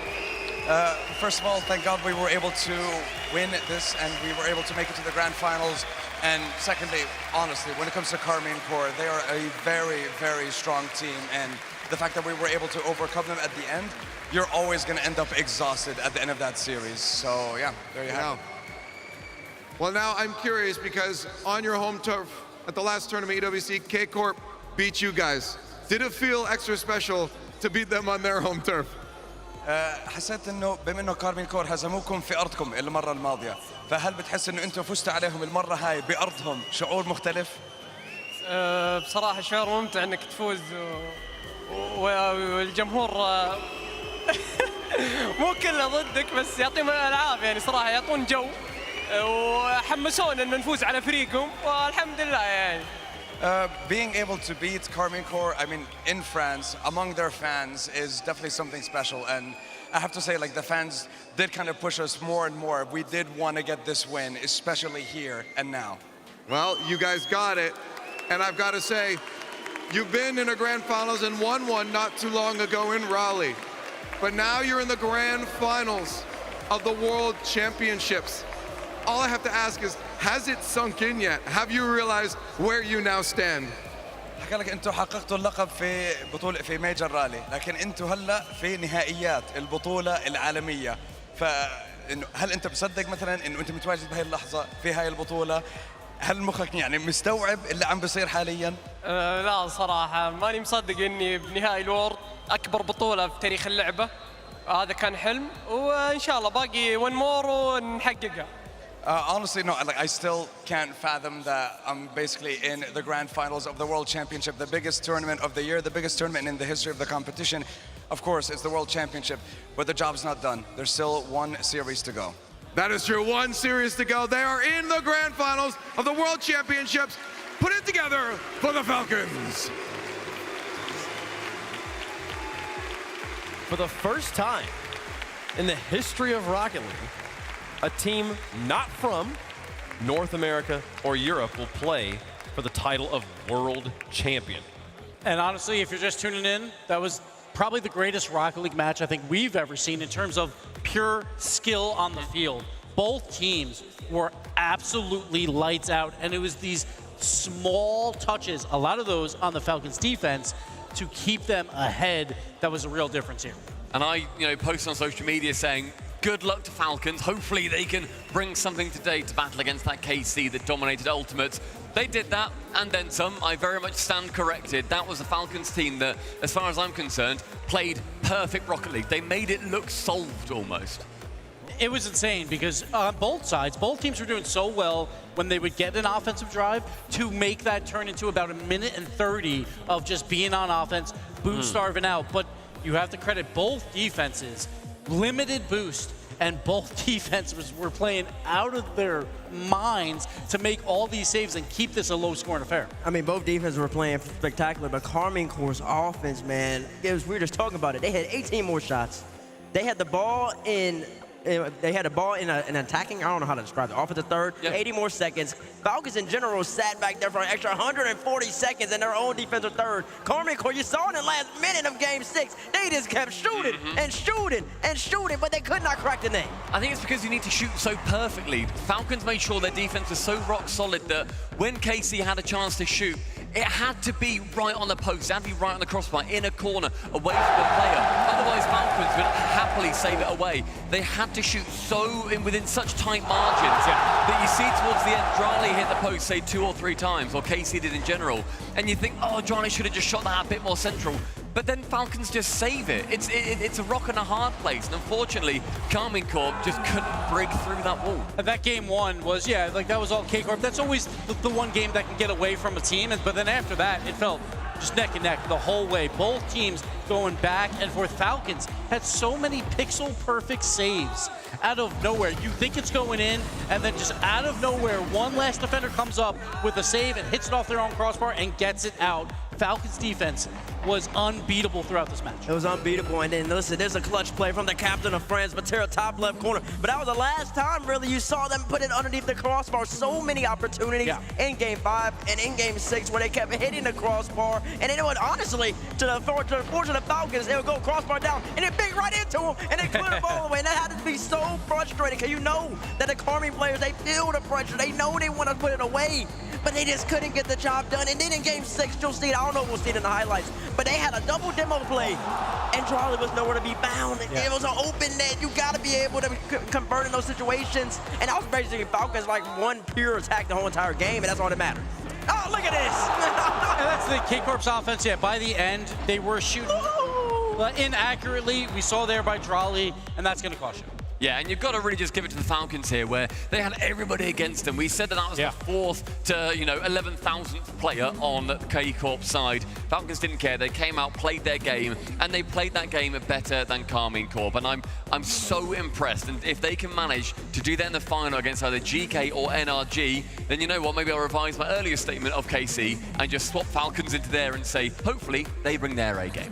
Listen, and you guys got to look back at the first ever FIFA E where these 3 players finally lifted the trophy. I know it was not an RLCS tournament. I know everybody didn't bring their actual teams. But knowing that you can win, learning that, actualizing that, it makes all the difference. And we see that with the defensive numbers here. Falcons 58% of the time playing defense, and they got it done. It was unbelievable. So incredibly close. But yes, I think the main difference in this match was the K-Corp shooting. By the end, fell apart just a bit. Maybe it just got to them just a bit, those nerves, and that's the difference. 4-2 Falcons. The one thing we haven't talked about, like the last time we saw these teams play on an RLCS stage was at the Birmingham Major Finals when Karmine Corp walked straight through them, and we thought maybe that would be a teaser of what was going to happen here. Yeah. The difference is between that time and now, Falcons have become Raleigh Major champions. They have finally got the monkey off their back of figuring out how do I win on the stage and RLCS when it matters most. They didn't. They dropped a series at EWC, yes, in between those two, so it feels like, oh, well, Karmine Corp still got their number. No, this was such a clean game from them, and even the best from Karmine Corp wasn't quite enough. It's just wild because all 3 of those players on Falcons are so talented. Every time they had the ball, you knew exactly what they were trying to do, and they would pull it off. And whoever has to play in the finals, it's going to be really tough. It's going to be very, very tough. There is one spot left in the finals. NRG and GK are going to play in the next matchup, and we'll see who gets the honor of playing for the title of world champion. But for the first time ever, there's a team not from NA or EU, and also, Bates, there's a chance that there's the first time ever of not having a European team in the finals. Yeah, there is a chance of that way, but listen, you keep saying chance a lot, and GK, they're kind of on a roll. They are. It's been 2,100 days since we've had a world champion that wasn't European. 2,100 days when Energy won it back in Season 8, and they had a European on that team. So they did. Okay. And the truth is, I've always felt this way since Season 8. It felt so good to see Garrett G lift the trophy, and he earned that trophy fair and square, no question about it. But did NA lift that trophy? They did, sort of. Asterisk. So did with the greatest of all time, you know? It feels like this is the chance for them to This is the chance for NA to get it done. NRG, with all North Americans, taking on GK from Europe, is next.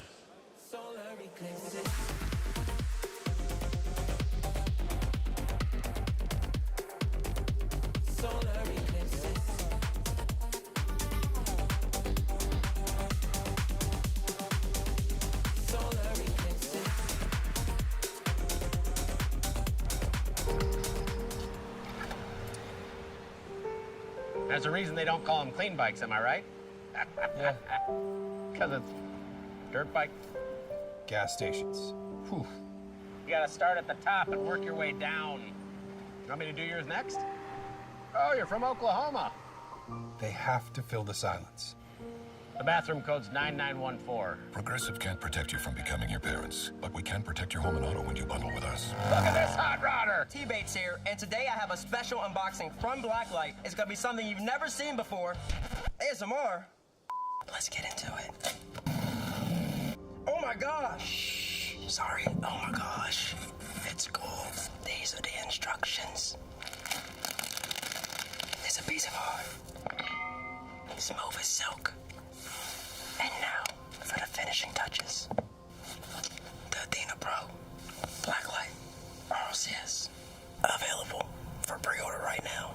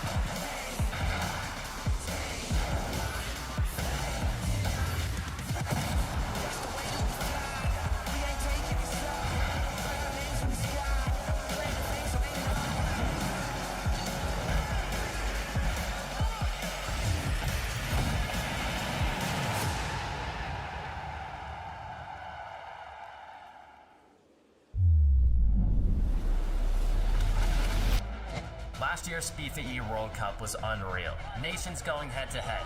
The energy, the passion, it was legendary. But this year, this is next level. Everyone wants this beauty, but only one nation will lift it. Fame your game. Let's go.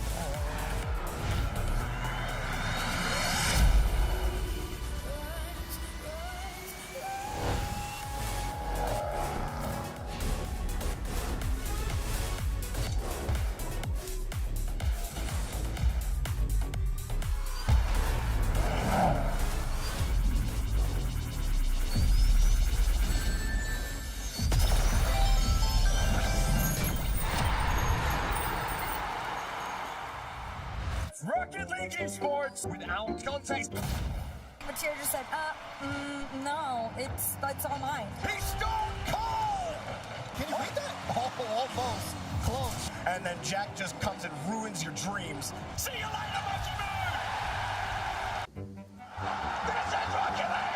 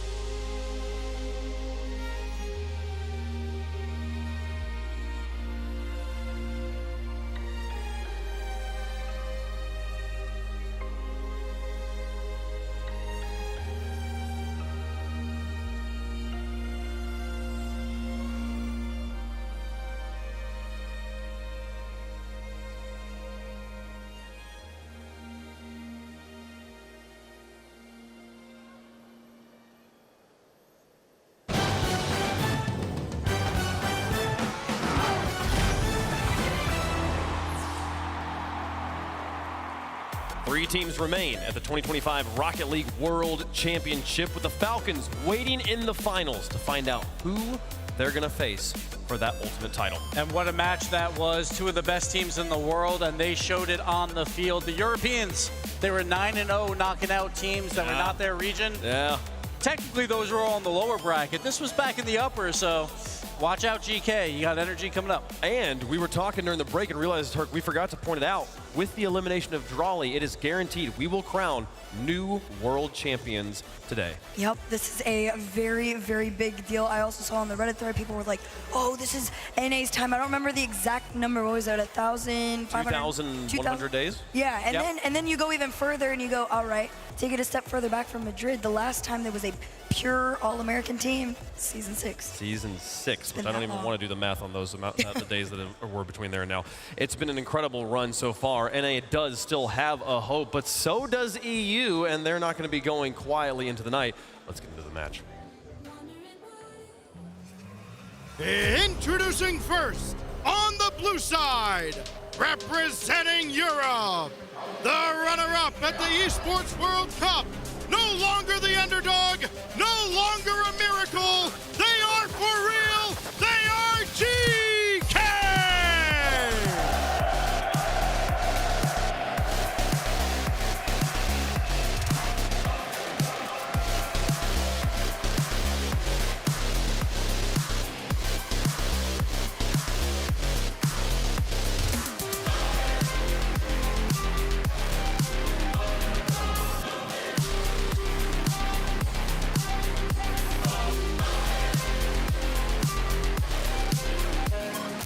The European region isn't done just yet. GK is the last team remaining. We began the week talking about the K-Corps, the Dignitas, the Vitalities, but GK is the last one here. Joyo, he's a major champion. This is the furthest he's ever gotten to a world championship, but he wants to go further. He sure does want to go further. He wants to become a world champion. He just saw his former teammate, Impatera, drop out, bow out in the semifinals. He doesn't want to end up like him. He wants to keep moving along. He's playing a great, fantastic tournament so far, but you're still waiting for that one pop-up moment from the man who lives in the sky. Well, another man who lives in the sky and has been dominating everyone there is Archie, of course. A stellar performance throughout this weekend, leading his team into this exact moment. It's his first top 4 as well, and he's in the MVP conversation for the entire tournament. He's also he was leading the progressive accolades too earlier today. I mean, the Karmine Corp, the Falcons are still making that run on him, so we'll check in on it later today. Oli, though, maybe most underrated player in the tournament? I think he is the most underrated player in the tournament. You're going into this, I don't think people expected Oli to be playing this well, but he is. You're talking about Archie being in the MVP conversation. Oli deserves some recognition for that award as well.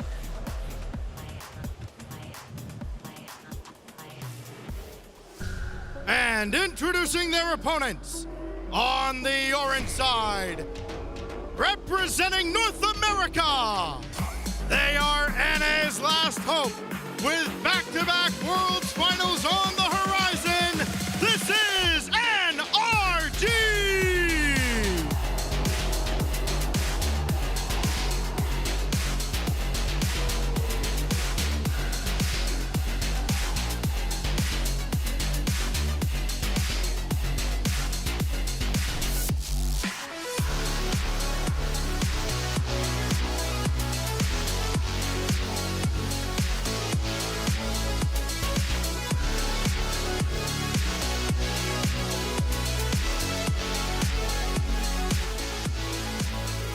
A bit of a mixed reaction from the crowd as NRG walked out here, and generally kind of muted cheers from GK here. I think that the crowd is going to be a little less of a factor in this matchup. It's all going to come down to the Rocket League. The crowd's still stunned from the last series. It's going to take them a little bit of rebound. I'm still trying to rebound myself, so I can only imagine how they feel. I mean, listen, I kind of wanted friends to be in the grand final. I really did. and saying that, though, if you're an NRG fan and you're a fan of North America, this team's trying to make it back-to-back World Championship Grand Final appearances. Daniel Beast Mode Atomic, they've been doing it for 2 years at this point, Gibbs. And there's a one EU team in the way now. They're so consistent. They know how to win. We just saw it last match. It is very difficult to win in Rocket League, but yet NRG 2 years in a row, always top 4, so many grand finals as well. They just can't get over that last hump. Well, they have 2 matches left to be crowned champions. This team truly is long overdue to get to touch that trophy. Yeah. There is a very solid chance that they could do it here. I think this could be it. I know, the internet's coping right now. They're hoping this is the moment that North America finally gets to see it. There's part of me that if I don't think about it that much, I just kind of think about this NRG roster and a little bit in the back of my mind and don't remember the results they've put up. I imagine them as world champions. That's how good they are. Yeah. It feels like they've already won it because they've been there so many times, and yet they've come up short every time they've had the chance. Yeah, but Bates, I'm not gonna lie. This has been a down year for them, and they're still getting top 4s. But the true power of a champion is you just find a way to win. And we saw that yesterday versus Ultimates. Game 7, it was sloppy. The whole match was. But they found a way to win. Can they do it again versus Europeans' last hope in Archie? I mean, Archie, look at the score, 455.91 goals. I mean, this man is just busy in front of the net. He's doing what he needs to get done. But Daniel, his numbers don't look that great, but I honestly think he's playing some of his best Rocket League that he ever has. But the playmaking ability, #1 there, and his goal participation is absolutely huge. Energy's not a high-powered offense, but their offense is slowly getting better, and that's because of Daniel. Yeah, because they switched it around. They got Daniel in the Octane, and honestly, he's kind of in the Catalyst. He's been really high forward, way more than he was online, way more, honestly. During his whole entire iteration of this roster, he's usually their 3rd man, but he's kind of been more of a 1st, 2nd man this go around. I mean, of course, and when you see Daniel in that position, right, you know that it is a natural state for them. They never force him to do anything that he's not comfortable in, so seeing Daniel back in that initiator role is going to be a huge step for NRG to try and take down GK. And that's always been a question with Energy. Yes, you're so dominant in North America, so I always have questions going into these international events. I'm thinking, oh, Europe's going to take 3 of the spots, Falcons with the other. But no, again, NRG, they just do what they need to do. They find a way to win. Doesn't matter what the bracket looks like. They get it done. They're here again. GK, this is brand new for them.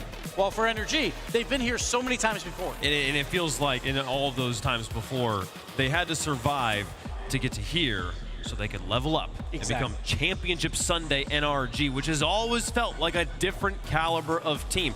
Certain grand final results ignored, but especially regionally, especially when they're playing in North America, it's been insane. And even in those grand finals that they've lost, we've seen those moments of them proving just how good this team can be. Can they do it 2 matches in a row right now? 2 matches in a row, that's the big question. And first they got to go through a GK squad who's been comfortable there on a roll themselves. Let's find out. Chat, let us know who you think is going to win. Perk, who you got? I look at Europe, and when I think of Europe, I think of Monkey Moon. And the only other person I think that could pull that off is Beast Mode. I think Beast Mode, I think NRG, NA today. Okay. I would love-hate relationship with NRG. Too. But they're just proven winners. They find a way to win when it matters most. I'm going NRG. Listen, you have the #1 ranked power team, the #2 ranked power team. They were in the other semifinal. They duked it out. One came out better. In this game, you have the #3 ranked power ranked team going into this tournament against somebody who's ranking like #6. Going by the power rankings, NRG's just a better team right here. They should be able to handle GK. They'll make it back to the World Championship Grand Final. All right, so Karmine Corp was able to buck the desk curse trend. I'm not as confident about NRG, but if I go GK, then they're not cursed, and then NRG wins, and I'm wrong. So give me NRG on this one, folks. They are the stronger team right now on paper. We don't play Rocket League on paper. We also play it in the ethers of the Rocket League gods. How does the coin come down? It's going to come down GK. Hey, let's just get it the right way up there for them. Caught like 3 that way this time. It's been an interesting day for the coin. It's also not been having the best of runs, but NA has woken up. They're going to be the favorites in chat. GK going to be the favorites in the building. Who's going to be the favorites on the pitch? Only one way to find out. 1 semifinal left to play, folks. We're approaching the ultimate moment of the Rocket League year, and yet, even in this final hour, there is still 1 ticket left to the fight.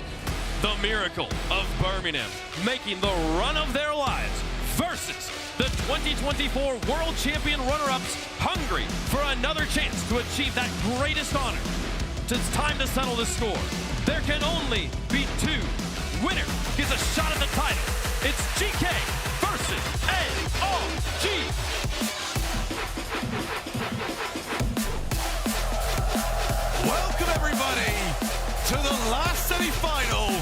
And the last step before the grand final. 3 teams left. One of them from MENA, one of them from Europe, one of them from North America. Joining us, get to game 1, brought to you by Progressive. Who was going to survive? Well, in a sudden twist of events, we've gone from thinking that the France streak that's long since continued might even be followed by the end of European Grand Finals appearances. It's been since season 2 that we've not had a French player in the Grand Final. We're not going to have one today. We've always had an EU team in the Grand Final for Worlds RLCS, but that could change. NRG, in fact, the favorites against EU's last team. NRG looking to try and make it to back-to-back World Championship finals. Atomic has already been to 2 of them. 0-2 in that matchup, but you've got to try and go for a 3rd time. On the opposite side, this is the man that I'm looking towards. Archie has just been unbelievable at this tournament. Simple Rocket League done to perfection. So he is now on his way up, looking for the sidewall skim. This isn't Simple Rocket League. Atomic now, off the wall. Joyo waiting, backboard. Good just to skim it around the first player. Can't quite deal with the second challenge. Archie waits, it is challenged for his own troubles. Do get the feeling that when it comes to this game 1, as the underdogs, GK need this one more. I do agree with that. I think GK have got to win this. Got to try and ride that wave of momentum that they've brought from earlier, beating Wildcard. But NRG just have a way to grind out series wins. And they can do it by running away with series, they can do it by coming back, they can do it in back and forth series. They just win, as the test said before the match. And this time they haven't got really to worry about the crowd being behind them. As the backboard was the target, but Atomic beats the ball. NRG aren't doing it for the fans around them this time around. They're doing it for themselves, and very lightning fast reactions required from Daniel. Making sure that one's not on target. Yeah, it's important that GK don't give NRG too much respect. Of course, NRG are so mechanical. They're so fast. They're such consistent players. Probably the highest floor in Rocket League history in terms of the ability you can expect to see from them. But GK have to anticipate certain mistakes. They have to take certain risks if they want to have a chance here. Right now, GK are getting a lot of success in these 50s. That's something that NRG typically crush against the vast majority of their opponents. Almost halfway through game number 1. Nothing to write home about, really. Neither team with a truly great opportunity on net, and that first touch from Archie isn't really going to add to our chances on net to this point. But another good 50. Archie's on the way. First one was a little bit too high, and Atomic can scoop up. Well, I'm not surprised to see this from game 1. Oh, that's a huge chance. That was NRG's best chance. GK were not ready to counter that approach. Nice clear by Archie, though. And now Oli has got an open net across the pitch staring at him, but he didn't hit it hard enough. Not sure if it was possible with how quickly Daniel got back. Yeah, Daniel should have had that no matter what. Archie collects ball, collects boost, got everything he wanted. Zoli, once again, on the clear. Archie might try and get it back to himself. Another sidewall double. Archie's gone for a few of these now. He's passed a couple of players, 0 boost. Reed. Booming clear as the redirect from beast mode. A couple of warning shots, but still nothing to test either team. Yeah, nobody was catching up to that skim, though, if Beast Mode put that on target. Now, will it come down to shooting accuracy? We've seen certain teams, Wildcard, even in the last series, KC, plagued by inaccuracy, costing them games, costing them series. You do worry about NRG's shooting sometimes. That can be their drawback, or at least one of them. The crossbar, often their worst enemy. This one's just above the crossbar. First one to it is a blue car.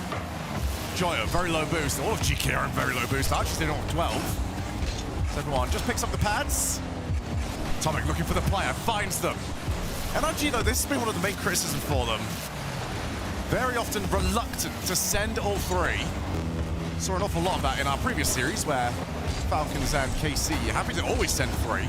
Yeah, I don't mind that in game 1, I think, just to get that game on the stage, in front of the crowd, get it in the books. Obviously, they've already played here yesterday, but on the day, their first game, they are starting to get the territory that they want. NRG very close to pushing GK into awkward positions.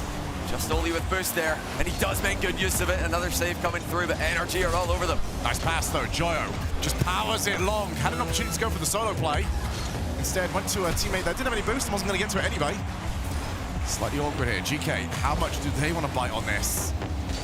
A tepid affair here in game number 1. As I do get the feeling GK are playing with fire on occasion as, oh my goodness, the team pinch also could have gone anywhere. But neither team really willing to have a proper bite at this game. Well, Daniel's in the back post here. If Beast can get it across, he's staunched to the 50 by Archie. Sticking to the ball as best as he can. Now he maybe even going to be GK's chance in 0 seconds. Should go for the flake hand. NRG not happy to take it. We have overtime. Like I said earlier, such an important game for GK to win, to keep the pressure on the favorites. You know NRG are going to come back at some point. You can't let them have this one, GK. They're not for now, but here come NRG again. They're just shooting shot after shot. Archie does defend that back corner move. Well, I think that first shot was actually off target anyway. Look towards the crossbar, which NRG do have a little bit of a habit of hitting more often than not. Joyo wants to go for the challenge, does get it. NRG have had this offense for so long. What can they create? Beast mode drops down. It's Archie to scoop away the danger. I mean, just unbelievable saves from GK all tournament long. Now they're into offense. It's been a while. Been pushed back. Between counterattacks, they have had some short stints next to the NRG goal, but huge clear coming through from Beast Mode. Backs up that GK defense. GK just have not had the opportunity to send a second man. There's no support on these plays. Back corner, Atomic leaves it. Daniel takes over, straight to Papavoli. First time to go for an outplay. Gets the player, looks for two. Just not quite on the board, and that's dangerous. Archie, is he going to go psycho? No, just let's get rid of it. I mean, there's been some insane 50-50s that have just gone flying towards goals in this game. One towards GK's net, there we've had about 2 or 3 towards NRG's net. Here comes Oli again, who's having the best tournament of his Rocket League career. What an unexpected sequence of events. GK, the true dark horse of the competition. Not just this competition, but so many that they've been in this year. A quick reminder that they are grand finalists in the most recent LAN we've had.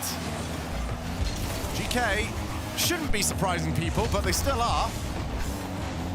Joyo takes his time. First touch let him down, decides to go low. Looking for the follow, 0 boost, just fake the challenge, and Daniel clears long. Over 7 minutes now. No goals scored. This might be our first, but Beast Mode straight to the path of Archie. And Archie's been there for GK a couple times now. When they needed him to buy some time. Oli's gone mid here towards Joy. I don't think NRG expected that, but that was a bit of a risky pass to be making in that kind of pace. What insane defenses these teams have. So hard to score on. So tentative in game 1. Yeah, both teams just don't really want to pull the trigger just yet, as Oli and Archie almost collide into one another. I feel like this is something that really suits NRG, though, as they go backboard. Too much work for Beast Mode, and Archie will clear. But this feels like it's NRG's at the moment. Yeah. GK need to start getting some flash and pizzazz into this game. Yeah, this feels like an NRG 1-0 waiting to happen. We've seen plenty of those this year. They don't often win very much, but they do win. Oh, a save! How is that stayed out? That looked like the NRG goal. Not yet. And GK, once again, almost see it just glide into their goal. Now they've got one goalkeeper left. Archie clears. Only into the infield. Beast Mode scores! And a classy pass there from NRG. Awkward clear by Archie, but look at the vision from Atomic. Finding Beast Mode in open space, so close to the goal. Beast Mode slots it bottom left. Well, we said game 1, GK needed to make an impression. The impression is you've got very good defense. You're going to need to use a little bit less of that. Yeah. How many saves is that on the board that we just saw? Crazy. I mean, we've got 6 saves from just Archie, but the whole team racking up 13 saves there. GK have had some insane saves this whole weekend, but they couldn't get enough. It was NRG's pressure that eventually caused them to cave. 15 shots to NRG in that first game, just 4 for GK. Now, GK are quite happy to do this. They were baiting in Wildcard in their previous matchup. They are a very good counter-attacking team, but NRG do not overextend. You're not going to catch these guys out with counterattacks. Maybe Falcons, if you can make the final, can fall prey to that. But GK have to fight for this midfield. They need to push NRG back if they want to have any chance to win a game here, never mind the series. Yeah, it does feel like what we just saw from GK is tailor-made to work for NRG. If NRG could put together their favorite opposing play style, they would look at what we just had and go, Yeah, more of that, please, because we can just slowly press forward. We don't need to take risks. We don't have to overcommit. We don't have to really get all that flashy, but we will eventually score. Yeah, just keep taking shots, keep sealing boosts away, and eventually the goal will come. But let's see if GEEKAY can respond. Will it just be more NRG ball? That's the style that they want to be playing. Joyo with an early opportunity, but he does not get involved before the ball gets cleared. NRG, rinse and repeat, do that again. Goes perfect. Joyo dances around with the ball. Archie takes the shot. Took a little bit too long, and NRG have recovered all their players. Now we go to the ceiling. Daniel with support. You can always see NRG, the communication is just so quick. They know who's supposed to be going for it. Joyo looking to just try and provide that little bit of magic, but just can't get that first touch to allow him to really wield the wand. Oh, big dunk by Daniel. Joyo, heavy first touch, but he gets back to it. Archie skims it to the corner. They're, really using a ton of boosts here, GEEKAY, to try and get some offensive pressure going. That, to me, is the clear difference between these two teams. Boost efficiency. NRG have plenty. And look at this from Daniel, from Beast Mode, sorry. Not used to seeing Daniel in the Octa this weekend. I just think every time I see one, it must be him. Backboard from Oli. Oh. Look for the unbelievable angle as Oli again tried to find the car. Best offense that we've seen from GEEKAY so far. Now they've got to try and get back. It's NRG. And this thing is NRG happy to play. Oh my goodness, wait, that might just be in as Beast Mode. Gets himself into position just in time. 6.5 minutes of Rocket League played. 6.5 minutes since GEEKAY have had a goal. Looking for something, looking to try and break NRG open. Infield, that's far too close to Atomic. NRG just communicates so well in defense. They just don't double commit. They don't waste boost. You can see, even for the extended periods of pressure, the short extended periods of pressure, I might add, that GEEKAY get, NRG are doing fine. They are comfortable on boost. Maybe the ball's near their goal, maybe it's in the danger area, maybe there's a shot coming, but they seem to be always ready. Shot straight down the middle towards Beast Mode. Joyo, be a heck of a read if he could get it. Realized pretty quickly that he could not. Archie goes to the ceiling. Has he got any support? Joe's on the way. And now Oli's by himself, but NRG not too quick on the counter. Another 0-0. GEEKAY looking better in this game, though. A couple of demos on the third man, and this actually might open up now for GEEKAY. They're not going to be challenged for a little bit. Joyo's got some time against the respawning Daniel. And GEEKAY, they're getting moments where they have clear possession of the ball. They can't do anything with it. Well, the pre-jump attempt there. Looks like NRG are starting to get comfortable today. That's a bad sign if you're a GEEKAY fan. Reminder that if GEEKAY lose, this will be the first ever RLCS World Final without a European team, without a European player. MENA have been the main characters this season, but NRG forever involved. Once again, GEEKAY cannot find a way through. NRG are threatening the counter. Reminder as well, the NRG org. Different players, 1-1 when it comes to their grand final appearances, Season 5 and Season 8. Imagine how it's like for your organization to have a rubber match when it comes to grand finals. Another pre-jump there from Atomic, but that pass is nowhere near him. Archie does cover. Joyo again, he's the first one onto a lot of these. If he can just sort that first touch out, they might get something better from these. They're afraid to commit with everybody because boost is such a premium in this matchup. GEEKAY can't seem to, hold on to 20-ish boost, just a little bit to recover with. Give the third man confidence to move in. NRG do not have that issue. Seems so close to a goal again, but the crossbar saves GEEKAY. I think we've seen the crossbar hit more often than we've seen goals in the last hour of Rocket League. Drops down. Joyo doesn't want to go for it. They're going to have to commit at some point. GEEKAY seem terrified of them all in. That's the corner. Beast Mode has got his second. Perfect shooting from Beast Mode. Atomic mid. Beast Mode waiting for it. And how about that for a shot? Archie, one of the best goalkeepers in the world, could not save it. You have to put two Archies back to back, and they might just barely get to the ball. Still nothing for GEEKAY Esports. 9+ minutes of Rocket League. Held to 1-0. Right now they're being held to another one. Daniel goes backboard. Archie should have it. But it's just clearing hope right now for a lack of boost, a lack of confidence. Name it what you will. Beast mode doesn't lack any confidence. Oh! And why would you? When you've got Atomic got your back. Well, it was almost just beast mode by himself initially. Atomic comes in, barrels through the goalkeeper. GEEKAY completely stuck in the mud as NRG take a 2-0 advantage. It's just not there at the moment for the Europeans. Joyo set, Archie gets there first. And most importantly, they've got 27 seconds to work with. The kickoff strat into the pinch pass mid. That is an insane pass by Joyo to keep that controlled enough that Archie can get there, but also get it across past the defenders. Still though, one more to go. And another kickoff play. Oli on the fake kickoff. Joyo. Oh, it's a nothing touch, but they might still be able to scramble for something here. Oli on 0 boost. Is that an overcommit? Archie scampering on back, but it is an overcommit. They couldn't get everyone back in position. They tried, but the missed touch from Joyo just set off the domino effect. Yet Archie a bit worried about getting beat there. He's trying to block the shot that didn't really come his way. He centers it. And look at the speed Atomic got up with. 13 seconds to go. Kickoff strat needed from GEEKAY, or it will be NA's NRG. Going 2-0 up in the series. Joyo has to score quickly here. To the corner, but it doesn't seem like GEEKAY have got anything on the board.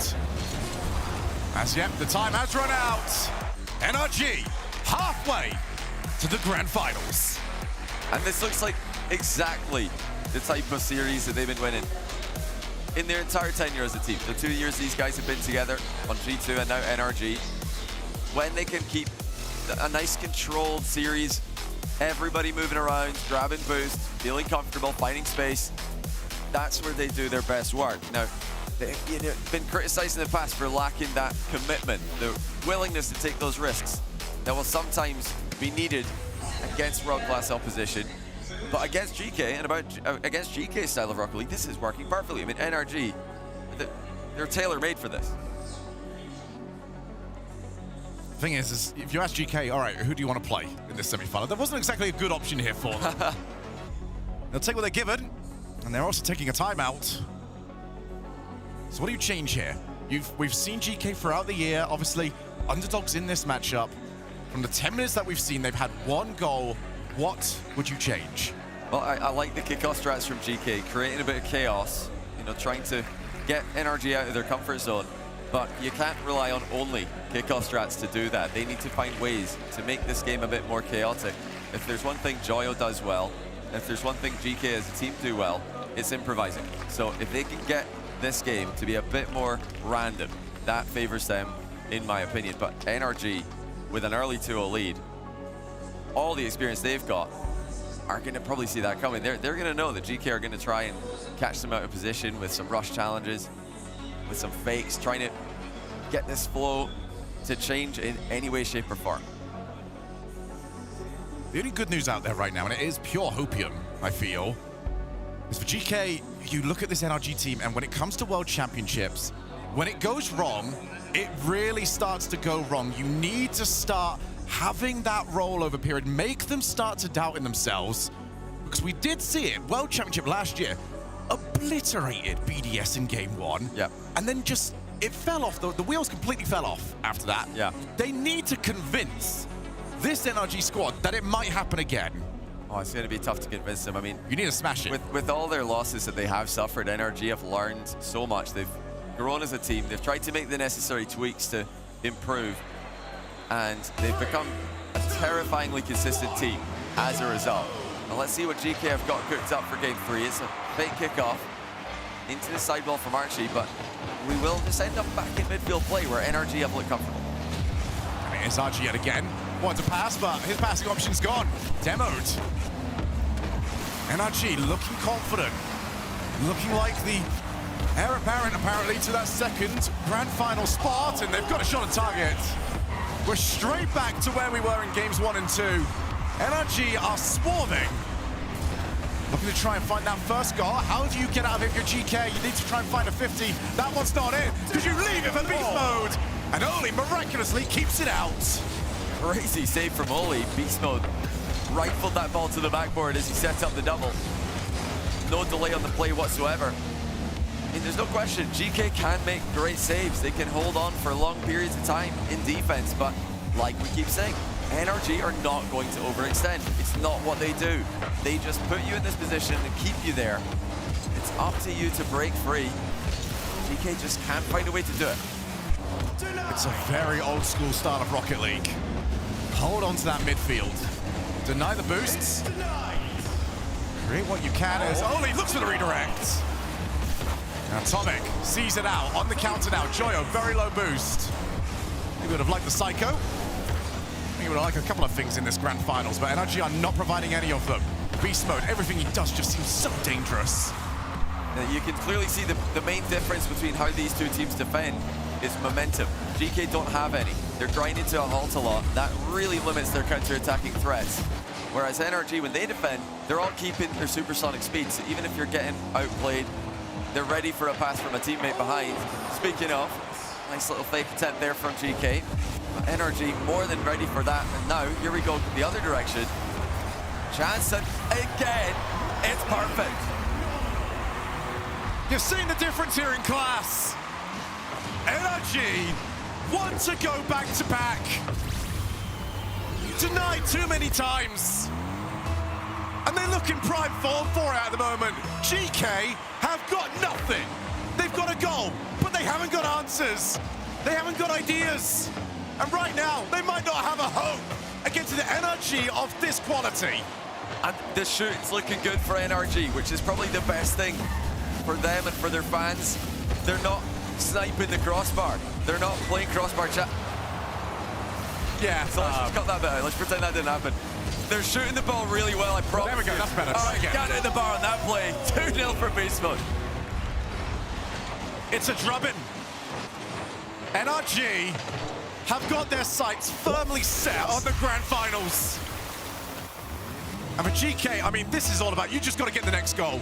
One more against them, heads will drop. And we saw from the offense that GK had, it's just, they get one shot, and then they have to go back. NRG get 12. Yeah, it's just not the same volume. And there's really no serious pressure being put on NRG here. It's kind of fake pressure from GK where they're, you know, putting the ball near the net, but there's so many cars in the way of it. There's so many challenges lined up one after another that you're gonna need to do better. Oh, that's one way to do it. If you can't get the ball past the challenges by passing to teammates, why not the ceiling? That's beautiful. And it's necessary. Oli provides the spark. Crazy from Oli, what a goal. Can GK now take that spark, turn it into a fire, and burn down NRG's hopes of the grand finals? Atomic off the wall. Just so smooth every time. Joyo's not getting to it. Oli's not getting to it. 3-1. And the striking's looking good again. Atomic with a brilliant first touch. Joyo decided to turn. Maybe it would have been better to just continue on forward there, but again, boost is so low for GK. They're afraid to leave each other isolated in defense. They can't cover all the angles NRG are threatening. It's another fake kickoff. NRG just seemingly happy to play those as well. GK just can't quite find that second phase. They can get the ball over to Oli when he's waiting for it, but what comes next after that? Oli now in net. Clears it into Joyo. Had a few of these positions. Can he create something from it? He's passed a few as Arjun drops it. Oli's next. But Daniel beats him in the foot race. Joyo tries to keep that play going. GK seem to realize they can't let this offense go. They've got to just send cars, throw limbs, do what you can.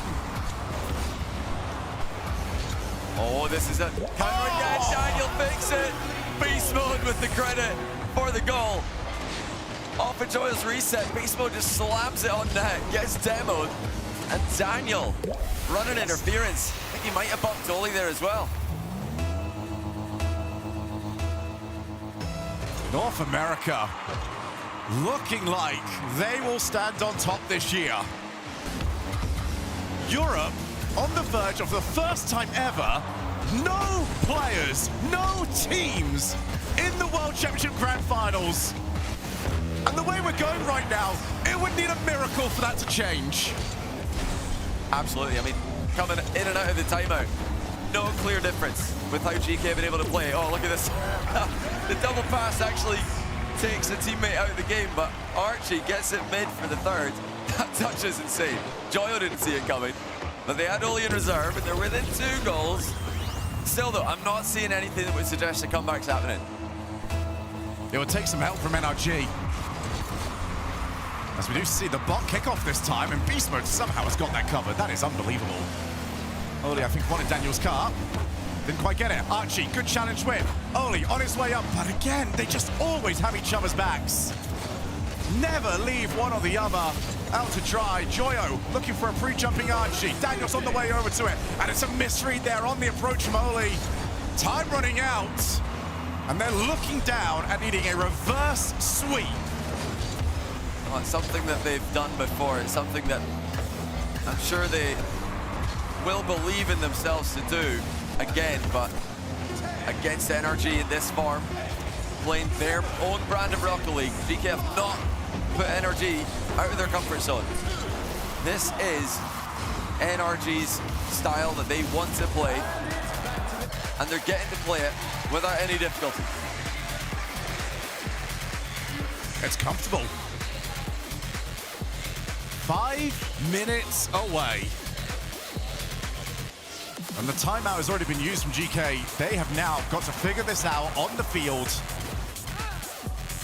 I think it was a bit better towards the end. Once they realized this game is as good as gone, well, yeah, they just started throwing everything. Once they're getting honestly, yeah, strategies need to go out the window here. You just got to try and outplay them, because whatever this, it's not going to work. Yeah, I think that right now we're just seeing a difference in efficiency when it comes to movement.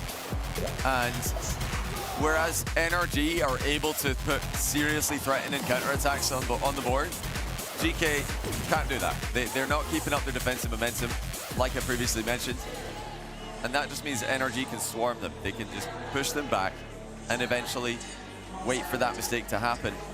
I mean, the crazy thing here is that NRG in this matchup are not the crowd favorites. The crowd seems to be, you know, on and off GK supporters throughout the weekend, just against them when they played Wildcard. Yeah. But if NRG make the final, I think the crowd's going to be on their side, because I cannot see the crowd back in Falcons at all. Getting in now to game number 4. Is Europe about to bow out? Or can somehow, some way, GK make believers out of us, everyone in the arena, and everyone at home? Oh! Well, no, NRG playing like this at the moment. Well, great reaction by Archie, and a good follow-up as well. That was almost a disaster. Could still be Beast Mode with the double tap backwards towards Daniel. He's going to fake it out for Atomic. Oh, insane save by Joyo. The ball's still on the goal line, though. They finally get rid of it. And Archie wants a 50. Nobody able to provide to him. Instead, his car is wiped off the field. Sent to the scrap heap. Now Joyo's turn. Good 50 from him. Recovers it. Oh, it's an own goal!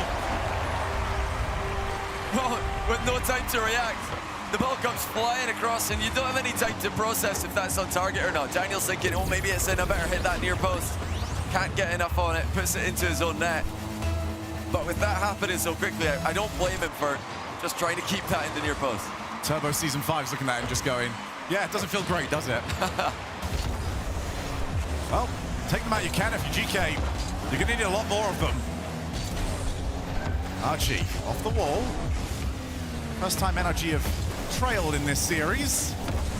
That was going to change anything for quite some time. They'll just continue to play their way. It's a booming clear. Oli off the backboard. Can't go too much further with it. That's backboard again, and a much needed touch there from Archie. This is what NRG do. You've been put in the vortex. GK looking to try and find a way out. This is exactly what NRG need to, the last piece that we need to prove. For me to truly believe they can go up against Falcons and match them is, can they win this one from behind? They've been having it easy in this match, thanks to their own good play. But sometimes NRG play their best Rocket League from behind. They always play their best Rocket League at the end of tournaments. Slow starters, yes, but Champ Sunday, this is where they thrive. Atomic off the wall. Daniel in the background, he's just lurking. Might be tempted by this ball, he certainly is. Off towards the ceiling. Reset from the ceiling and immediately backs away from the play. As that one's on target, Oli. Much required save on that ball. Half the game left to play. Left over to beast mode. Wants to take Oli on the 50 and Oli crushes through. NRG have got time. They're starting to build that attack though. Another boost seal comes through. They've taken both of them, and again, GEEKAY are completely starved.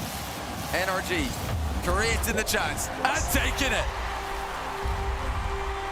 It was messy.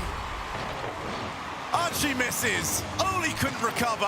One of them's bumped as well. GEEKAY had the lead and watch it vanish off a very, very silly process. Oli looking to try and put them back in the lead. Backboard, has he got the boost? Not quite. How's Joyo's turn? Off the Musty, and my goodness, if we could have a high jump competition for those Musties, I think he'd be winning it. But for all of the creativity and for all the flair, it accomplishes nothing against the disciplined defense of NRG. Oli off the ceiling, he's blocked while trying another impossible shot. GEEKAY want to have any chance here. They cannot panic. They lost their lead, but they're still in this game. It seems like GEEKAY's strategy here is just to get a little bit weird with it. Catch NRG in a way that they're not expecting. I'm not entirely sure there is a way that NRG aren't expecting, but hey, GEEKAY are the ones I've got to try and find out. They'll be the scientists. It's Daniel. Good 50 from him. Joy's going to leave it for a teammate. It's Archie's low boost. Saying a GEEKAY player is low boost seems sort of redundant at this point in the series. It's been part of what they've just had to deal with the entire time, as we might very well be. Next goal, sending NRG to the grand finals. Joyo, only as far as Daniel. He's out of boost. Atomic's waiting. Goes back. Bono doesn't need it. Top bins. What a snipe by Atomic. Daniel with the aerial fake. Just let GEEKAY hit the ball for free. And Atomic puts it in the top corner. 2-1. And Hopium turns to Copium. Might be Nopium. GEEKAY have found nothing for NRG. Oh, Joyo with the skim. It's into the crossbar. Oli's there with the fake, but again, NRG are covering the option. Even when GEEKAY are trying to catch them by surprise, NRG see it coming. Back out, Oli, there again. Just a wall of orange cars that you've got to get through to take these shots. Oli out to Joyo. Into the corner. This might be playable here. Joyo again. Oli would have liked to have run onto that shot, but Joyo seemed to claim it. 40 seconds. And Europe staring down the barrel of elimination. NRG is going through the motions, continuing to apply the pressure. More boost steals, more pace about the pitch. They tried to make their second grand final in a row for RLCS World Championships. And the Falcons might have been expecting to have a little bit more of a break here. But if it keeps going this way, Atomic off the backboard, Oli will clear. 10 seconds and GEEKAY, they need to find the ball. Yeah, they don't have a lot of boost. It's been the story of their series so far. Archie's bumped one, but clear it goes. GEEKAY need to keep it up. They won't.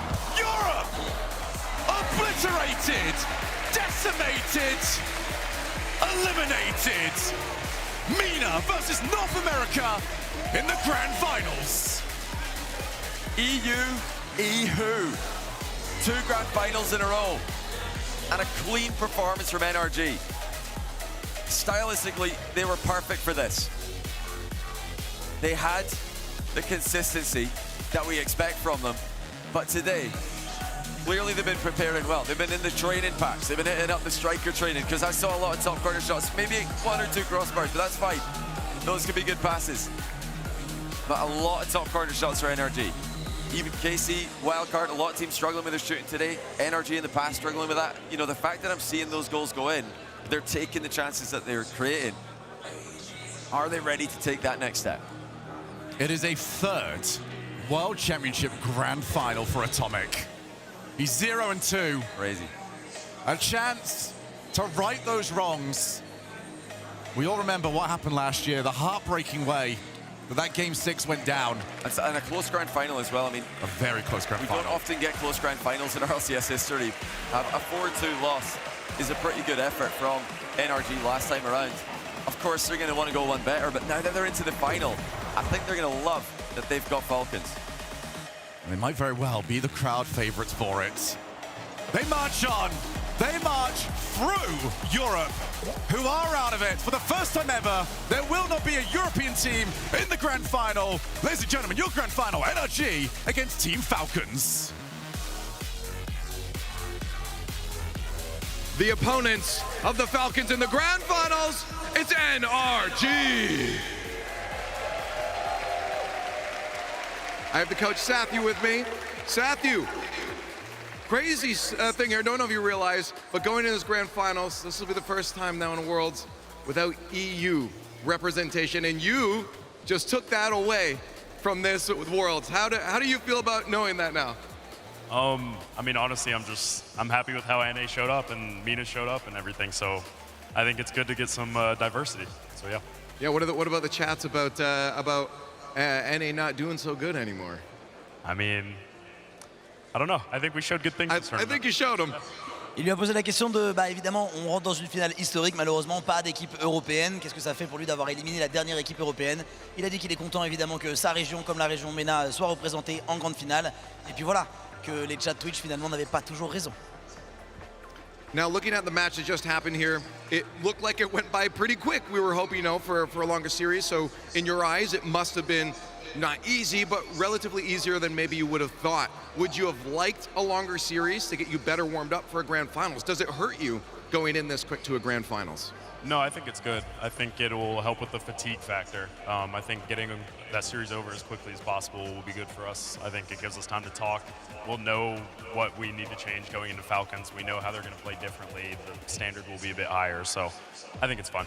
Il lui a demandé s'il préférait avoir une demi-finale qui était plus serrée et plus longue pour être mieux préparé pour la finale contre Falcons. Finalement, il trouve que d'avoir stomp un petit peu la game et gagner comme ça, c'était plutôt pas mal et que ça leur permet d'avoir moins de fatigue et potentiellement mieux rentrer dans la finale. Donc pour lui, c'était mieux de faire un match court maintenant.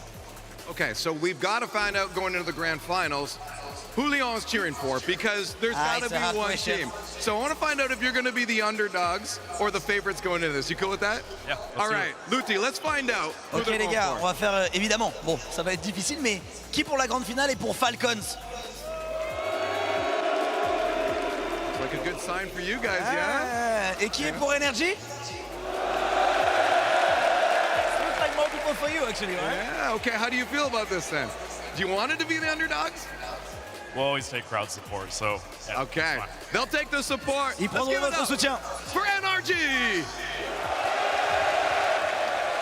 It's been said a few times already. It's worth saying again. And for the first time in the history of Rocket League, a team from Europe will not be present when the world title is on the line. And it's been 2,100 days. It's always been a European champion, but finally we won't have that as well. It's going to be an interesting final. I feel like NRG is pretty smart there. Send the coach up for the interview.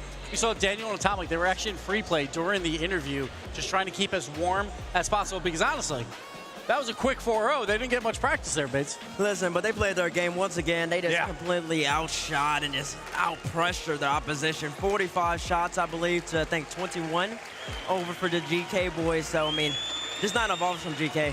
I mean, it's the energy debuff, though. This is what happens every time someone goes up against energy. They just look like they play bad. It's because energy's challenge game is so incredibly good. Their defense is phenomenal. So it just looks like the other team is playing a lot poorer. It's going to be a big test, though, with Falcons, because obviously Falcons have looked lights out all tournament long. So see if energy can keep it up there. Yeah, these are two teams that have already faced off twice in the head-to-head. It is tied currently. So whoever comes out on top truly, absolutely deserves it. But what a run for all these players. I mean, going back-to-back World Championship Grand Finals for NRG, though. They earned this spot under the name of G2 last year. They sure did. And they come in here, NRG, again. And it's not just back-to-back wave. Atomic is now tied Monkey Moon with the most World Championship Grand Final appearances since the Open Era began with 3. This man is also living in a World Championship Grand Final, but the difference between him and Monkey Moon is Monkey Moon's got 2, Mossy has 0. And he's the only one that's lost 2 Grand Finals, I believe, as well. So he's got to break that monkey. But for this match, everyone's coming in thinking, all right, it's still Europe. It's going to be very competitive. We've seen GK all weekend long playing very good Rocket League, but Energy just quieted them down from the very beginning, and the shots were on point. The shooting packs have been coming out for Energy. It's always been their biggest weekness. Well, yeah, listen, and also the amount that the opportunities that they're getting has increased as well. So, I mean, when you're out shooting your opponent in back-to-back series by over 20, some of the goals naturally have to start dropping. So with this NRG squad, I do think the shooting in general, though, to your point, Gibbs, has improved. They do seem to be more accurate, and that has paid dividends. Now, the scary thing is the same can be said for the Falcons. That was some of the most accurate shooting we'd seen on their end in their match. So this is going to come down to the most pinpoint, clean Rocket League that we have ever seen. But at the same time, Energy, it's a 4-0. That is good for them. Save some of that energy for the finals. Falcons, it was TRK said, I am tired. It's like after playing K-Corp. He was very fatigued after that match. We'll see how they come back after that. Maybe but Energy, that was quick and clean. Maybe that's why they swept him. Well, don't give him any less, give him less rest time. Give him less rest time. I mean, listen, that's an excellent point. Get him out of there quick. Falcons just played absolute doozy of a series against Karmine Corp. They're both going Mach 90, and you can just tell the differences between the two series. Karmine Corp Falcons, the pace. This series in particular, very slow. But you know, NRG can play faster. Maybe they'll have to do that against Falcons. But they usually don't have to. They like to play this slow game. Make it sloppy, make it a little messy, and they will control the game. They've done it all year in North America. They've been top 4 all these times, and now finally back to a grand final. And then the biggest difference when it's NRG team, honestly, the whole entire tournament is how much more they are converting and how much more they are on offense. 57.2% of the time, GK's in their back half. 42.8% for NRG. They're literally controlling the midfield, and now they're controlling your third. Yeah, and we see it with offensive demos as well. If you play more offense, you're bound to get more demos. Yep, this is an old school version of NRG, but of course the 2025 version, a clean, scary threat that deserves a grand final spot. And now we got a rematch of London 3.0 as well. It was Falcons versus G2 back then. Back then, everyone thought Falcons would run away with it, but G2 came on top. Don't say everyone, because trust me, one person in particular didn't go for that squad, and I remember who that was. And telling you that, though, that series was close. You go back to London 3.0, it was game 3, beast mode all the way across the map to Daniel, top left corner at 0 seconds. That paid big. That was a major factor. That put G2 up 2-1 in the series. They finished it in 6. And that was also Baby Falcons, too. Because once again, I'm talking about FIFA E. They know how to win now, and that's a different story. It was FIFA E as well as the Raleigh Major. They've won a LAN, and now they've won an RLCS LAN. This is going to be a different Falcons than NRG/G2 saw back in that London 3.0. A few other interesting facts. I mean, the story for North America has been tragic since the Open era began. There are only 3 players in the history of Rocket League who have played for the title of World Champion twice without winning it. Oh, sir. The original G2 squad, JNAPS, Atomic, and Chicago. Atomic had only lost his first at that time. And that JNAPS and Chicago lost their second one when they lost the first one in Season 7. And now they lost in 21-22. Atomic has now lost 2 because he lost one there, and then last year. 24. So he's getting his 3rd chance here. But North America, yet to win it. Fun fact, though, this is the first time since Season 6 where we are guaranteed to have a regional MVP win the world title with Daniel and TRK. So basically the #1 seeds are finally doing work here. Finally, it's just going as expected. Good job, guys. Rocket League very top heavy, I guess. But no one expected this, right? No one expected this final. Everyone's talking about Europe and how good they are going into this event, and everyone's like, will NRG even make top 8? Because again, and I'll say it, like I picked Ninjas in Pajamas back in that round 1, game 5 overtime. Could have been completely different. We've seen so many upsets, but NRG, again, find ways to win. I mean, that's what they do. Even going back to last year, they go to game 7, game 6. If it was for our unfortunate Mossy flip, they might win a game 7 for that one as well. They love playing on Champions Field. They don't always come out victorious, but they always do push it all the way to the limit. They swept GK right there, which is an anomaly for them. They usually don't take out teams that quick. And going up against this Falcons squad, I'm honestly expecting to go 6-7 already, because I know both of these teams can bring it to the table. I feel like, I'm curious from all 3 of you, maybe we can start with you, Herc. Like what would it, Falcons looked so good against Karmine Corp that as this match started, I was like, I don't know if there's anything NRG can do to convince me they really have a shot. The Falcons aren't the clear favorites. Did they do enough in that sweep to convince you? I think Yes and no, actually. I think what is missing is going to be the aggressiveness that the Falcons are going to be bringing to them. You know, at some point the Twins are going to just start open demoing on them, and that could mess with the cleanliness that we just saw against GK. Yeah. So if they can go toe for toe as far as demos, bumps, but not breaking, you know, the play style that they want to bring to the series, I think NRG actually could do it. So when I watched Falcons K-Corp, that was the best Rocket League match I think I've ever seen. Yep. It was going to be very hard to change that. I don't think it's changed right now. I think I would still go Falcons, but Energy, if they can control the pace of play, they have a real shot. Okay, well, we'll see if they can get it done, folks. It's time. The grand finals are next at the Rocket League World Championship. We'll take a quick break. When we come back, it's Falcons versus NRG for the ultimate title. Stick around.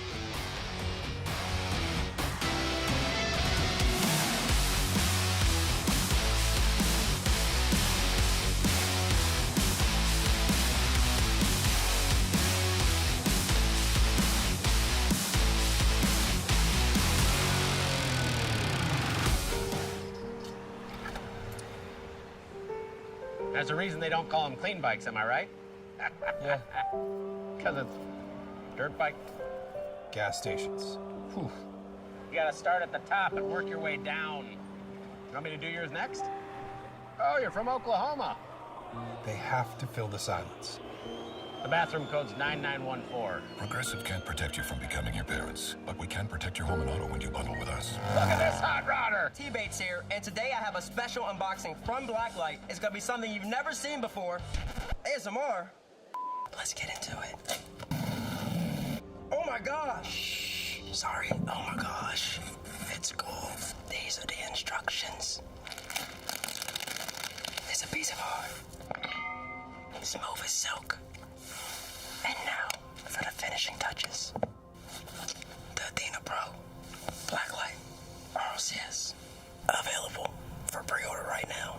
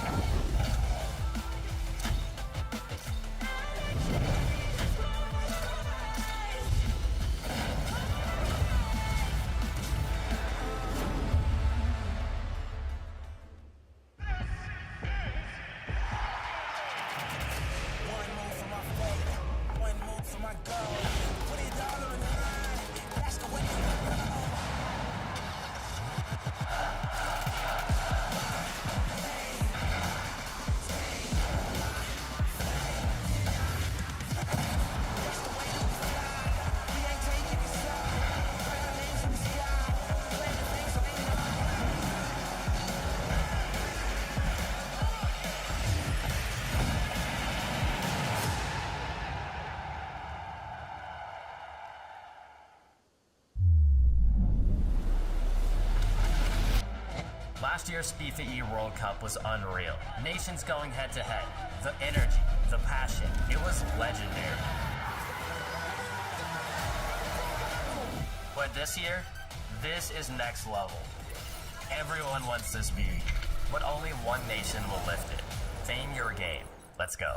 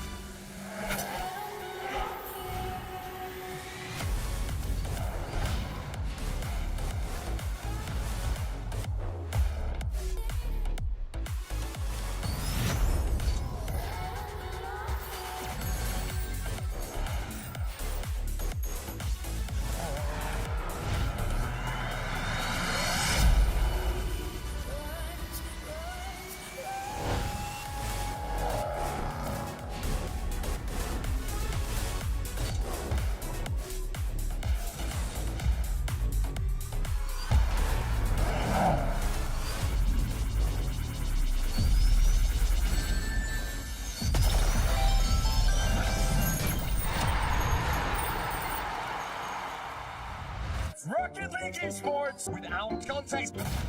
That was a clip! Daniel on another level. That's a big beat for beast mode. The arcade might try to cook here. Musty, a little weak. Oh, Dorian again! The second clip! This is Rocket League!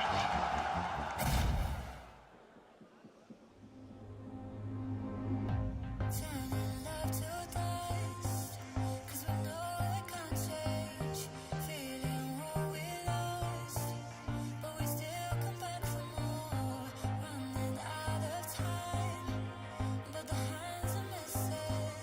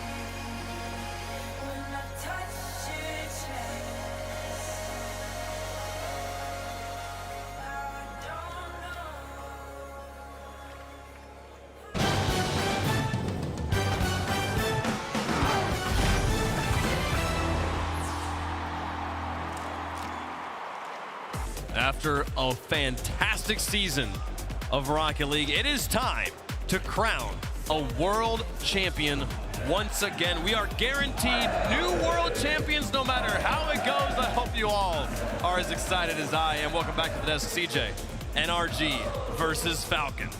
NRG been here before, but Falcons, they are seriously in form. I don't know, I don't want to be too biased, T-Base, but I feel like there were two different semifinals in terms of how they look. Well, wouldn't be biased, that would just be factual. Okay, okay. Yeah. But it's also I'm glad I was the only one. A full year of roster mania with an extra transfer window as well for the LCQs. Yeah. And what two teams are left? The two same rosters from last season. No roster moves across these guys. They knew it worked. They brought it back, and they did it for this reason, to play in the grand finals. Incredible, incredible stuff. They're here. It's the biggest match of the year. The Golden Hornets still in the house, beating their drums. Loving it. Vitality's been out for a while, and they said, hey, we just love Rocket League. We got to love the support they've been giving us here. And it's been a fantastic lane in France, Jim. It sure has been a fantastic lane in France. The fans have been amazing. The teams have been popping off. It's been unpredictable. Everybody's playing their best Rocket League, it appears. And finally, we get to this grand final here where Atomic tries to get his first versus Mina tries to get their first. The region that was added 4 years ago in the 21-22 announcement is now in the RLCS World Championship Grand Final after coming off a major win, after winning FIFA E, and then NA hasn't won in 9 million years. My goodness. There's been so much work put in by all these guys on the field, but only 3 can be world champs. And that's what it comes down to. You know there's going to be heartbreak on one side and just jubilation on the other. Through all the open qualifiers, through all the prize pools, through all the drops in chat, like I mean, it's such this huge event that's happening, a global event that all leads up to this moment. I'm so excited that we get to celebrate it here and see it again. A truly global esport, and really is. Just two teams where NRG, they know about grand finals in world championships. They do. Falcons, though, they've just learned how to win a final. And we just get to spectate and have a great time watching this great Rocket League year in and year out. Celebrating with Esports' greatest fans in the building. It's going to be a lot of fun. Well, we've had a lot of fun talking about Rocket League and talking about the 2025 Rocket League Championship Series. It's time to show you guys a little bit about RLCS 2026.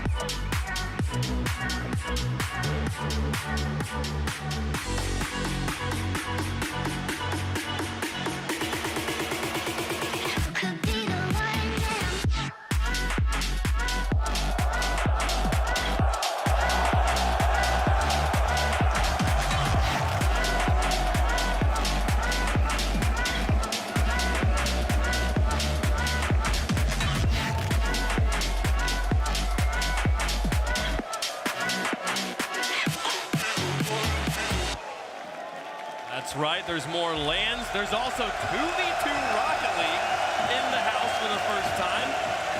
The fans are excited about that. I know the entire Rocket League world's gonna be excited about that. I'm excited to talk to Fairy Peak, World Championship Fairy Peak on the desk with us here. What's up, Fairy? Give him a warm welcome here. Fairy Peak, you know a thing or two about winning twos tournaments. I think I'm pretty good at twos, but no, I need to the new players. Yeah.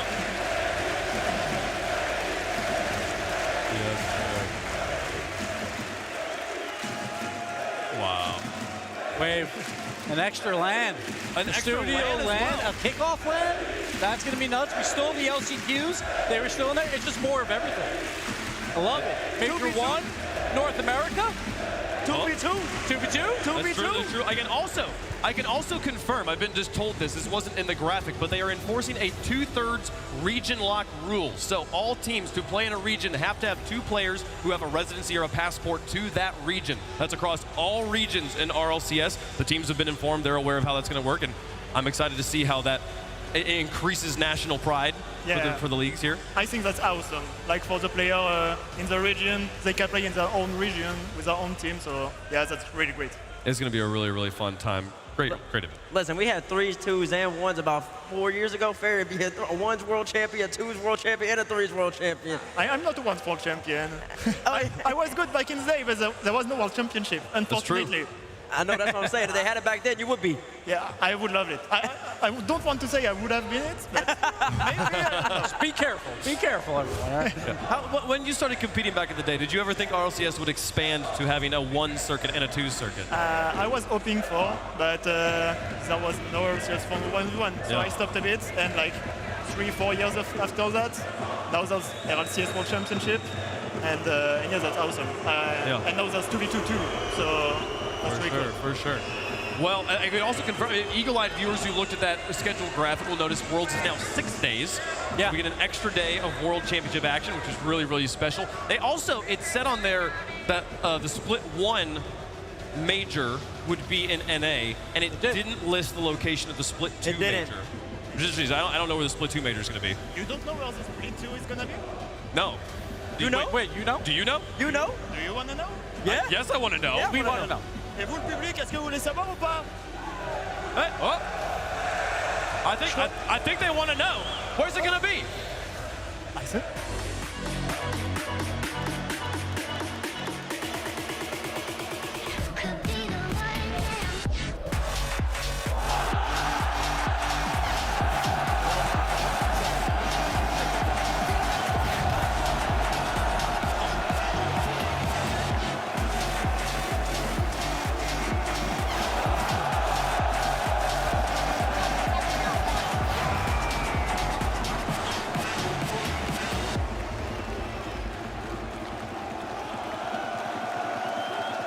Tickets go on sale soon for the first ever Paris Major. It's about time we made it to Paris.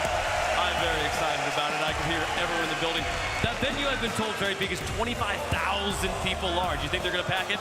I think if any French team is qualifying to this event, they're going to just pack it really easily. Very, very easily. We've had so much fun here. Yeah. We're like, we have to come back. 25,000? That's about 13,000 more than here. Can you imagine how loud it's going to get? Listen, their energy is loud. They know it. Karmine Corp no more good, but they got something to root for now. They got something to look forward to now. We're going to Paris, baby. Oh, yeah. Oh, this is going to be special. I mean, very big. It's been, so you're one of the godfathers of French Rocket League. What's it been like watching France become like the home of Rocket League esports? I mean, it's really great. Like back in the day when there was me and K-Dub who streamed, like there was a lot of new players coming, etc., etc.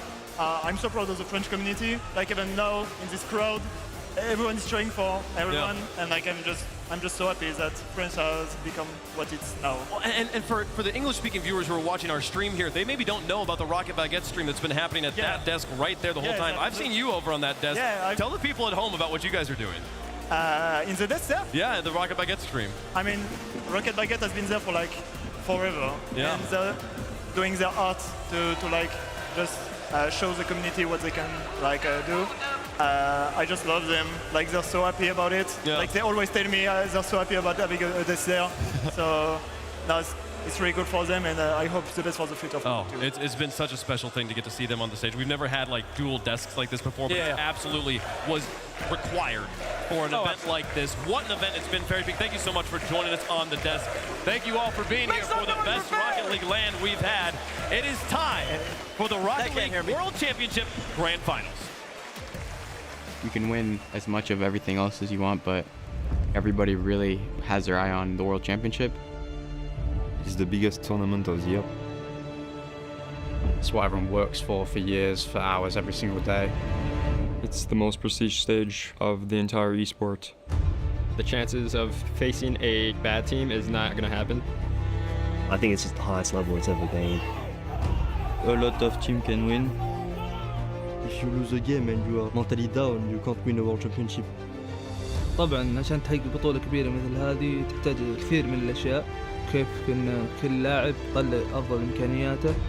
لازم تكونون كتيم واحد كل شيء بالحياة دي حتى برا اللعبة فهذا اللي بيفرق. If you are not prepared, if you are not ready for this, you should stay home. You're known as one of the greatest when you win.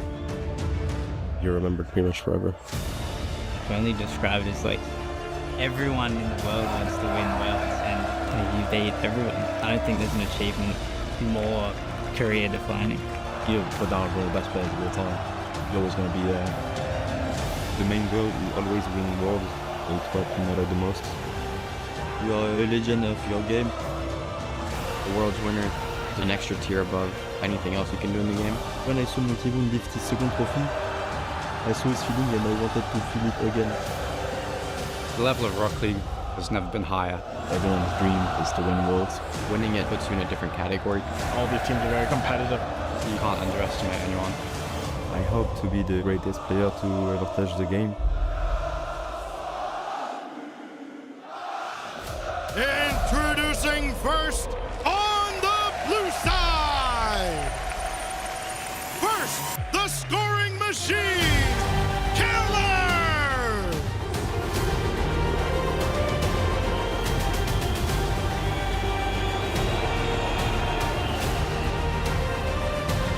The Twin Terror, Ruwa!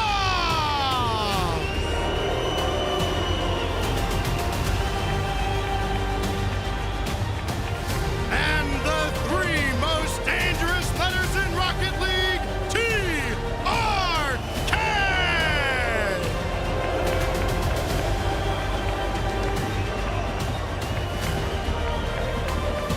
Together they are Team Falcons!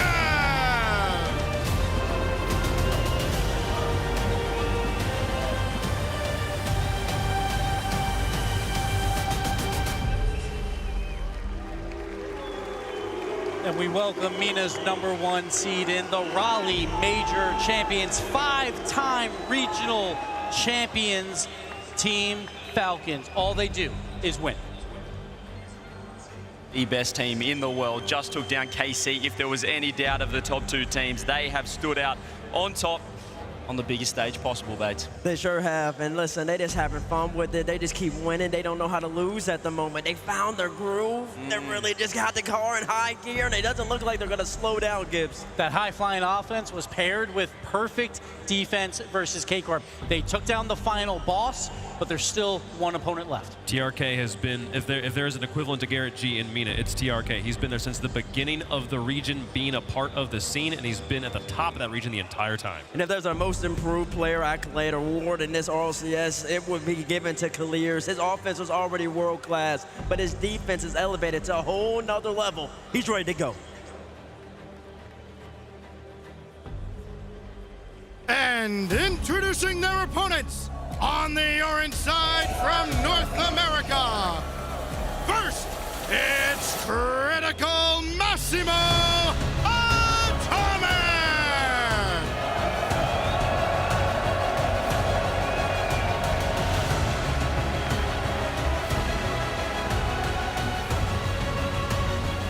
The upgrade, the Destroyer, Beast Mode!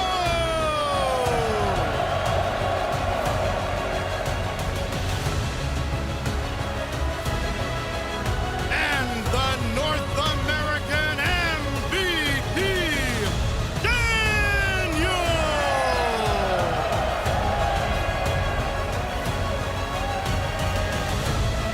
The Kings of NA, NRG!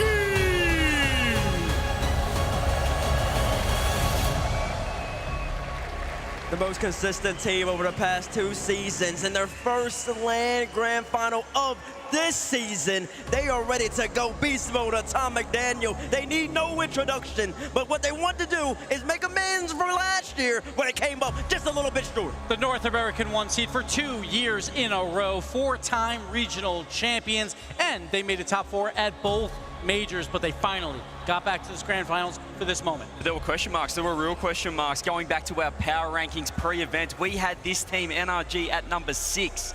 They have found their way back to the World Champs final. This man, Beast Mode, that iconic photo from last year, staring at BDS, holding that trophy.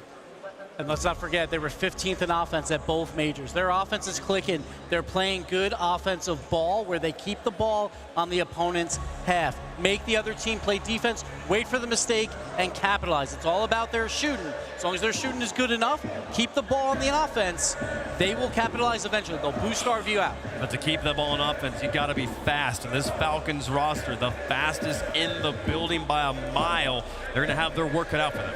They all got their work cut out for them. But I tell you this, the way NRG's been playing, it seems like they have been the ones who are controlling the tempo of every single match. I think there's a good reason why most of their series were like, wow, we're not really that impressed. I think they're purposefully doing it. We know they can play faster. They did it all last year, but now they slowed it down, and they're playing their game. How rare is this? We're in Europe, we're in France, and I think they're the crowd favorites. A North American team has the crowd against. See, TRK, great series versus K-Card, leading Falcons to this grand finals, and Atomic. He's been the rock on that squad all year long. When Energy was looking weak, Atomic was carrying them to the finish.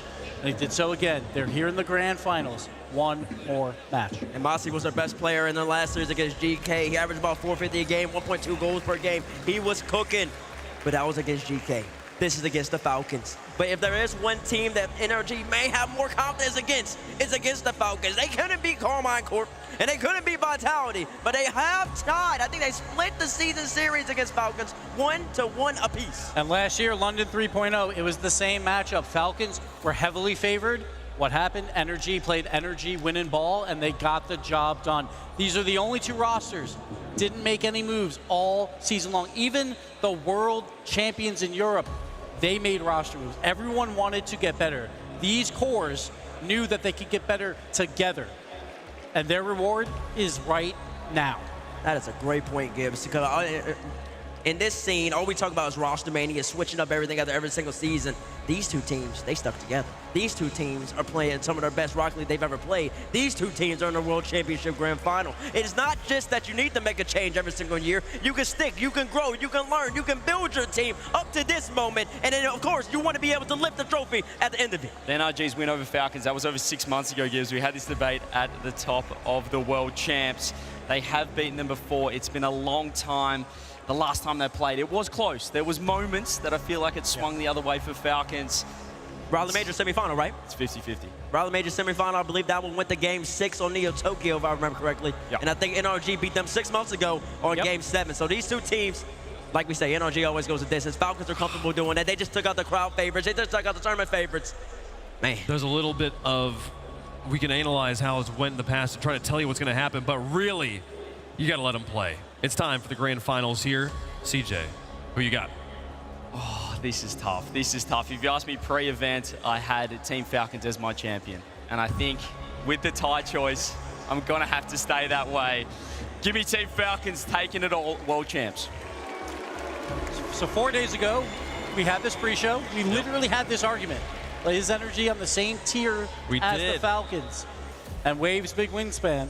I was like, no, there's a giant gap. And usually I would say, yes, there is a giant gap. But when it's a finals, throw everything out the window. Yeah. It turns into a coin flip. Both teams are playing fantastic. But still, I still think there is a giant gap. I have the Falcons as the best team in the world right now. I am picking the Falcons. Okay. Who are you picking? I've been going back and forth. I've been really going back and forth on this one because I think the better team is wearing green. But I think the team I want to win and the team that has earned it, and if the gods of Rocket League are looking down and have any heart in their soul, they'll know it's their time. It's NRG. Give me NRG on this one. 4 years ago, I debuted on this RLCS broadcast. I wore the same fit. I was back in Dickies Arena. G2 came up short. It's been a long time coming for this squad. Atomic's been here 3 times in a row. He's going up against probably the best team he's ever played against in that Falcons squad. They're going to be flying, they're going to be soaring, they're going to be moving. I know I said been going on this chart rate that NA's not good, but I've been lying this whole entire time. NRG's going to take this one home. I do believe it. By the time it's over, Daniel's going to get his, Beast Mode's going to get his, and Atomic's finally going to be able to lift that trophy. NRG all the way, baby. And the coin's going with me, too. The coin, he's calling it. Bates is calling it. He's trying to speak to the coin from his heart, see if he can get it to go his way. Here we go. Falcons on one side, Energy on the other. And it comes up Falcons for the coin. The coin sees the skill. It knows how good it is. NRG is going to have to dig into their depths to take down the fastest, fiercest offense and defense in the building. Can they prove everybody wrong? Can they upset the stats and take the title? I don't know. Let's find out. Let's find out, folks. Get up and get loud. It's game day. This is your Grand Finals.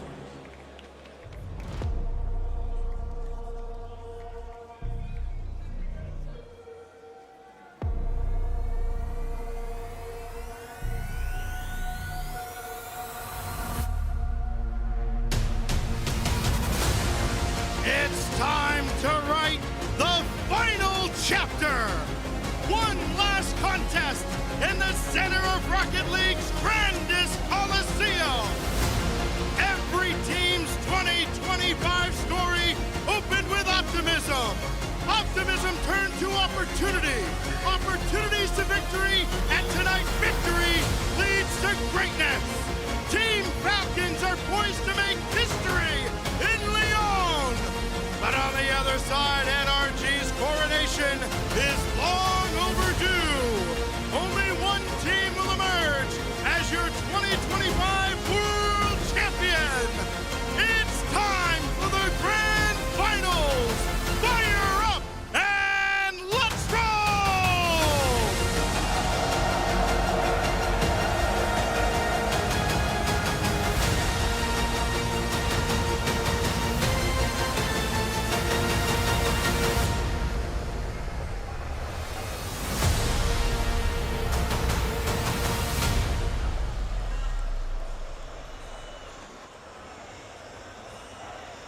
Rocket League fans around the world, welcome to your Grand Finals. It's been a long time coming to put MENA into the Grand Finals of a World Championship. Can the Twins deliver beast mode with the save initially? And that is the opening salvo of the 2025 finals. It's going to be on NRG here as well. Everyone's been talking about how efficient Falcons have been playing. 90% of their goals have been assisted here in this tournament. NRG's had strong defense. They've also had strong offensive pressure, but who can really handle the nerves at this stage? NRG coming off a rather pedestrian challenge in the semifinals. Team Falcons were absolutely tested by fire and so much more, taking down the blue wall. Killers with Ruas running out. Good challenge by Daniel, but a better win from TRK, who has been phenomenal here this evening. We haven't seen too much offense in the first minute from Team Falcons, but NRG's stats at least are showing that they're not letting that many shots in. Before they played their matchup against GEEKAY, it was, I think, 5.75 shots per game, which is an insanely low number, especially for a team like NRG, who have already started to swarm around Falcons as Falcons try to hold on defensively. Ruas just jumping in to pop that ball away. Killers up in the air. Part of our MVP watch for the world's MVP. TRK may have something to say about it as well. Beast mode over towards TRK. That could be trouble, but that's well won by Daniel with a little hump from beast mode getting the bump. Yeah, I've seen NRG go for a few bump plays, sometimes some fake plays in the air. So far, not too many this game. That one could drop straight down. Daniel 50 on the play, but again, not enough for NRG. Falcons trying to move upfield. Great touch there from Atomic to slow things down, but Falcons may have a chance here offensively. How will NRG handle things defensively as things continue on? That first goal is going to be so important here, Stacks. It'll just help relieve a lot of pressure from the finals here. We'll learn a lot about both teams' mettle. It's Daniel! The reset! There's your answer! Daniel showing up. A lot of people talking about Daniel needing to be involved offensively, but a flip reset top corner. Oh, that's one way to start. NRG first on the board. The North American MVP has struck first, and now we get to take a little intermission. We're doing timeouts every goal. Did something change? Timeout every goal. Yeah, we'll have a technical pause here. And of course, anytime you have one of these immediately following a goal, the first question you have is, well, is that going to stand? Oh, of course, yeah, that will be a potential question here, but I think that one will probably not be disputed. Now, kind of moving forward here, though, I will say that NRG getting that first one and then us immediately going to a pause kind of does bode well for them, considering the fact that, like I said, a lot of pressure, a lot of nerves on the stage. Seeing one go in always does something good for the mental, but then now both teams want a chance to kind of talk things over as we get ready to get into the game. And now you'll be able to see if any mid-game adjustments start to occur here, but NRG able to set the tone, and we'll have a fresh kickoff. Right around the halfway mark of game number 1, Daniel with his 13th goal of this World Championship. As mentioned, the North American MVP. Phenomenal as he has been all year long. And when NRG needed to set the tone, it is young Dan who comes to the rescue. But of course, you look across the way, you won't see any give in the Twins, in TRK, in any aspect of the Falcons. Yeah, I mean, looking at the clock right now, 2:42 left in game 1. I think that, you know, looking at this point for Falcons, probably will see a little bit more offense out of them. They just haven't been able to get the shots on. I'm not sure how many shots they have exactly up until this point, but it's a very, very low number, that's for sure. NRG has controlled the possession so far in the opening game of this grand final. Shots 3-1 so far in this opening game in favor of the team that's got the lead, but Killers answers right back. Falcons' second shot ties the game. It's Killers first, though.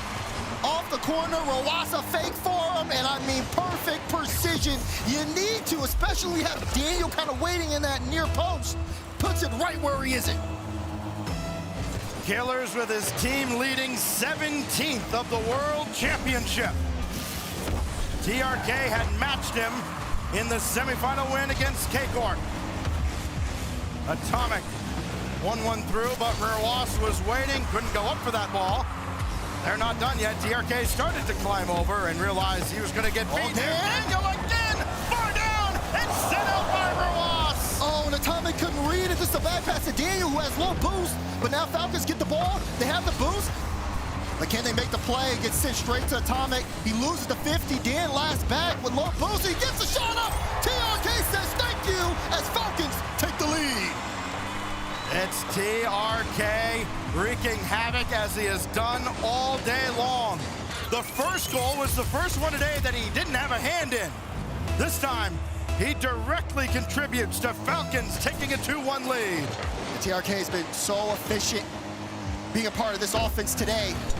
More efficient than normal. You can tell people starting to elevate when you get to this stage of the game. NRG now trying to elevate their offense.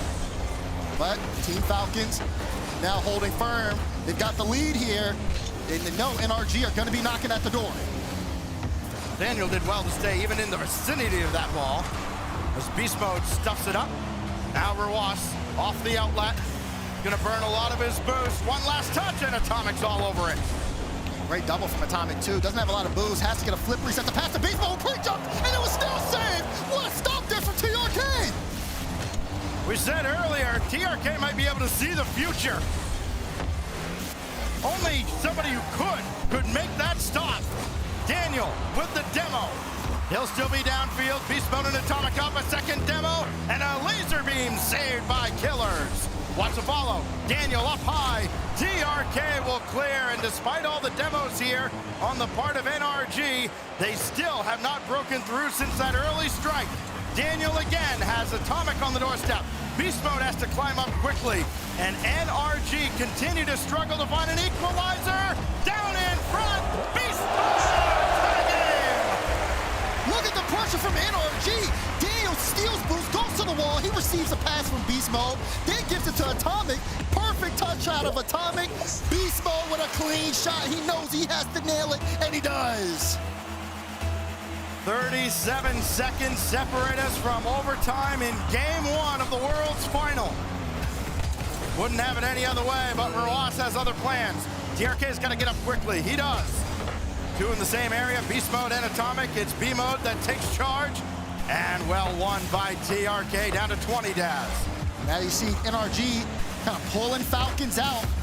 They have such a great second man follow-up. It's been tough for Falcons to really kind of challenge them on the ball. That's a great pass to Atomic! Oh, Atomic burns through the defense! What a pass! Beast mode up to the sky. How often do we see it and it never plays out? Perfectly executed. Still narrowly saved. And there was so much traffic in that play as well, Stacks. Here's the kickoff, though. TRK's gonna be able to outlet this to Killers. TRK pre-jump. Daniel's up. He dodges the ball for TRK. It's sent to the corner. Can they get it down? They can. NRG strikes first here in Lyon. First blood to North America in a gritty game one. All the demos in the middle of that game finally softened up the Falcons defense just enough to get one strike through, and then in the last minute, Atomic. Some people would look at him and say he was certainly the MVP of the first half of this season for NRG, and that Atomic makes this NRG a serious threat to win it all. I mean, look at Daniel as well. 6 shots out of him. And at the same time, like I said, Atomic and Beast Mode both matching with assists. Beast Mode very all around this game. And a goal and assist, a save. He shot 100%. Daniel had 6 shots, applying so much more offensive pressure. And at the same time, you look at their defense, like I said before the series, they're averaging 5 shots against. Guess how many shots Falcons had that game? 5 on the number. You saw the pop-off from Sathiu as well. The emotion is certainly there, especially the combination of Sathiu and Atomic. They've been here so many times, in so many different places. They've come up short. Can they do it in Lyon? Game 2 at Forbidden Temple is underway. Have to see what Falcons have in store. Can they make some adjustments to kind of break through NRG defensively? Musty by Beast Mode starts us off. You can see Daniel leaves that one for Atomic. A little awkward here, but Atomic able to stay on top of it. Plays the 50 to Dan, who's trying to knock the ball away from Killers. The Twins get a demo on Daniel, and they're also looking to disrupt Beast Mode, but NRG still holding on to this possession. Atomic with a chance for a shot, and Rawas there for the block. Rawas now getting chased by Daniel all the way into NRG territory. Beast Mode watches Killers play over the top. NRG under a bit of duress. Rawas circling around, opting for TRK. No, it's going way over his head, and Atomic will collect it on the corner. Missed opportunity there for Team Falcons. Not quite done with the attack just yet, especially with Rawas picking up a full 100 down in front and stuffed away. A lot of pressure on NRG. They've been managing it pretty well, and that one does get through, but Falcons still holding on to that midfield line. NRG not able to get a good second man follow-up, but this one does work. There's a bit of a double commit, though, between Dan and Beast Mode. So it won't be a super effective push. Can they hold on to this one? Beast Mode off the ceiling with that challenge. Rawas not a lot of boost, but does get it over Daniel to try to see if they can give Falcons some offense. But look at this from NRG, constantly booming it back to Falcons, and they want to keep them stuck there all game. Trying to keep them honest, too. We've seen Falcons a couple of times. They haven't made many mistakes in this tournament, but they've been caught with their hand in the cookie jar in high-pressure situations. Cannot allow themselves to get caught here against NRG.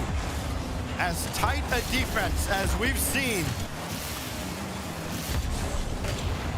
Beast Mode didn't get all of that ball at all. That's wide open, and Killers will score. Very awkward from NRG. You said as tight as the defense that we have seen, sometimes there's a bit of mistakes. Beast Mode wanted to try to pop that more downfield towards Falcons back end. Daniel and Atomic were both on the back corner for Falcons, and Beast Mode didn't get a good touch. He also gets knocked out the play. It's an open net for Falcons as they set the tone on Forbidden Temple. Rawas and TRK, it's TRK who takes charge. And the Mina MVP is sent packing back. Killers gave it a look, realizes he's got to bail out and let his brother take over. Now Beast Mode. Flip reset, but nobody to pass to. Easy clear for the Falcons. That gets sent out. Beast Mode gets slides across the Dan, or no, Atomic. Atomic's the one that drops it for Beast Mode, and now they're playing it through the defense of the Falcons. Dan on the wall to help Beast Mode, but they both lose the challenge. So now it'll be Atomic who keeps this one in play. I like that possession from NRG too. It didn't result in a shot on target. That's fine. You're still able to pass around the defense and at least give yourself a chance. Beast mode getting back, avoiding TRK, and then a demo on the other side. Can Daniel make anything of it? Beast mode, full tank, but doesn't matter. Watts is up. Good awareness here for NRG. They're not just playing on the ball, playing fast. They're looking for each other and trying to see, okay, what's the best play? If we know we have Falcons on the back end, let's still boost and try to see if we can make a play with as much boost as we can. That awareness is working out, but they don't have the lead right now. They're down by 1, 2 minutes to go. They need something here. Oh, Beast mode, very patient. Here comes Atomic and TRK there. Killers, the next save on Daniel. Everybody shoots, nobody scores. Beast mode, bullying everybody around. Atomic high, Daniel the rebound. Trying to drag out the Falcons defense. They're not fighting. And Team Falcons send NRG back for the moment. Oh, see Atomic, Falcons low on boost. You see only 6, 12, and a 0. They finally get a corner, but this is gonna be free for Beast mode. Does get a 50 on the play, sends it out where Wasp was waiting. Falcons still under pressure, but NRG, they can't find the back of the net. Well, they put on a lot of pressure late in game 1. They did finally break through. Trying to stay true to their game. Beast mode away from Rawas. Killers is up. TRK alone at the back now. Atomic gonna try to play that central, and again, TRK all over it. Going right at Beast mode, and that's easily won by Landon. Atomic wants to take that himself. A bit of a double commit there. Twins, but Killers sends it way downfield. Daniel with a light touch. Beast mode in danger. Killers straight down. Daniel there to help. NRG get out. But NRG need to do more than that. We're in the final 30 seconds of game 2. Despite all this pressure, the Falcons have held on to a 1-goal lead. They've built a green wall on the back of their net. 25 Killers. Atomic couldn't get it past Killers. That's a great win by Killers. Now TRK met by Beast mode in the air. Ball still going towards the NRG net. That's a bane for them. Only down to 10 seconds now. 8 seconds. Got to get moving forward, and Rawas says no. Down to 5. TRK was lurking. Double commit out of NRG. Falcons hold all the cards to level the series, and they have a 1-goal game. And Team Falcons even the series scoreline. Killers had 1 shot, and that was all Falcons needed. And NRG, despite almost insurmountable pressure, they just couldn't give themselves a good opportunity. They had 7 demos that game, and still not enough to open up a clear shot chance.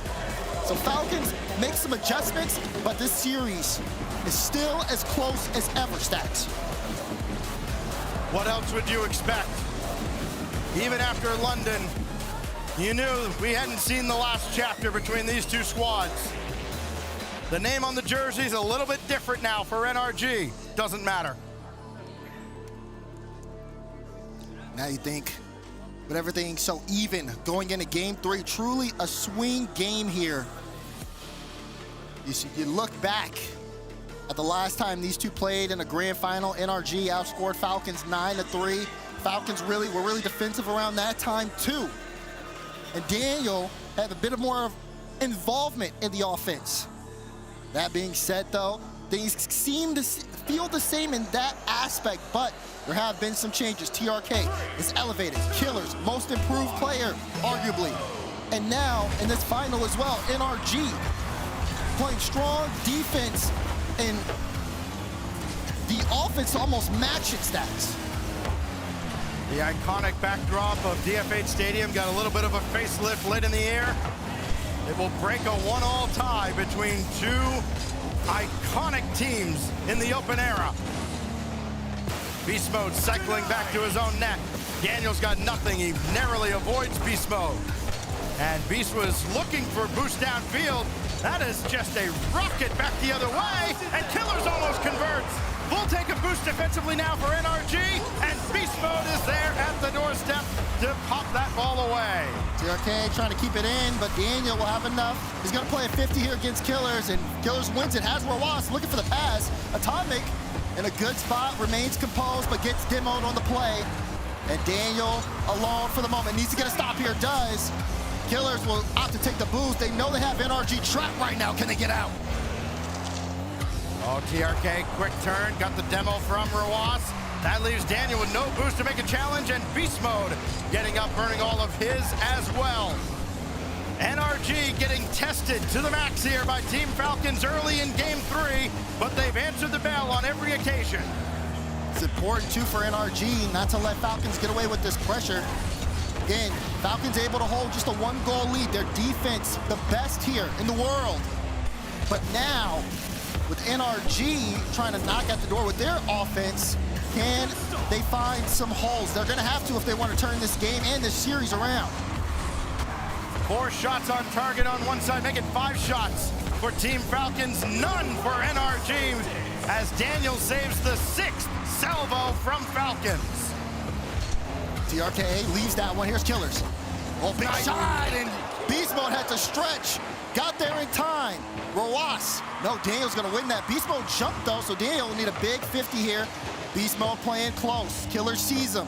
Gets a good pinch off the double, but not enough to stop Beast. Flip reset mid. Killers gets a great read to send that one towards the sidewall. They want to follow it, but maybe NRG might have a chance here. Beast Mode with a big demo. TRK low on boost as he wraps around it to clear it out of danger.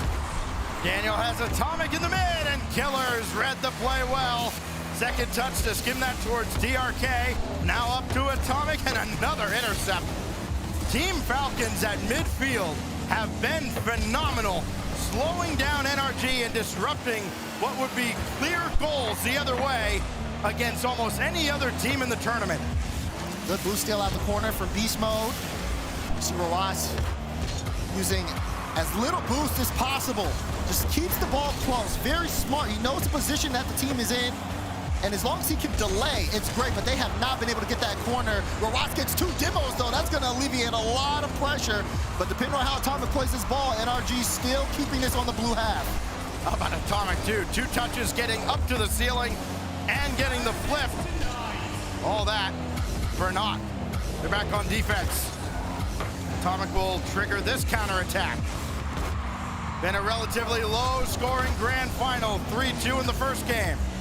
Atomic breaking the tie on a fantastic feed from Beast Mode with 37 seconds left. 1-0 in Game 2. And nobody has broken the deadlock in Game 3. Killers has a plan, and Beast Mode snuffed it out. One more attempt out of the corner, and that's ricocheted away by Daniel. Rawas with a little bit of space here could be dangerous. Look at the positioning on his shot. Forcing Atomic there to reach, to get there, and then Rawas back again, able to get boost, has a flip, looking for the dunk, but it just won't land past NRG's defense. Final minute. No one's been able to break this deadlock yet. You marvel at both teams defensively, but this time it's Killers! Clear for takeoff! But it's off of this! Rawas, 1, 2, it's an open net! And Killers can just cruise home. The runway's been cleared. They defend by the slimmest of margins for an entire game. And NRG gets broken by a pair of demos. But now they can answer off a kickoff. Daniel left it for Atomic off the fake. Everybody ends up forward, though, in Beast Mode, doing all he can to delay. NRG needs boost if they're going to keep this pressure on. They've got it, and they've got it to the board! Atomic again! The pressure finally pays off. Big demo from Daniel gives Rawas a taste of his own medicine, and Atomic picture perfect right under the crossbar. When you make these saves by such slim margins, eventually someone's going to let one rip. Atomic has done just that. His second goal of this grand final, they've both been incredibly impactful. A winner and an equalizer. 20 seconds. And a shot that Daniel barely caught up to. Oh, man, but that recovery is incredible from Daniel. He was in a high spot. More pressure, though, for Falcons. They want to end it right here. Killers, no, he's going to leave it and go for the side boost. Now he jumps up. Can Atomic get it past him? Does get it to Beast Mode. Beast Mode got a bounce. TRK leading this one downfield to Killers, who pops it. Atomic low boost here. Pops that one high. And Beast Mode to the sidewall, has the double, and TRK will let it fall. Overtime in Game 3. Like we saw MIBR get real greedy very early on this week. And Falcons finally decided, no, we've had enough of this at 0. So we get to golden goal in game 3. Oh, that's there for Beast Mode, and he scores! Beast Mode strikes. Daniel ran some interception, and Atomic a great 50. Roas didn't have the boost. Beast Mode in the perfect spot. And NRG are now 2 game wins away from being crowned world champions. Unreal as we look back at a roller coaster of emotions in game 3. And we thought this from Killers would have been enough, especially with how well they defended. But then critical Massimo off the feed from Daniel. NRG persevere in game 3, and it brings about in a 2-1 series, Daz, a timeout from Team Falcons. The Falcons had 13 shots that game. NRG had 5, completely kind of switching the narrative of offense from game 1. Still, it wasn't enough. NRG had 12 saves. So the math adds up there. That's how impactful NRG's defense was, but it also goes to show you everything that Falcons put toward the net. There was someone from NRG there. Not only that, do they turn it around, because you have to think Falcons' goal was scored because of that demo presence, that physicality. Opening up a lane. NRG tried to fight fire with fire, helped them get back into the game, and then when it was all important there, the aggressiveness from NRG on Falcons' half led to a mistake that cost them the game. We've seen NRG be incredibly physical in this series. This was the first game that we saw Team Falcons give it right back to them, and it worked to great success. And I say great success, 1 goal. Yes, that's great success against either of these teams. You can expect a lot of 1-0 games. 2-1 isn't that much different. 30 seconds left here in this timeout. Will Team Falcons continue to kind of target anybody on the NRG side, or will they change it up now to try and tie up the series going to Utopia Coliseum? Lights here in the LDLC arena in the grand finals. The beauty of it all. That's the prize. That's what they're playing for. New trophy. We'll have a new champion. This crowd has been phenomenal. Even with the French teams out, it's still a full house in Lyon. Here we go. Falcons have used their timeout. NRG still have 1, their own remaining. But NRG with the series lead, pressure on Falcons to bring the series back into their own hands. But they gotta stop the pressure of NRG when NRG are on offense. It's been so many close opportunities, and NRG looking to pick up where they left off. Just look at how they play around Falcons. It's been an awkward game. Who will strike first? Will it be a comedy of errors? Or will it be the high-level play we've come to expect for both these squads? Dropped off by Beast Mode. And TRK to the skies yet again. Denied on the backboard. Nobody flinching here in the first minute. You see Falcons trying to bide their time. Very spaced out, but effective. Even with the high speed that they're playing at, they make sure no double commits, no extra errors. The only time you really see errors are kind of when they're in situations like this, where maybe the double commit comes through a little bit of panic. I think after the timeout, though, you're not going to see too many more of those. They understand the position they're in. Now they need to break out as Daniel, great 50, and Roas able to stop NRG for now. Just superhuman reactions and instinct on the side of Team Falcons. 90 seconds gone by. It's Roas at Beast Mode. All the way up there in the outlet towards Atomic, and he was a little awkward in the air. Beast Mode will try and apply some pressure, and that one's cleared away well from him. Demo TRK last back here, Roas low boost.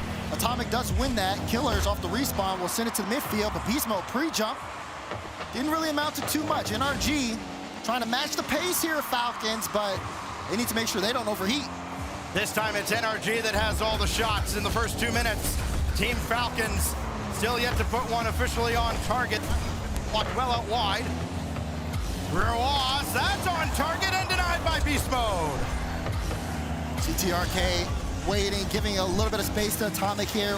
Wants to see if the fake challenge could work out. Demo on the play, Daniel going low. Daniel with the 50, but TRK there to get the stop. NRG have gotten past the second to last defender so many times, and the last man still comes in to sweep it off the goal line. Killers now looking for a second touch. So Hato score a similar goal. Didn't that time. Now Ruas peeling away for TRK, but it's Beast Mode getting that out to midfield, and NRG can breathe a quick sigh of relief. Good read from Atomic. You saw the lead there, and now more pressure coming out here, but you have to be careful for NRG. Falcons have such a dangerous counterattack. They're waiting for the overcommit. Still though, scoreless. 2 minutes left in game 4. Despite all the pressure, can NRG score? No! Blocked out by Ruas. Atomic wants to keep this in for Daniel. Dan's got it!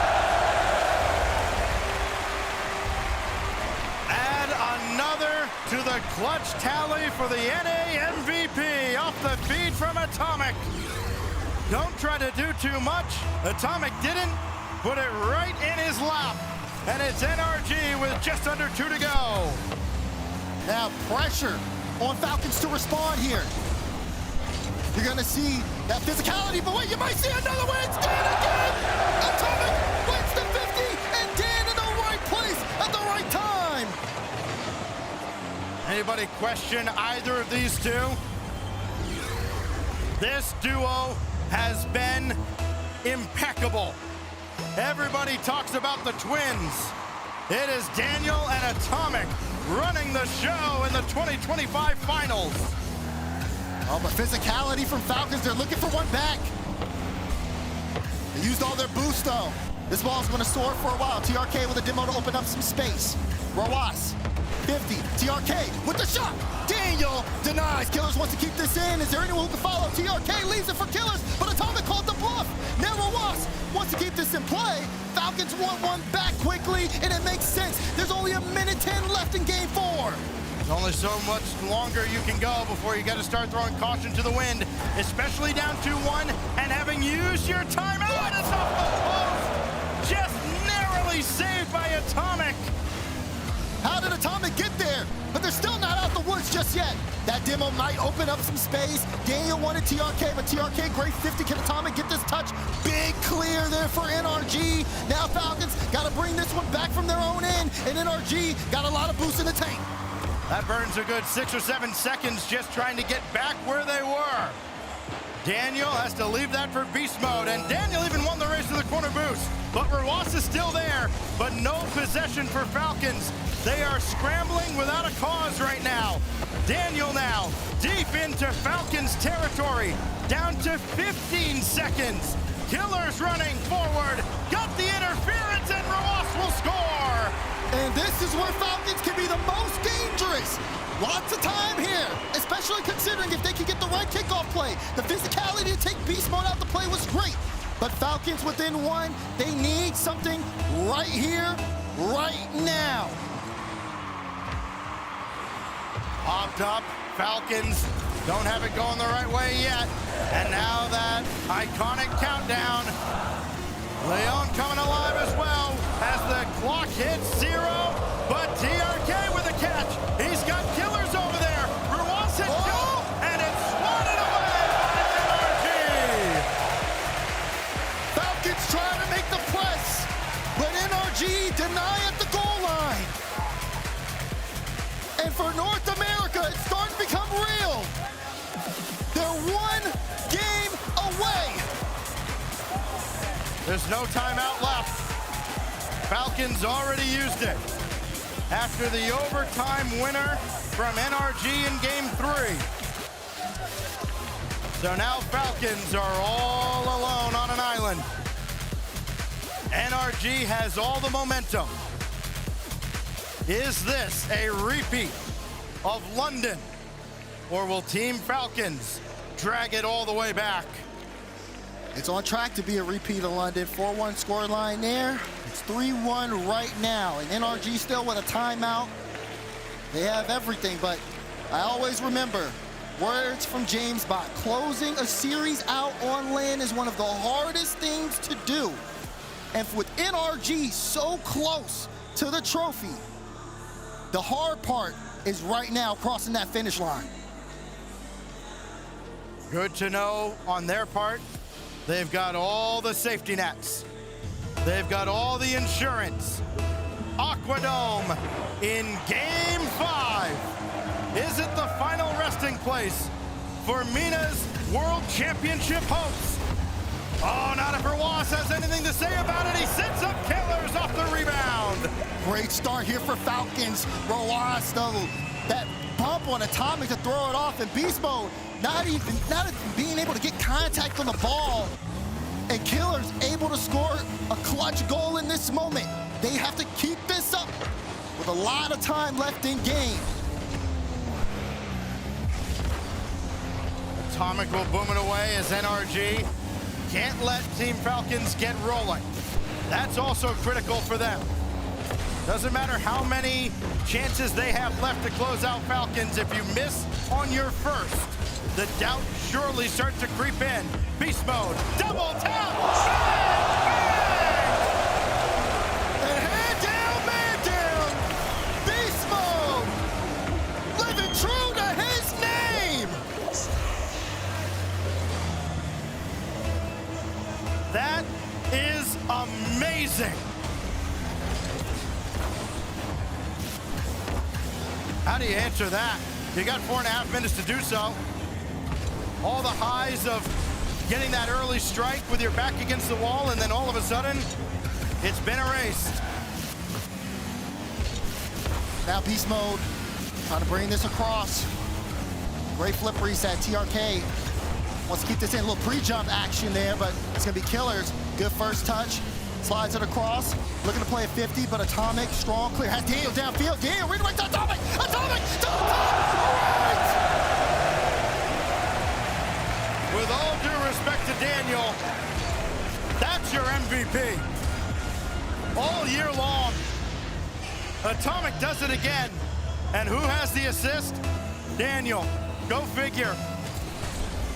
And now, pressure on for Team Falcons. With such a strong start, they've given up 2. And NRG looking at the clock, but they have to make sure to keep composed. Falcons are gonna throw everything they have at them. As time ticks down, you can already see the pressure. That's a big demo to clear up some space. And Falcons will have to get boosted up. Roas back to the midfield to Killers. Twins connect. TRK puts that one on target, but it's a good save from Daniel. Atomic, what else does he have up his sleeve? Beast mode's up quickly. Daniel waiting at the back, and B-mode just couldn't get it to him. But look at how bunched up Falcons were at their own back line, all jumbled up in the corner.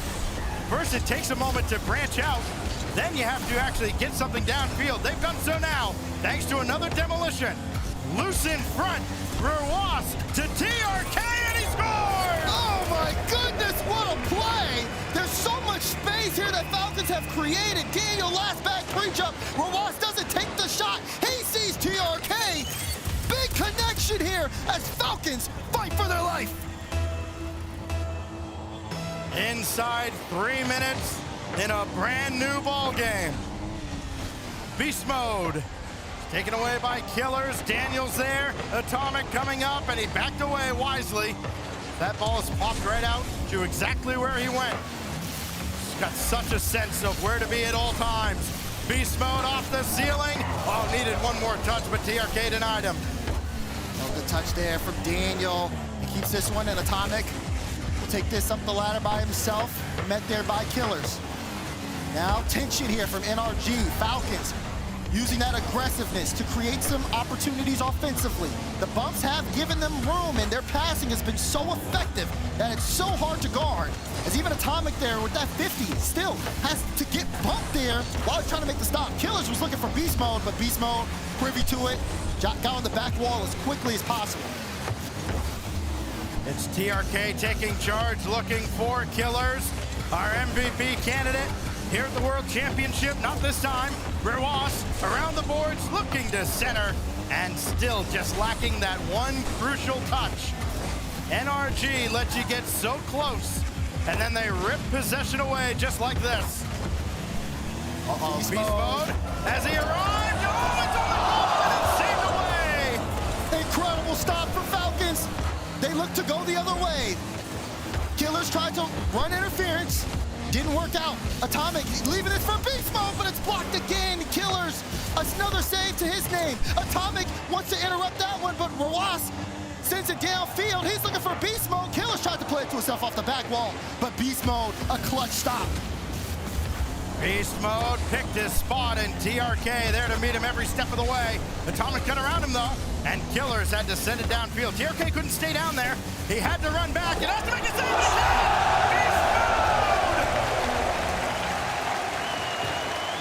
Daniel, again, another assist. He gets to pop up to beast mode, and beast mode, the placement couldn't be more perfect. A minute and 2 seconds to go until NRG, the kings of North America, will they be the kings of the world? A coronation long overdue for this squad, and they're oh so close. But you still have Mina on the other side, a relentless predator in Team Falcons. Everybody from NRG was jumbled at midfield. That could open the window for Falcons. Rewas, pop for Killers. TRK had to wait just a moment to read where that ball went. Nobody there to receive that ball off the corner, and Falcons will have to reset inside 30. Drop down to Atomic. Atomic wants to keep this one in. Beast mode sees the clock. He's taking his time. He's trying to get the duck. But this one to the back wall. Falcons need to get downfield. But do they have anything left in the tank? 3 seconds to go. NRG just needs to drop this down. That one goes wide. Rewas keeps it up. Will they pump it up? Yes. Is someone gonna ground this, or will Falcons be able to score? It hits the ground. They've done it. NRG are the kings of the world. This time the confetti finally falls for Sapnew, Atomic, and NRG.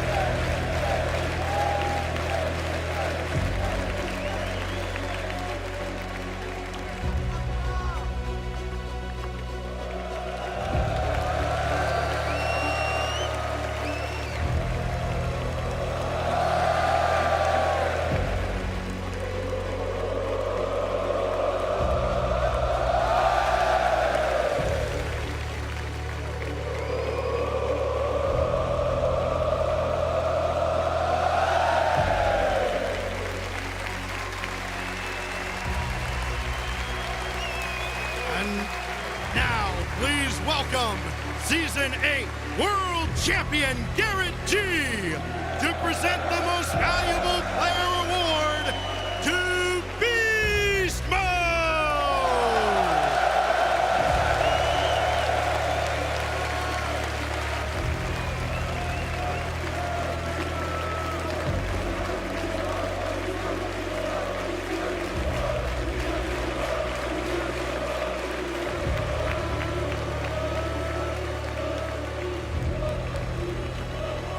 Wow, it's finally been done here. There's so many storylines from each of you individuals. Daniel, first up Leon, Daniel!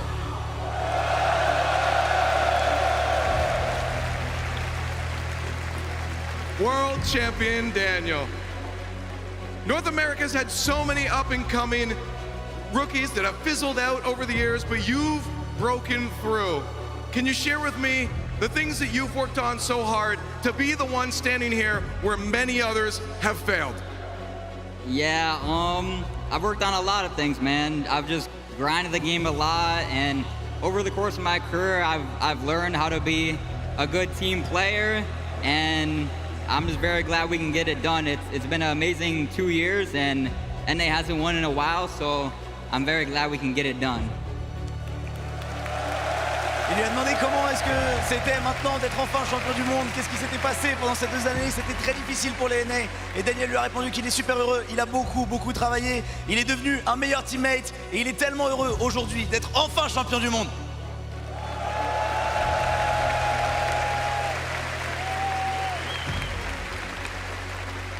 Leon, each of these players deserves their own big applause. So give it up for world champion Atomic.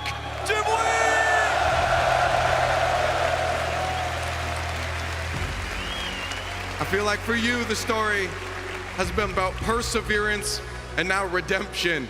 You've been at this for a while and you've been so close so many times, and this was the one you finally broke through. Tell me about that journey of redemption and how you stuck through. I don't know. I mean, I would have never guessed it was this season. We just showed up with so much will. We didn't care what the results were. We just, every game, we knew we had to earn it, and we did it. You did. Il lui a demandé comment c'était pour lui qui était passé si proche du titre à 2 reprises, finaliste maudit.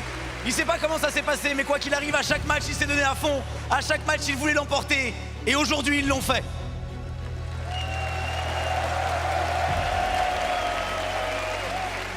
And it's time, Leon, to make some noise for Beast Mode!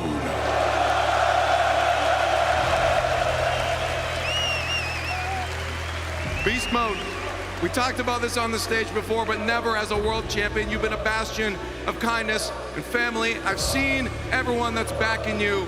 I want to give you, as the MVP, a chance right now to talk to the world, talk to your family, talk to everyone that's been there for you, and the message you have for them. Man, my heart. Thank you guys so much for everything, man. The greatest crowd of all time, man. Thank you guys so much.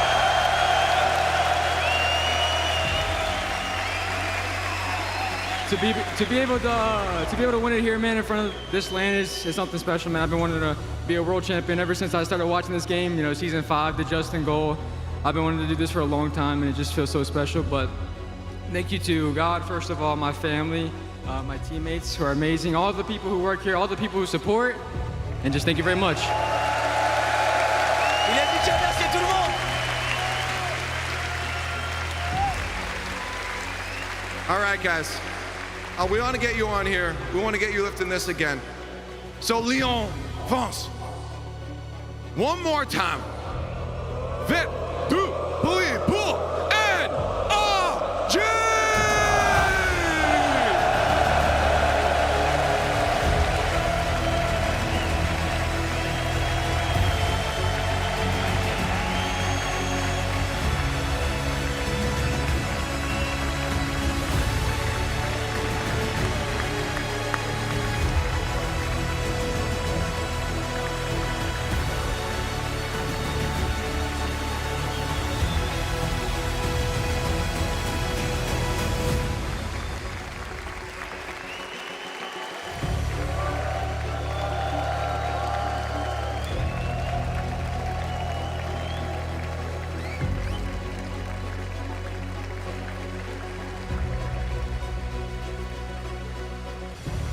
2,100 days since North America has been on top of the Rocket League world. They are there once again. Second time's a charm for these guys. NRG again, too. And NRG. Wow. And what a year it's been with North America. Like, it's been a little bit of a down year, but they show up at the right time, D-Bates. Oh, all three of these men showed up at the perfect time, and they delivered a fantastic grand final. It came home! It took home to France! It took home to France! The most unlikely year! The year we might not have never had it. I mean, listen, G2, NRG, and they have to switch organizations. And they got the job done, CJ. This was the one they weren't meant to win. Yeah. Where they were most doubted, where we power ranked them number 6, North America's best team.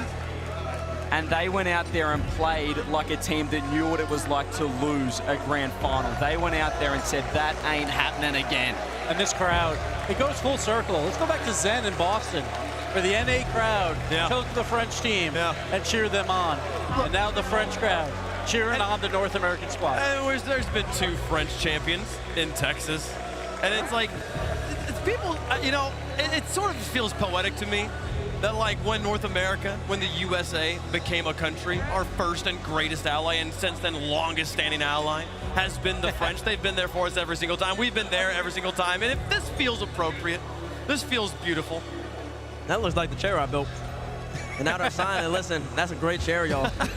You can really, you can do a lot of things with that thing, I'll tell you that much. Oh, listen, get them signatures out there. I mean, before we give too much credit to NRG, I do want to say incredible season by the Falcons. Oh, my goodness. I do. Oh, yeah. I mean, they were balling out.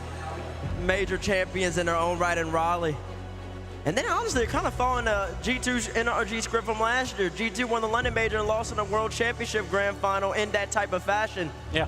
And then they came right back. And listen, you know them Falcons. You're a person from Saudi Arabia, a fan of Mina, you should have your head incredibly high of them young bulls. So proud. So all it takes is 1 year of learning. It's their first ever World Championship Grand Final. You can't win them all. And if one person can tell you that, it's Tom, 3 trips over the course of 4 years, finally got the job done. And if there's anything that Rocket League has proven to us over the years is we can have an amazing World Championship, we can have an amazing RLCS season, but it's never quite perfect.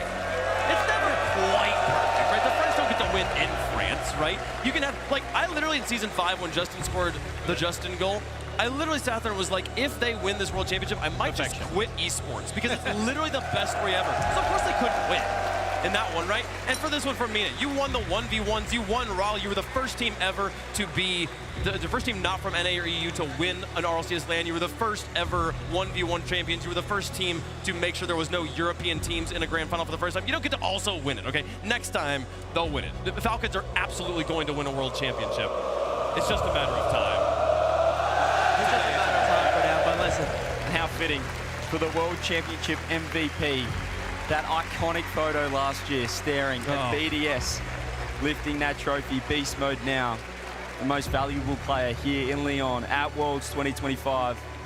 The same team alongside him. Listen, he's got a quiet tournament too, but in the grand champ. Oh, he showed up. In the grand championship, then the grand final. He was balling out. That double touch at being a game final. Listen, they won game 1. Talk to him. And we were like, well, they won game 1 last game. Then they lost game 2. I said, oh no, oh no. Game 3, they end up getting out. I'm like, oh, hold on now, wait a second. Beast Mode struck in game 4. I said, hold on a second. They're up 3-1. They got to be able to close. And then Beast Mode double touch game. I look at Matt, man. Matt. Well, he's so gassed up. And there were questions about their play style, about NRG. Can they change it up? Are they getting stale, this team? They've been together, they stuck together. They didn't make a single change. That coach Sathew's been there with them every step of the way, and they proved it in the greatest tournament we've had. Where'd the team go? They went that. And they beat Falcons, who looked so good throughout this whole tournament. And not just beat them, they went 4-1 here. It was a dominant This is not a Mickey win. This was dominant. Like, yeah, sure. Their whole bracket was a little bit of easier opponents in quotes, but you play who you play. Exactly. And NRG, every single time, they play who they play, they win. Finally Truly, though, they go against Falcons, and truly #1 in the world at that moment, and NRG beat them. Perfect tournament, and did not lose one series. Started off against NIP, almost got reverse swept. Handle business right there. I think they went on to play Team Secret. I think they handled business there as well. Moved up into the bracket, had to go up against Ultimates and went all the way to Game 7. That was close. That was the difference right there, because that was from the other side of the bracket. And if you're play K Corp at the beginning of the day. Exactly. Never know. Then they would maybe have to play Falcons before the grand finals. We don't know what type of pressure that was on Falcons there. But the point is, they got back to the grand final yet again. Their first time getting back to the grand final in a year. Yeah. And they don't waste the opportunity. They handle business. Matt Ackerman, former coach of G2, current coach of NRG, handles business, doing his lap around Lyon. He's excited. He's happy. Come on over here. I don't know. Why I raise it? Don't give it to me. That's yours. That's yours. That's yours. You got something to say? You want something to say? You got something to say to the people? That's a good-looking trophy. What you got to say? I mean, I mean, what a treat to do it in France. Merci à tous.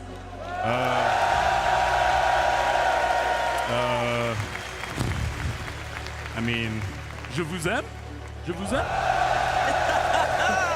But yeah, I mean, you know, it's so hard for us to do it in the U.S. and just to do it here is fantastic. I mean, this is really where Rocket League is living through right now. France is fantastic. Their support for the esport is fantastic. To compete against their teams is amazing. They're the best in the world, and to take it all home, you know, especially with all the doubts this year. And World champ. Did it offensively too. Yeah, I mean, it woke up at the right time. Hey, look, it was never our intention to be defensive, but we did it. I think we changed it up for this one, so couldn't be more proud. How's it feel? It's been 4 years, 21-22. You remember it. We sat up there, we had that whole entire Dickens Arena rocking and rocking. Yeah. And it came up short. Last year, short as well. It's been a long journey. I mean, some will say that those who have lost just feel to win that much more. Yeah, I mean, I think the experience kind of showed in that finals. My guys were doing hits that we wouldn't have done a year ago. My guys were making plays that we wouldn't have made a year ago. The composure was fantastic. Just the creativity and offensively that we were looking for all year came through, so it was insane. And how does it feel for North America bringing the trophy home? Yeah, I mean, all those players there, all your friends that you compete with day in and day out. Yeah, we just wanted to show NA still can compete. I think some people were asking if, maybe we were even not a major region anymore.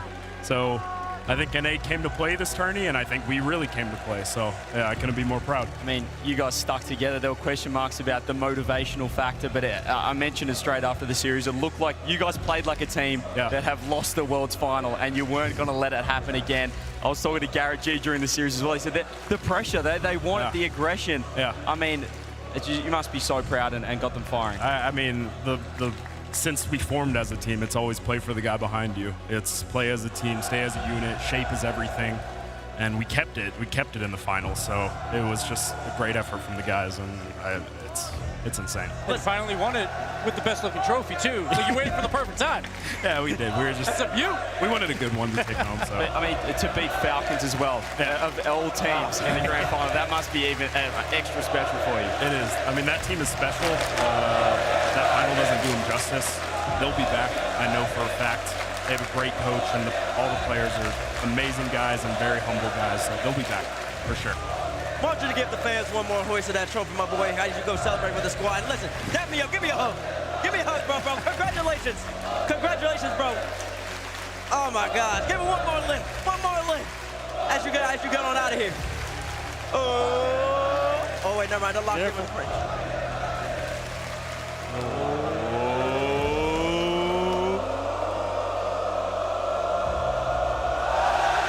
Congratulations, bro.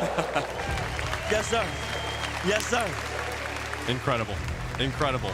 Well done to Team NRG. I take this off as well. I'll be honest, I couldn't quite hear what he was saying. Did he talk about the fact that this is the first North American organization to win 2 World Championships? He did not. He did not? There's no more deserving organization than NRG. They've been with us since the very beginning through the wild west of a esports space that this is. Through all the ups and downs, they've stuck with us. They've kept one of the best teams in NA for so long. It's so deserving that after this many seasons, it comes back home to them.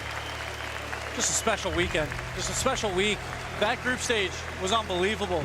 We saw so many upsets, and 2 ended on, I will call, a minor upset at the time, but NRG really showed that they're the best team in the world at the end of the day.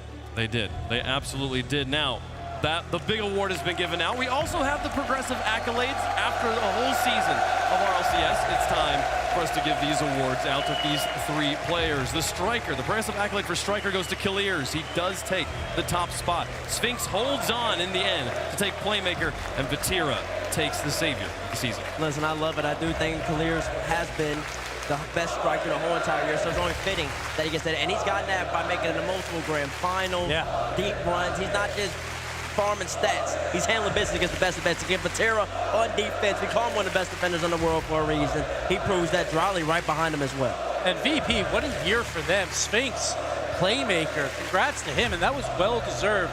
They fought every single major with quality wins, and they almost got to a top 8 at times. So congrats to VP, congrats to Sphinx as well. Incredible awards from those players, and we'll get to see their stories continue next season. We've already learned how it's going to go. CJ, you were off the desk. We gave Fairy Peak your spot. Twos is coming back. Twos is coming back, and this season's starting a whole lot quicker than I would have thought it would be. November start, Twos is inbound. The most played game mode from all the pros in ranked as well. We finally get to see it at the biggest stage. So exciting. It's going to be so exciting. Such a brilliant space here. NRG, your Rocket League World Champions, after a long, grueling bracket, having to go to 7 against the Ultimates, sweeping GK, and then having to handle a Team Falcons that just put up the best series we'd ever seen against Karmine Corp. Importantly, they avoided Vitality. That was their one boogeyman. The one boogeyman that NRG had. Vitality knocked out. But NRG... What a final day. They lost 1 game out of 8. They dominated GK, then they go up against Falcons. You're like, okay, let's see what happens here. Falcons is a different beast. No, it didn't matter. They did it anyway. And they just make their opposition look inferior as well. There's going to be people saying, oh, well, you know, Falcons didn't look as good as they did against Karmine Corp, but they're just an awkward team to play. They put you in places you don't want to be, NRG, so you have to give credit to them because they just make one of the best teams in the world, Falcons, look second rate. And of course it is appropriate. It makes a lot of sense that the year NRG wins the World Championship, James Bot wins the prediction contest. I haven't seen the final graphic. I'm pretty confident. He is the prediction champion. I'm shocked. And they won it. Teammates didn't win it. But we'll give it to James. No, but there's no one of the Rocket League pundits has been a bigger NRG supporter throughout the years than James Bot. Look at him up there. Congratulations, bud. Congratulations to him. I'll take a top row. I'm happy with that. Look at that. All guys on the top row. Doing very well. Let's go. Oh, we're all. Where's CJ at? Not great, guys. I tell you what, the coin is really creeping up on us as well at 19. So yeah, you know, coin going about half, about 50%. It's a job. Good job, coin. What a year. The 3 of you thought, T-Bates, Dazzard, and James Bond all thought NRG would win, and they got it done. They got the job done, man. Listen, they did it their way. They played their best tournament, man. It was absolutely great. France has been absolutely amazing. Yes. The fans here, I mean, you got the there's still so many people here. I know, yeah, they're still over there. Like, give yourself a round of applause. Having a good time. Merci beaucoup. And honestly, they're so great. Why don't we just come back next May in Paris? Yeah, let's do it again. Why not? Why not? Down the road. Yeah. Betty. Let's go to Paris. Oh, it's going to be a great time. Next season starting very soon. It's going to be so exciting. Make sure you're signing up with your teams out there if you are somebody who looked at all this and said, this looks cool, this looks fun, I'd like to be a part of this. You can. All the tournaments are open bracket. You can sign up and be a part of the RLCS. And, well, I mean, CJ, for people who've been watching this weekend but who haven't played Rocket League, what would you tell them? Just pick the game up and see if you can find the ball is step 1 in Rocket League. These guys make it look so easy, the touches they're making, but this esport, man, we mentioned it a lot, just a truly global esport. One, a great day for OCE, well, a great tournament for OCE, but North America had their doubts. It's just Europe, it's only France, it's only MENA. Think again, NA's back, and the other regions are right on their heels. Any final thoughts? 12 World Championships, and finally we got the same org to win one. Congratulations to NRG. Congratulations, NRG. My goodness, it happened 4 years ago. I would have been so excited. Come on. You'll be excited now. I am excited now. I'm old now. But listen, that was a fantastic year. Once again, I absolutely love being up here with you two, and then of course the A team. When CJ gets up here as well, it's been great. If you're a Rocket League fan, thank you so much for all the support. And listen, you hear France. They're going electric. This is the best one. We can hear the people singing. Wave. It's an incredible time. It's going to be nice. It's going to be a great time. Thank you all so much for watching the 2025 Rocket League Championship Series. We'll be back in November for 2026. Thank you so much. We'll see you guys next time. Goodbye.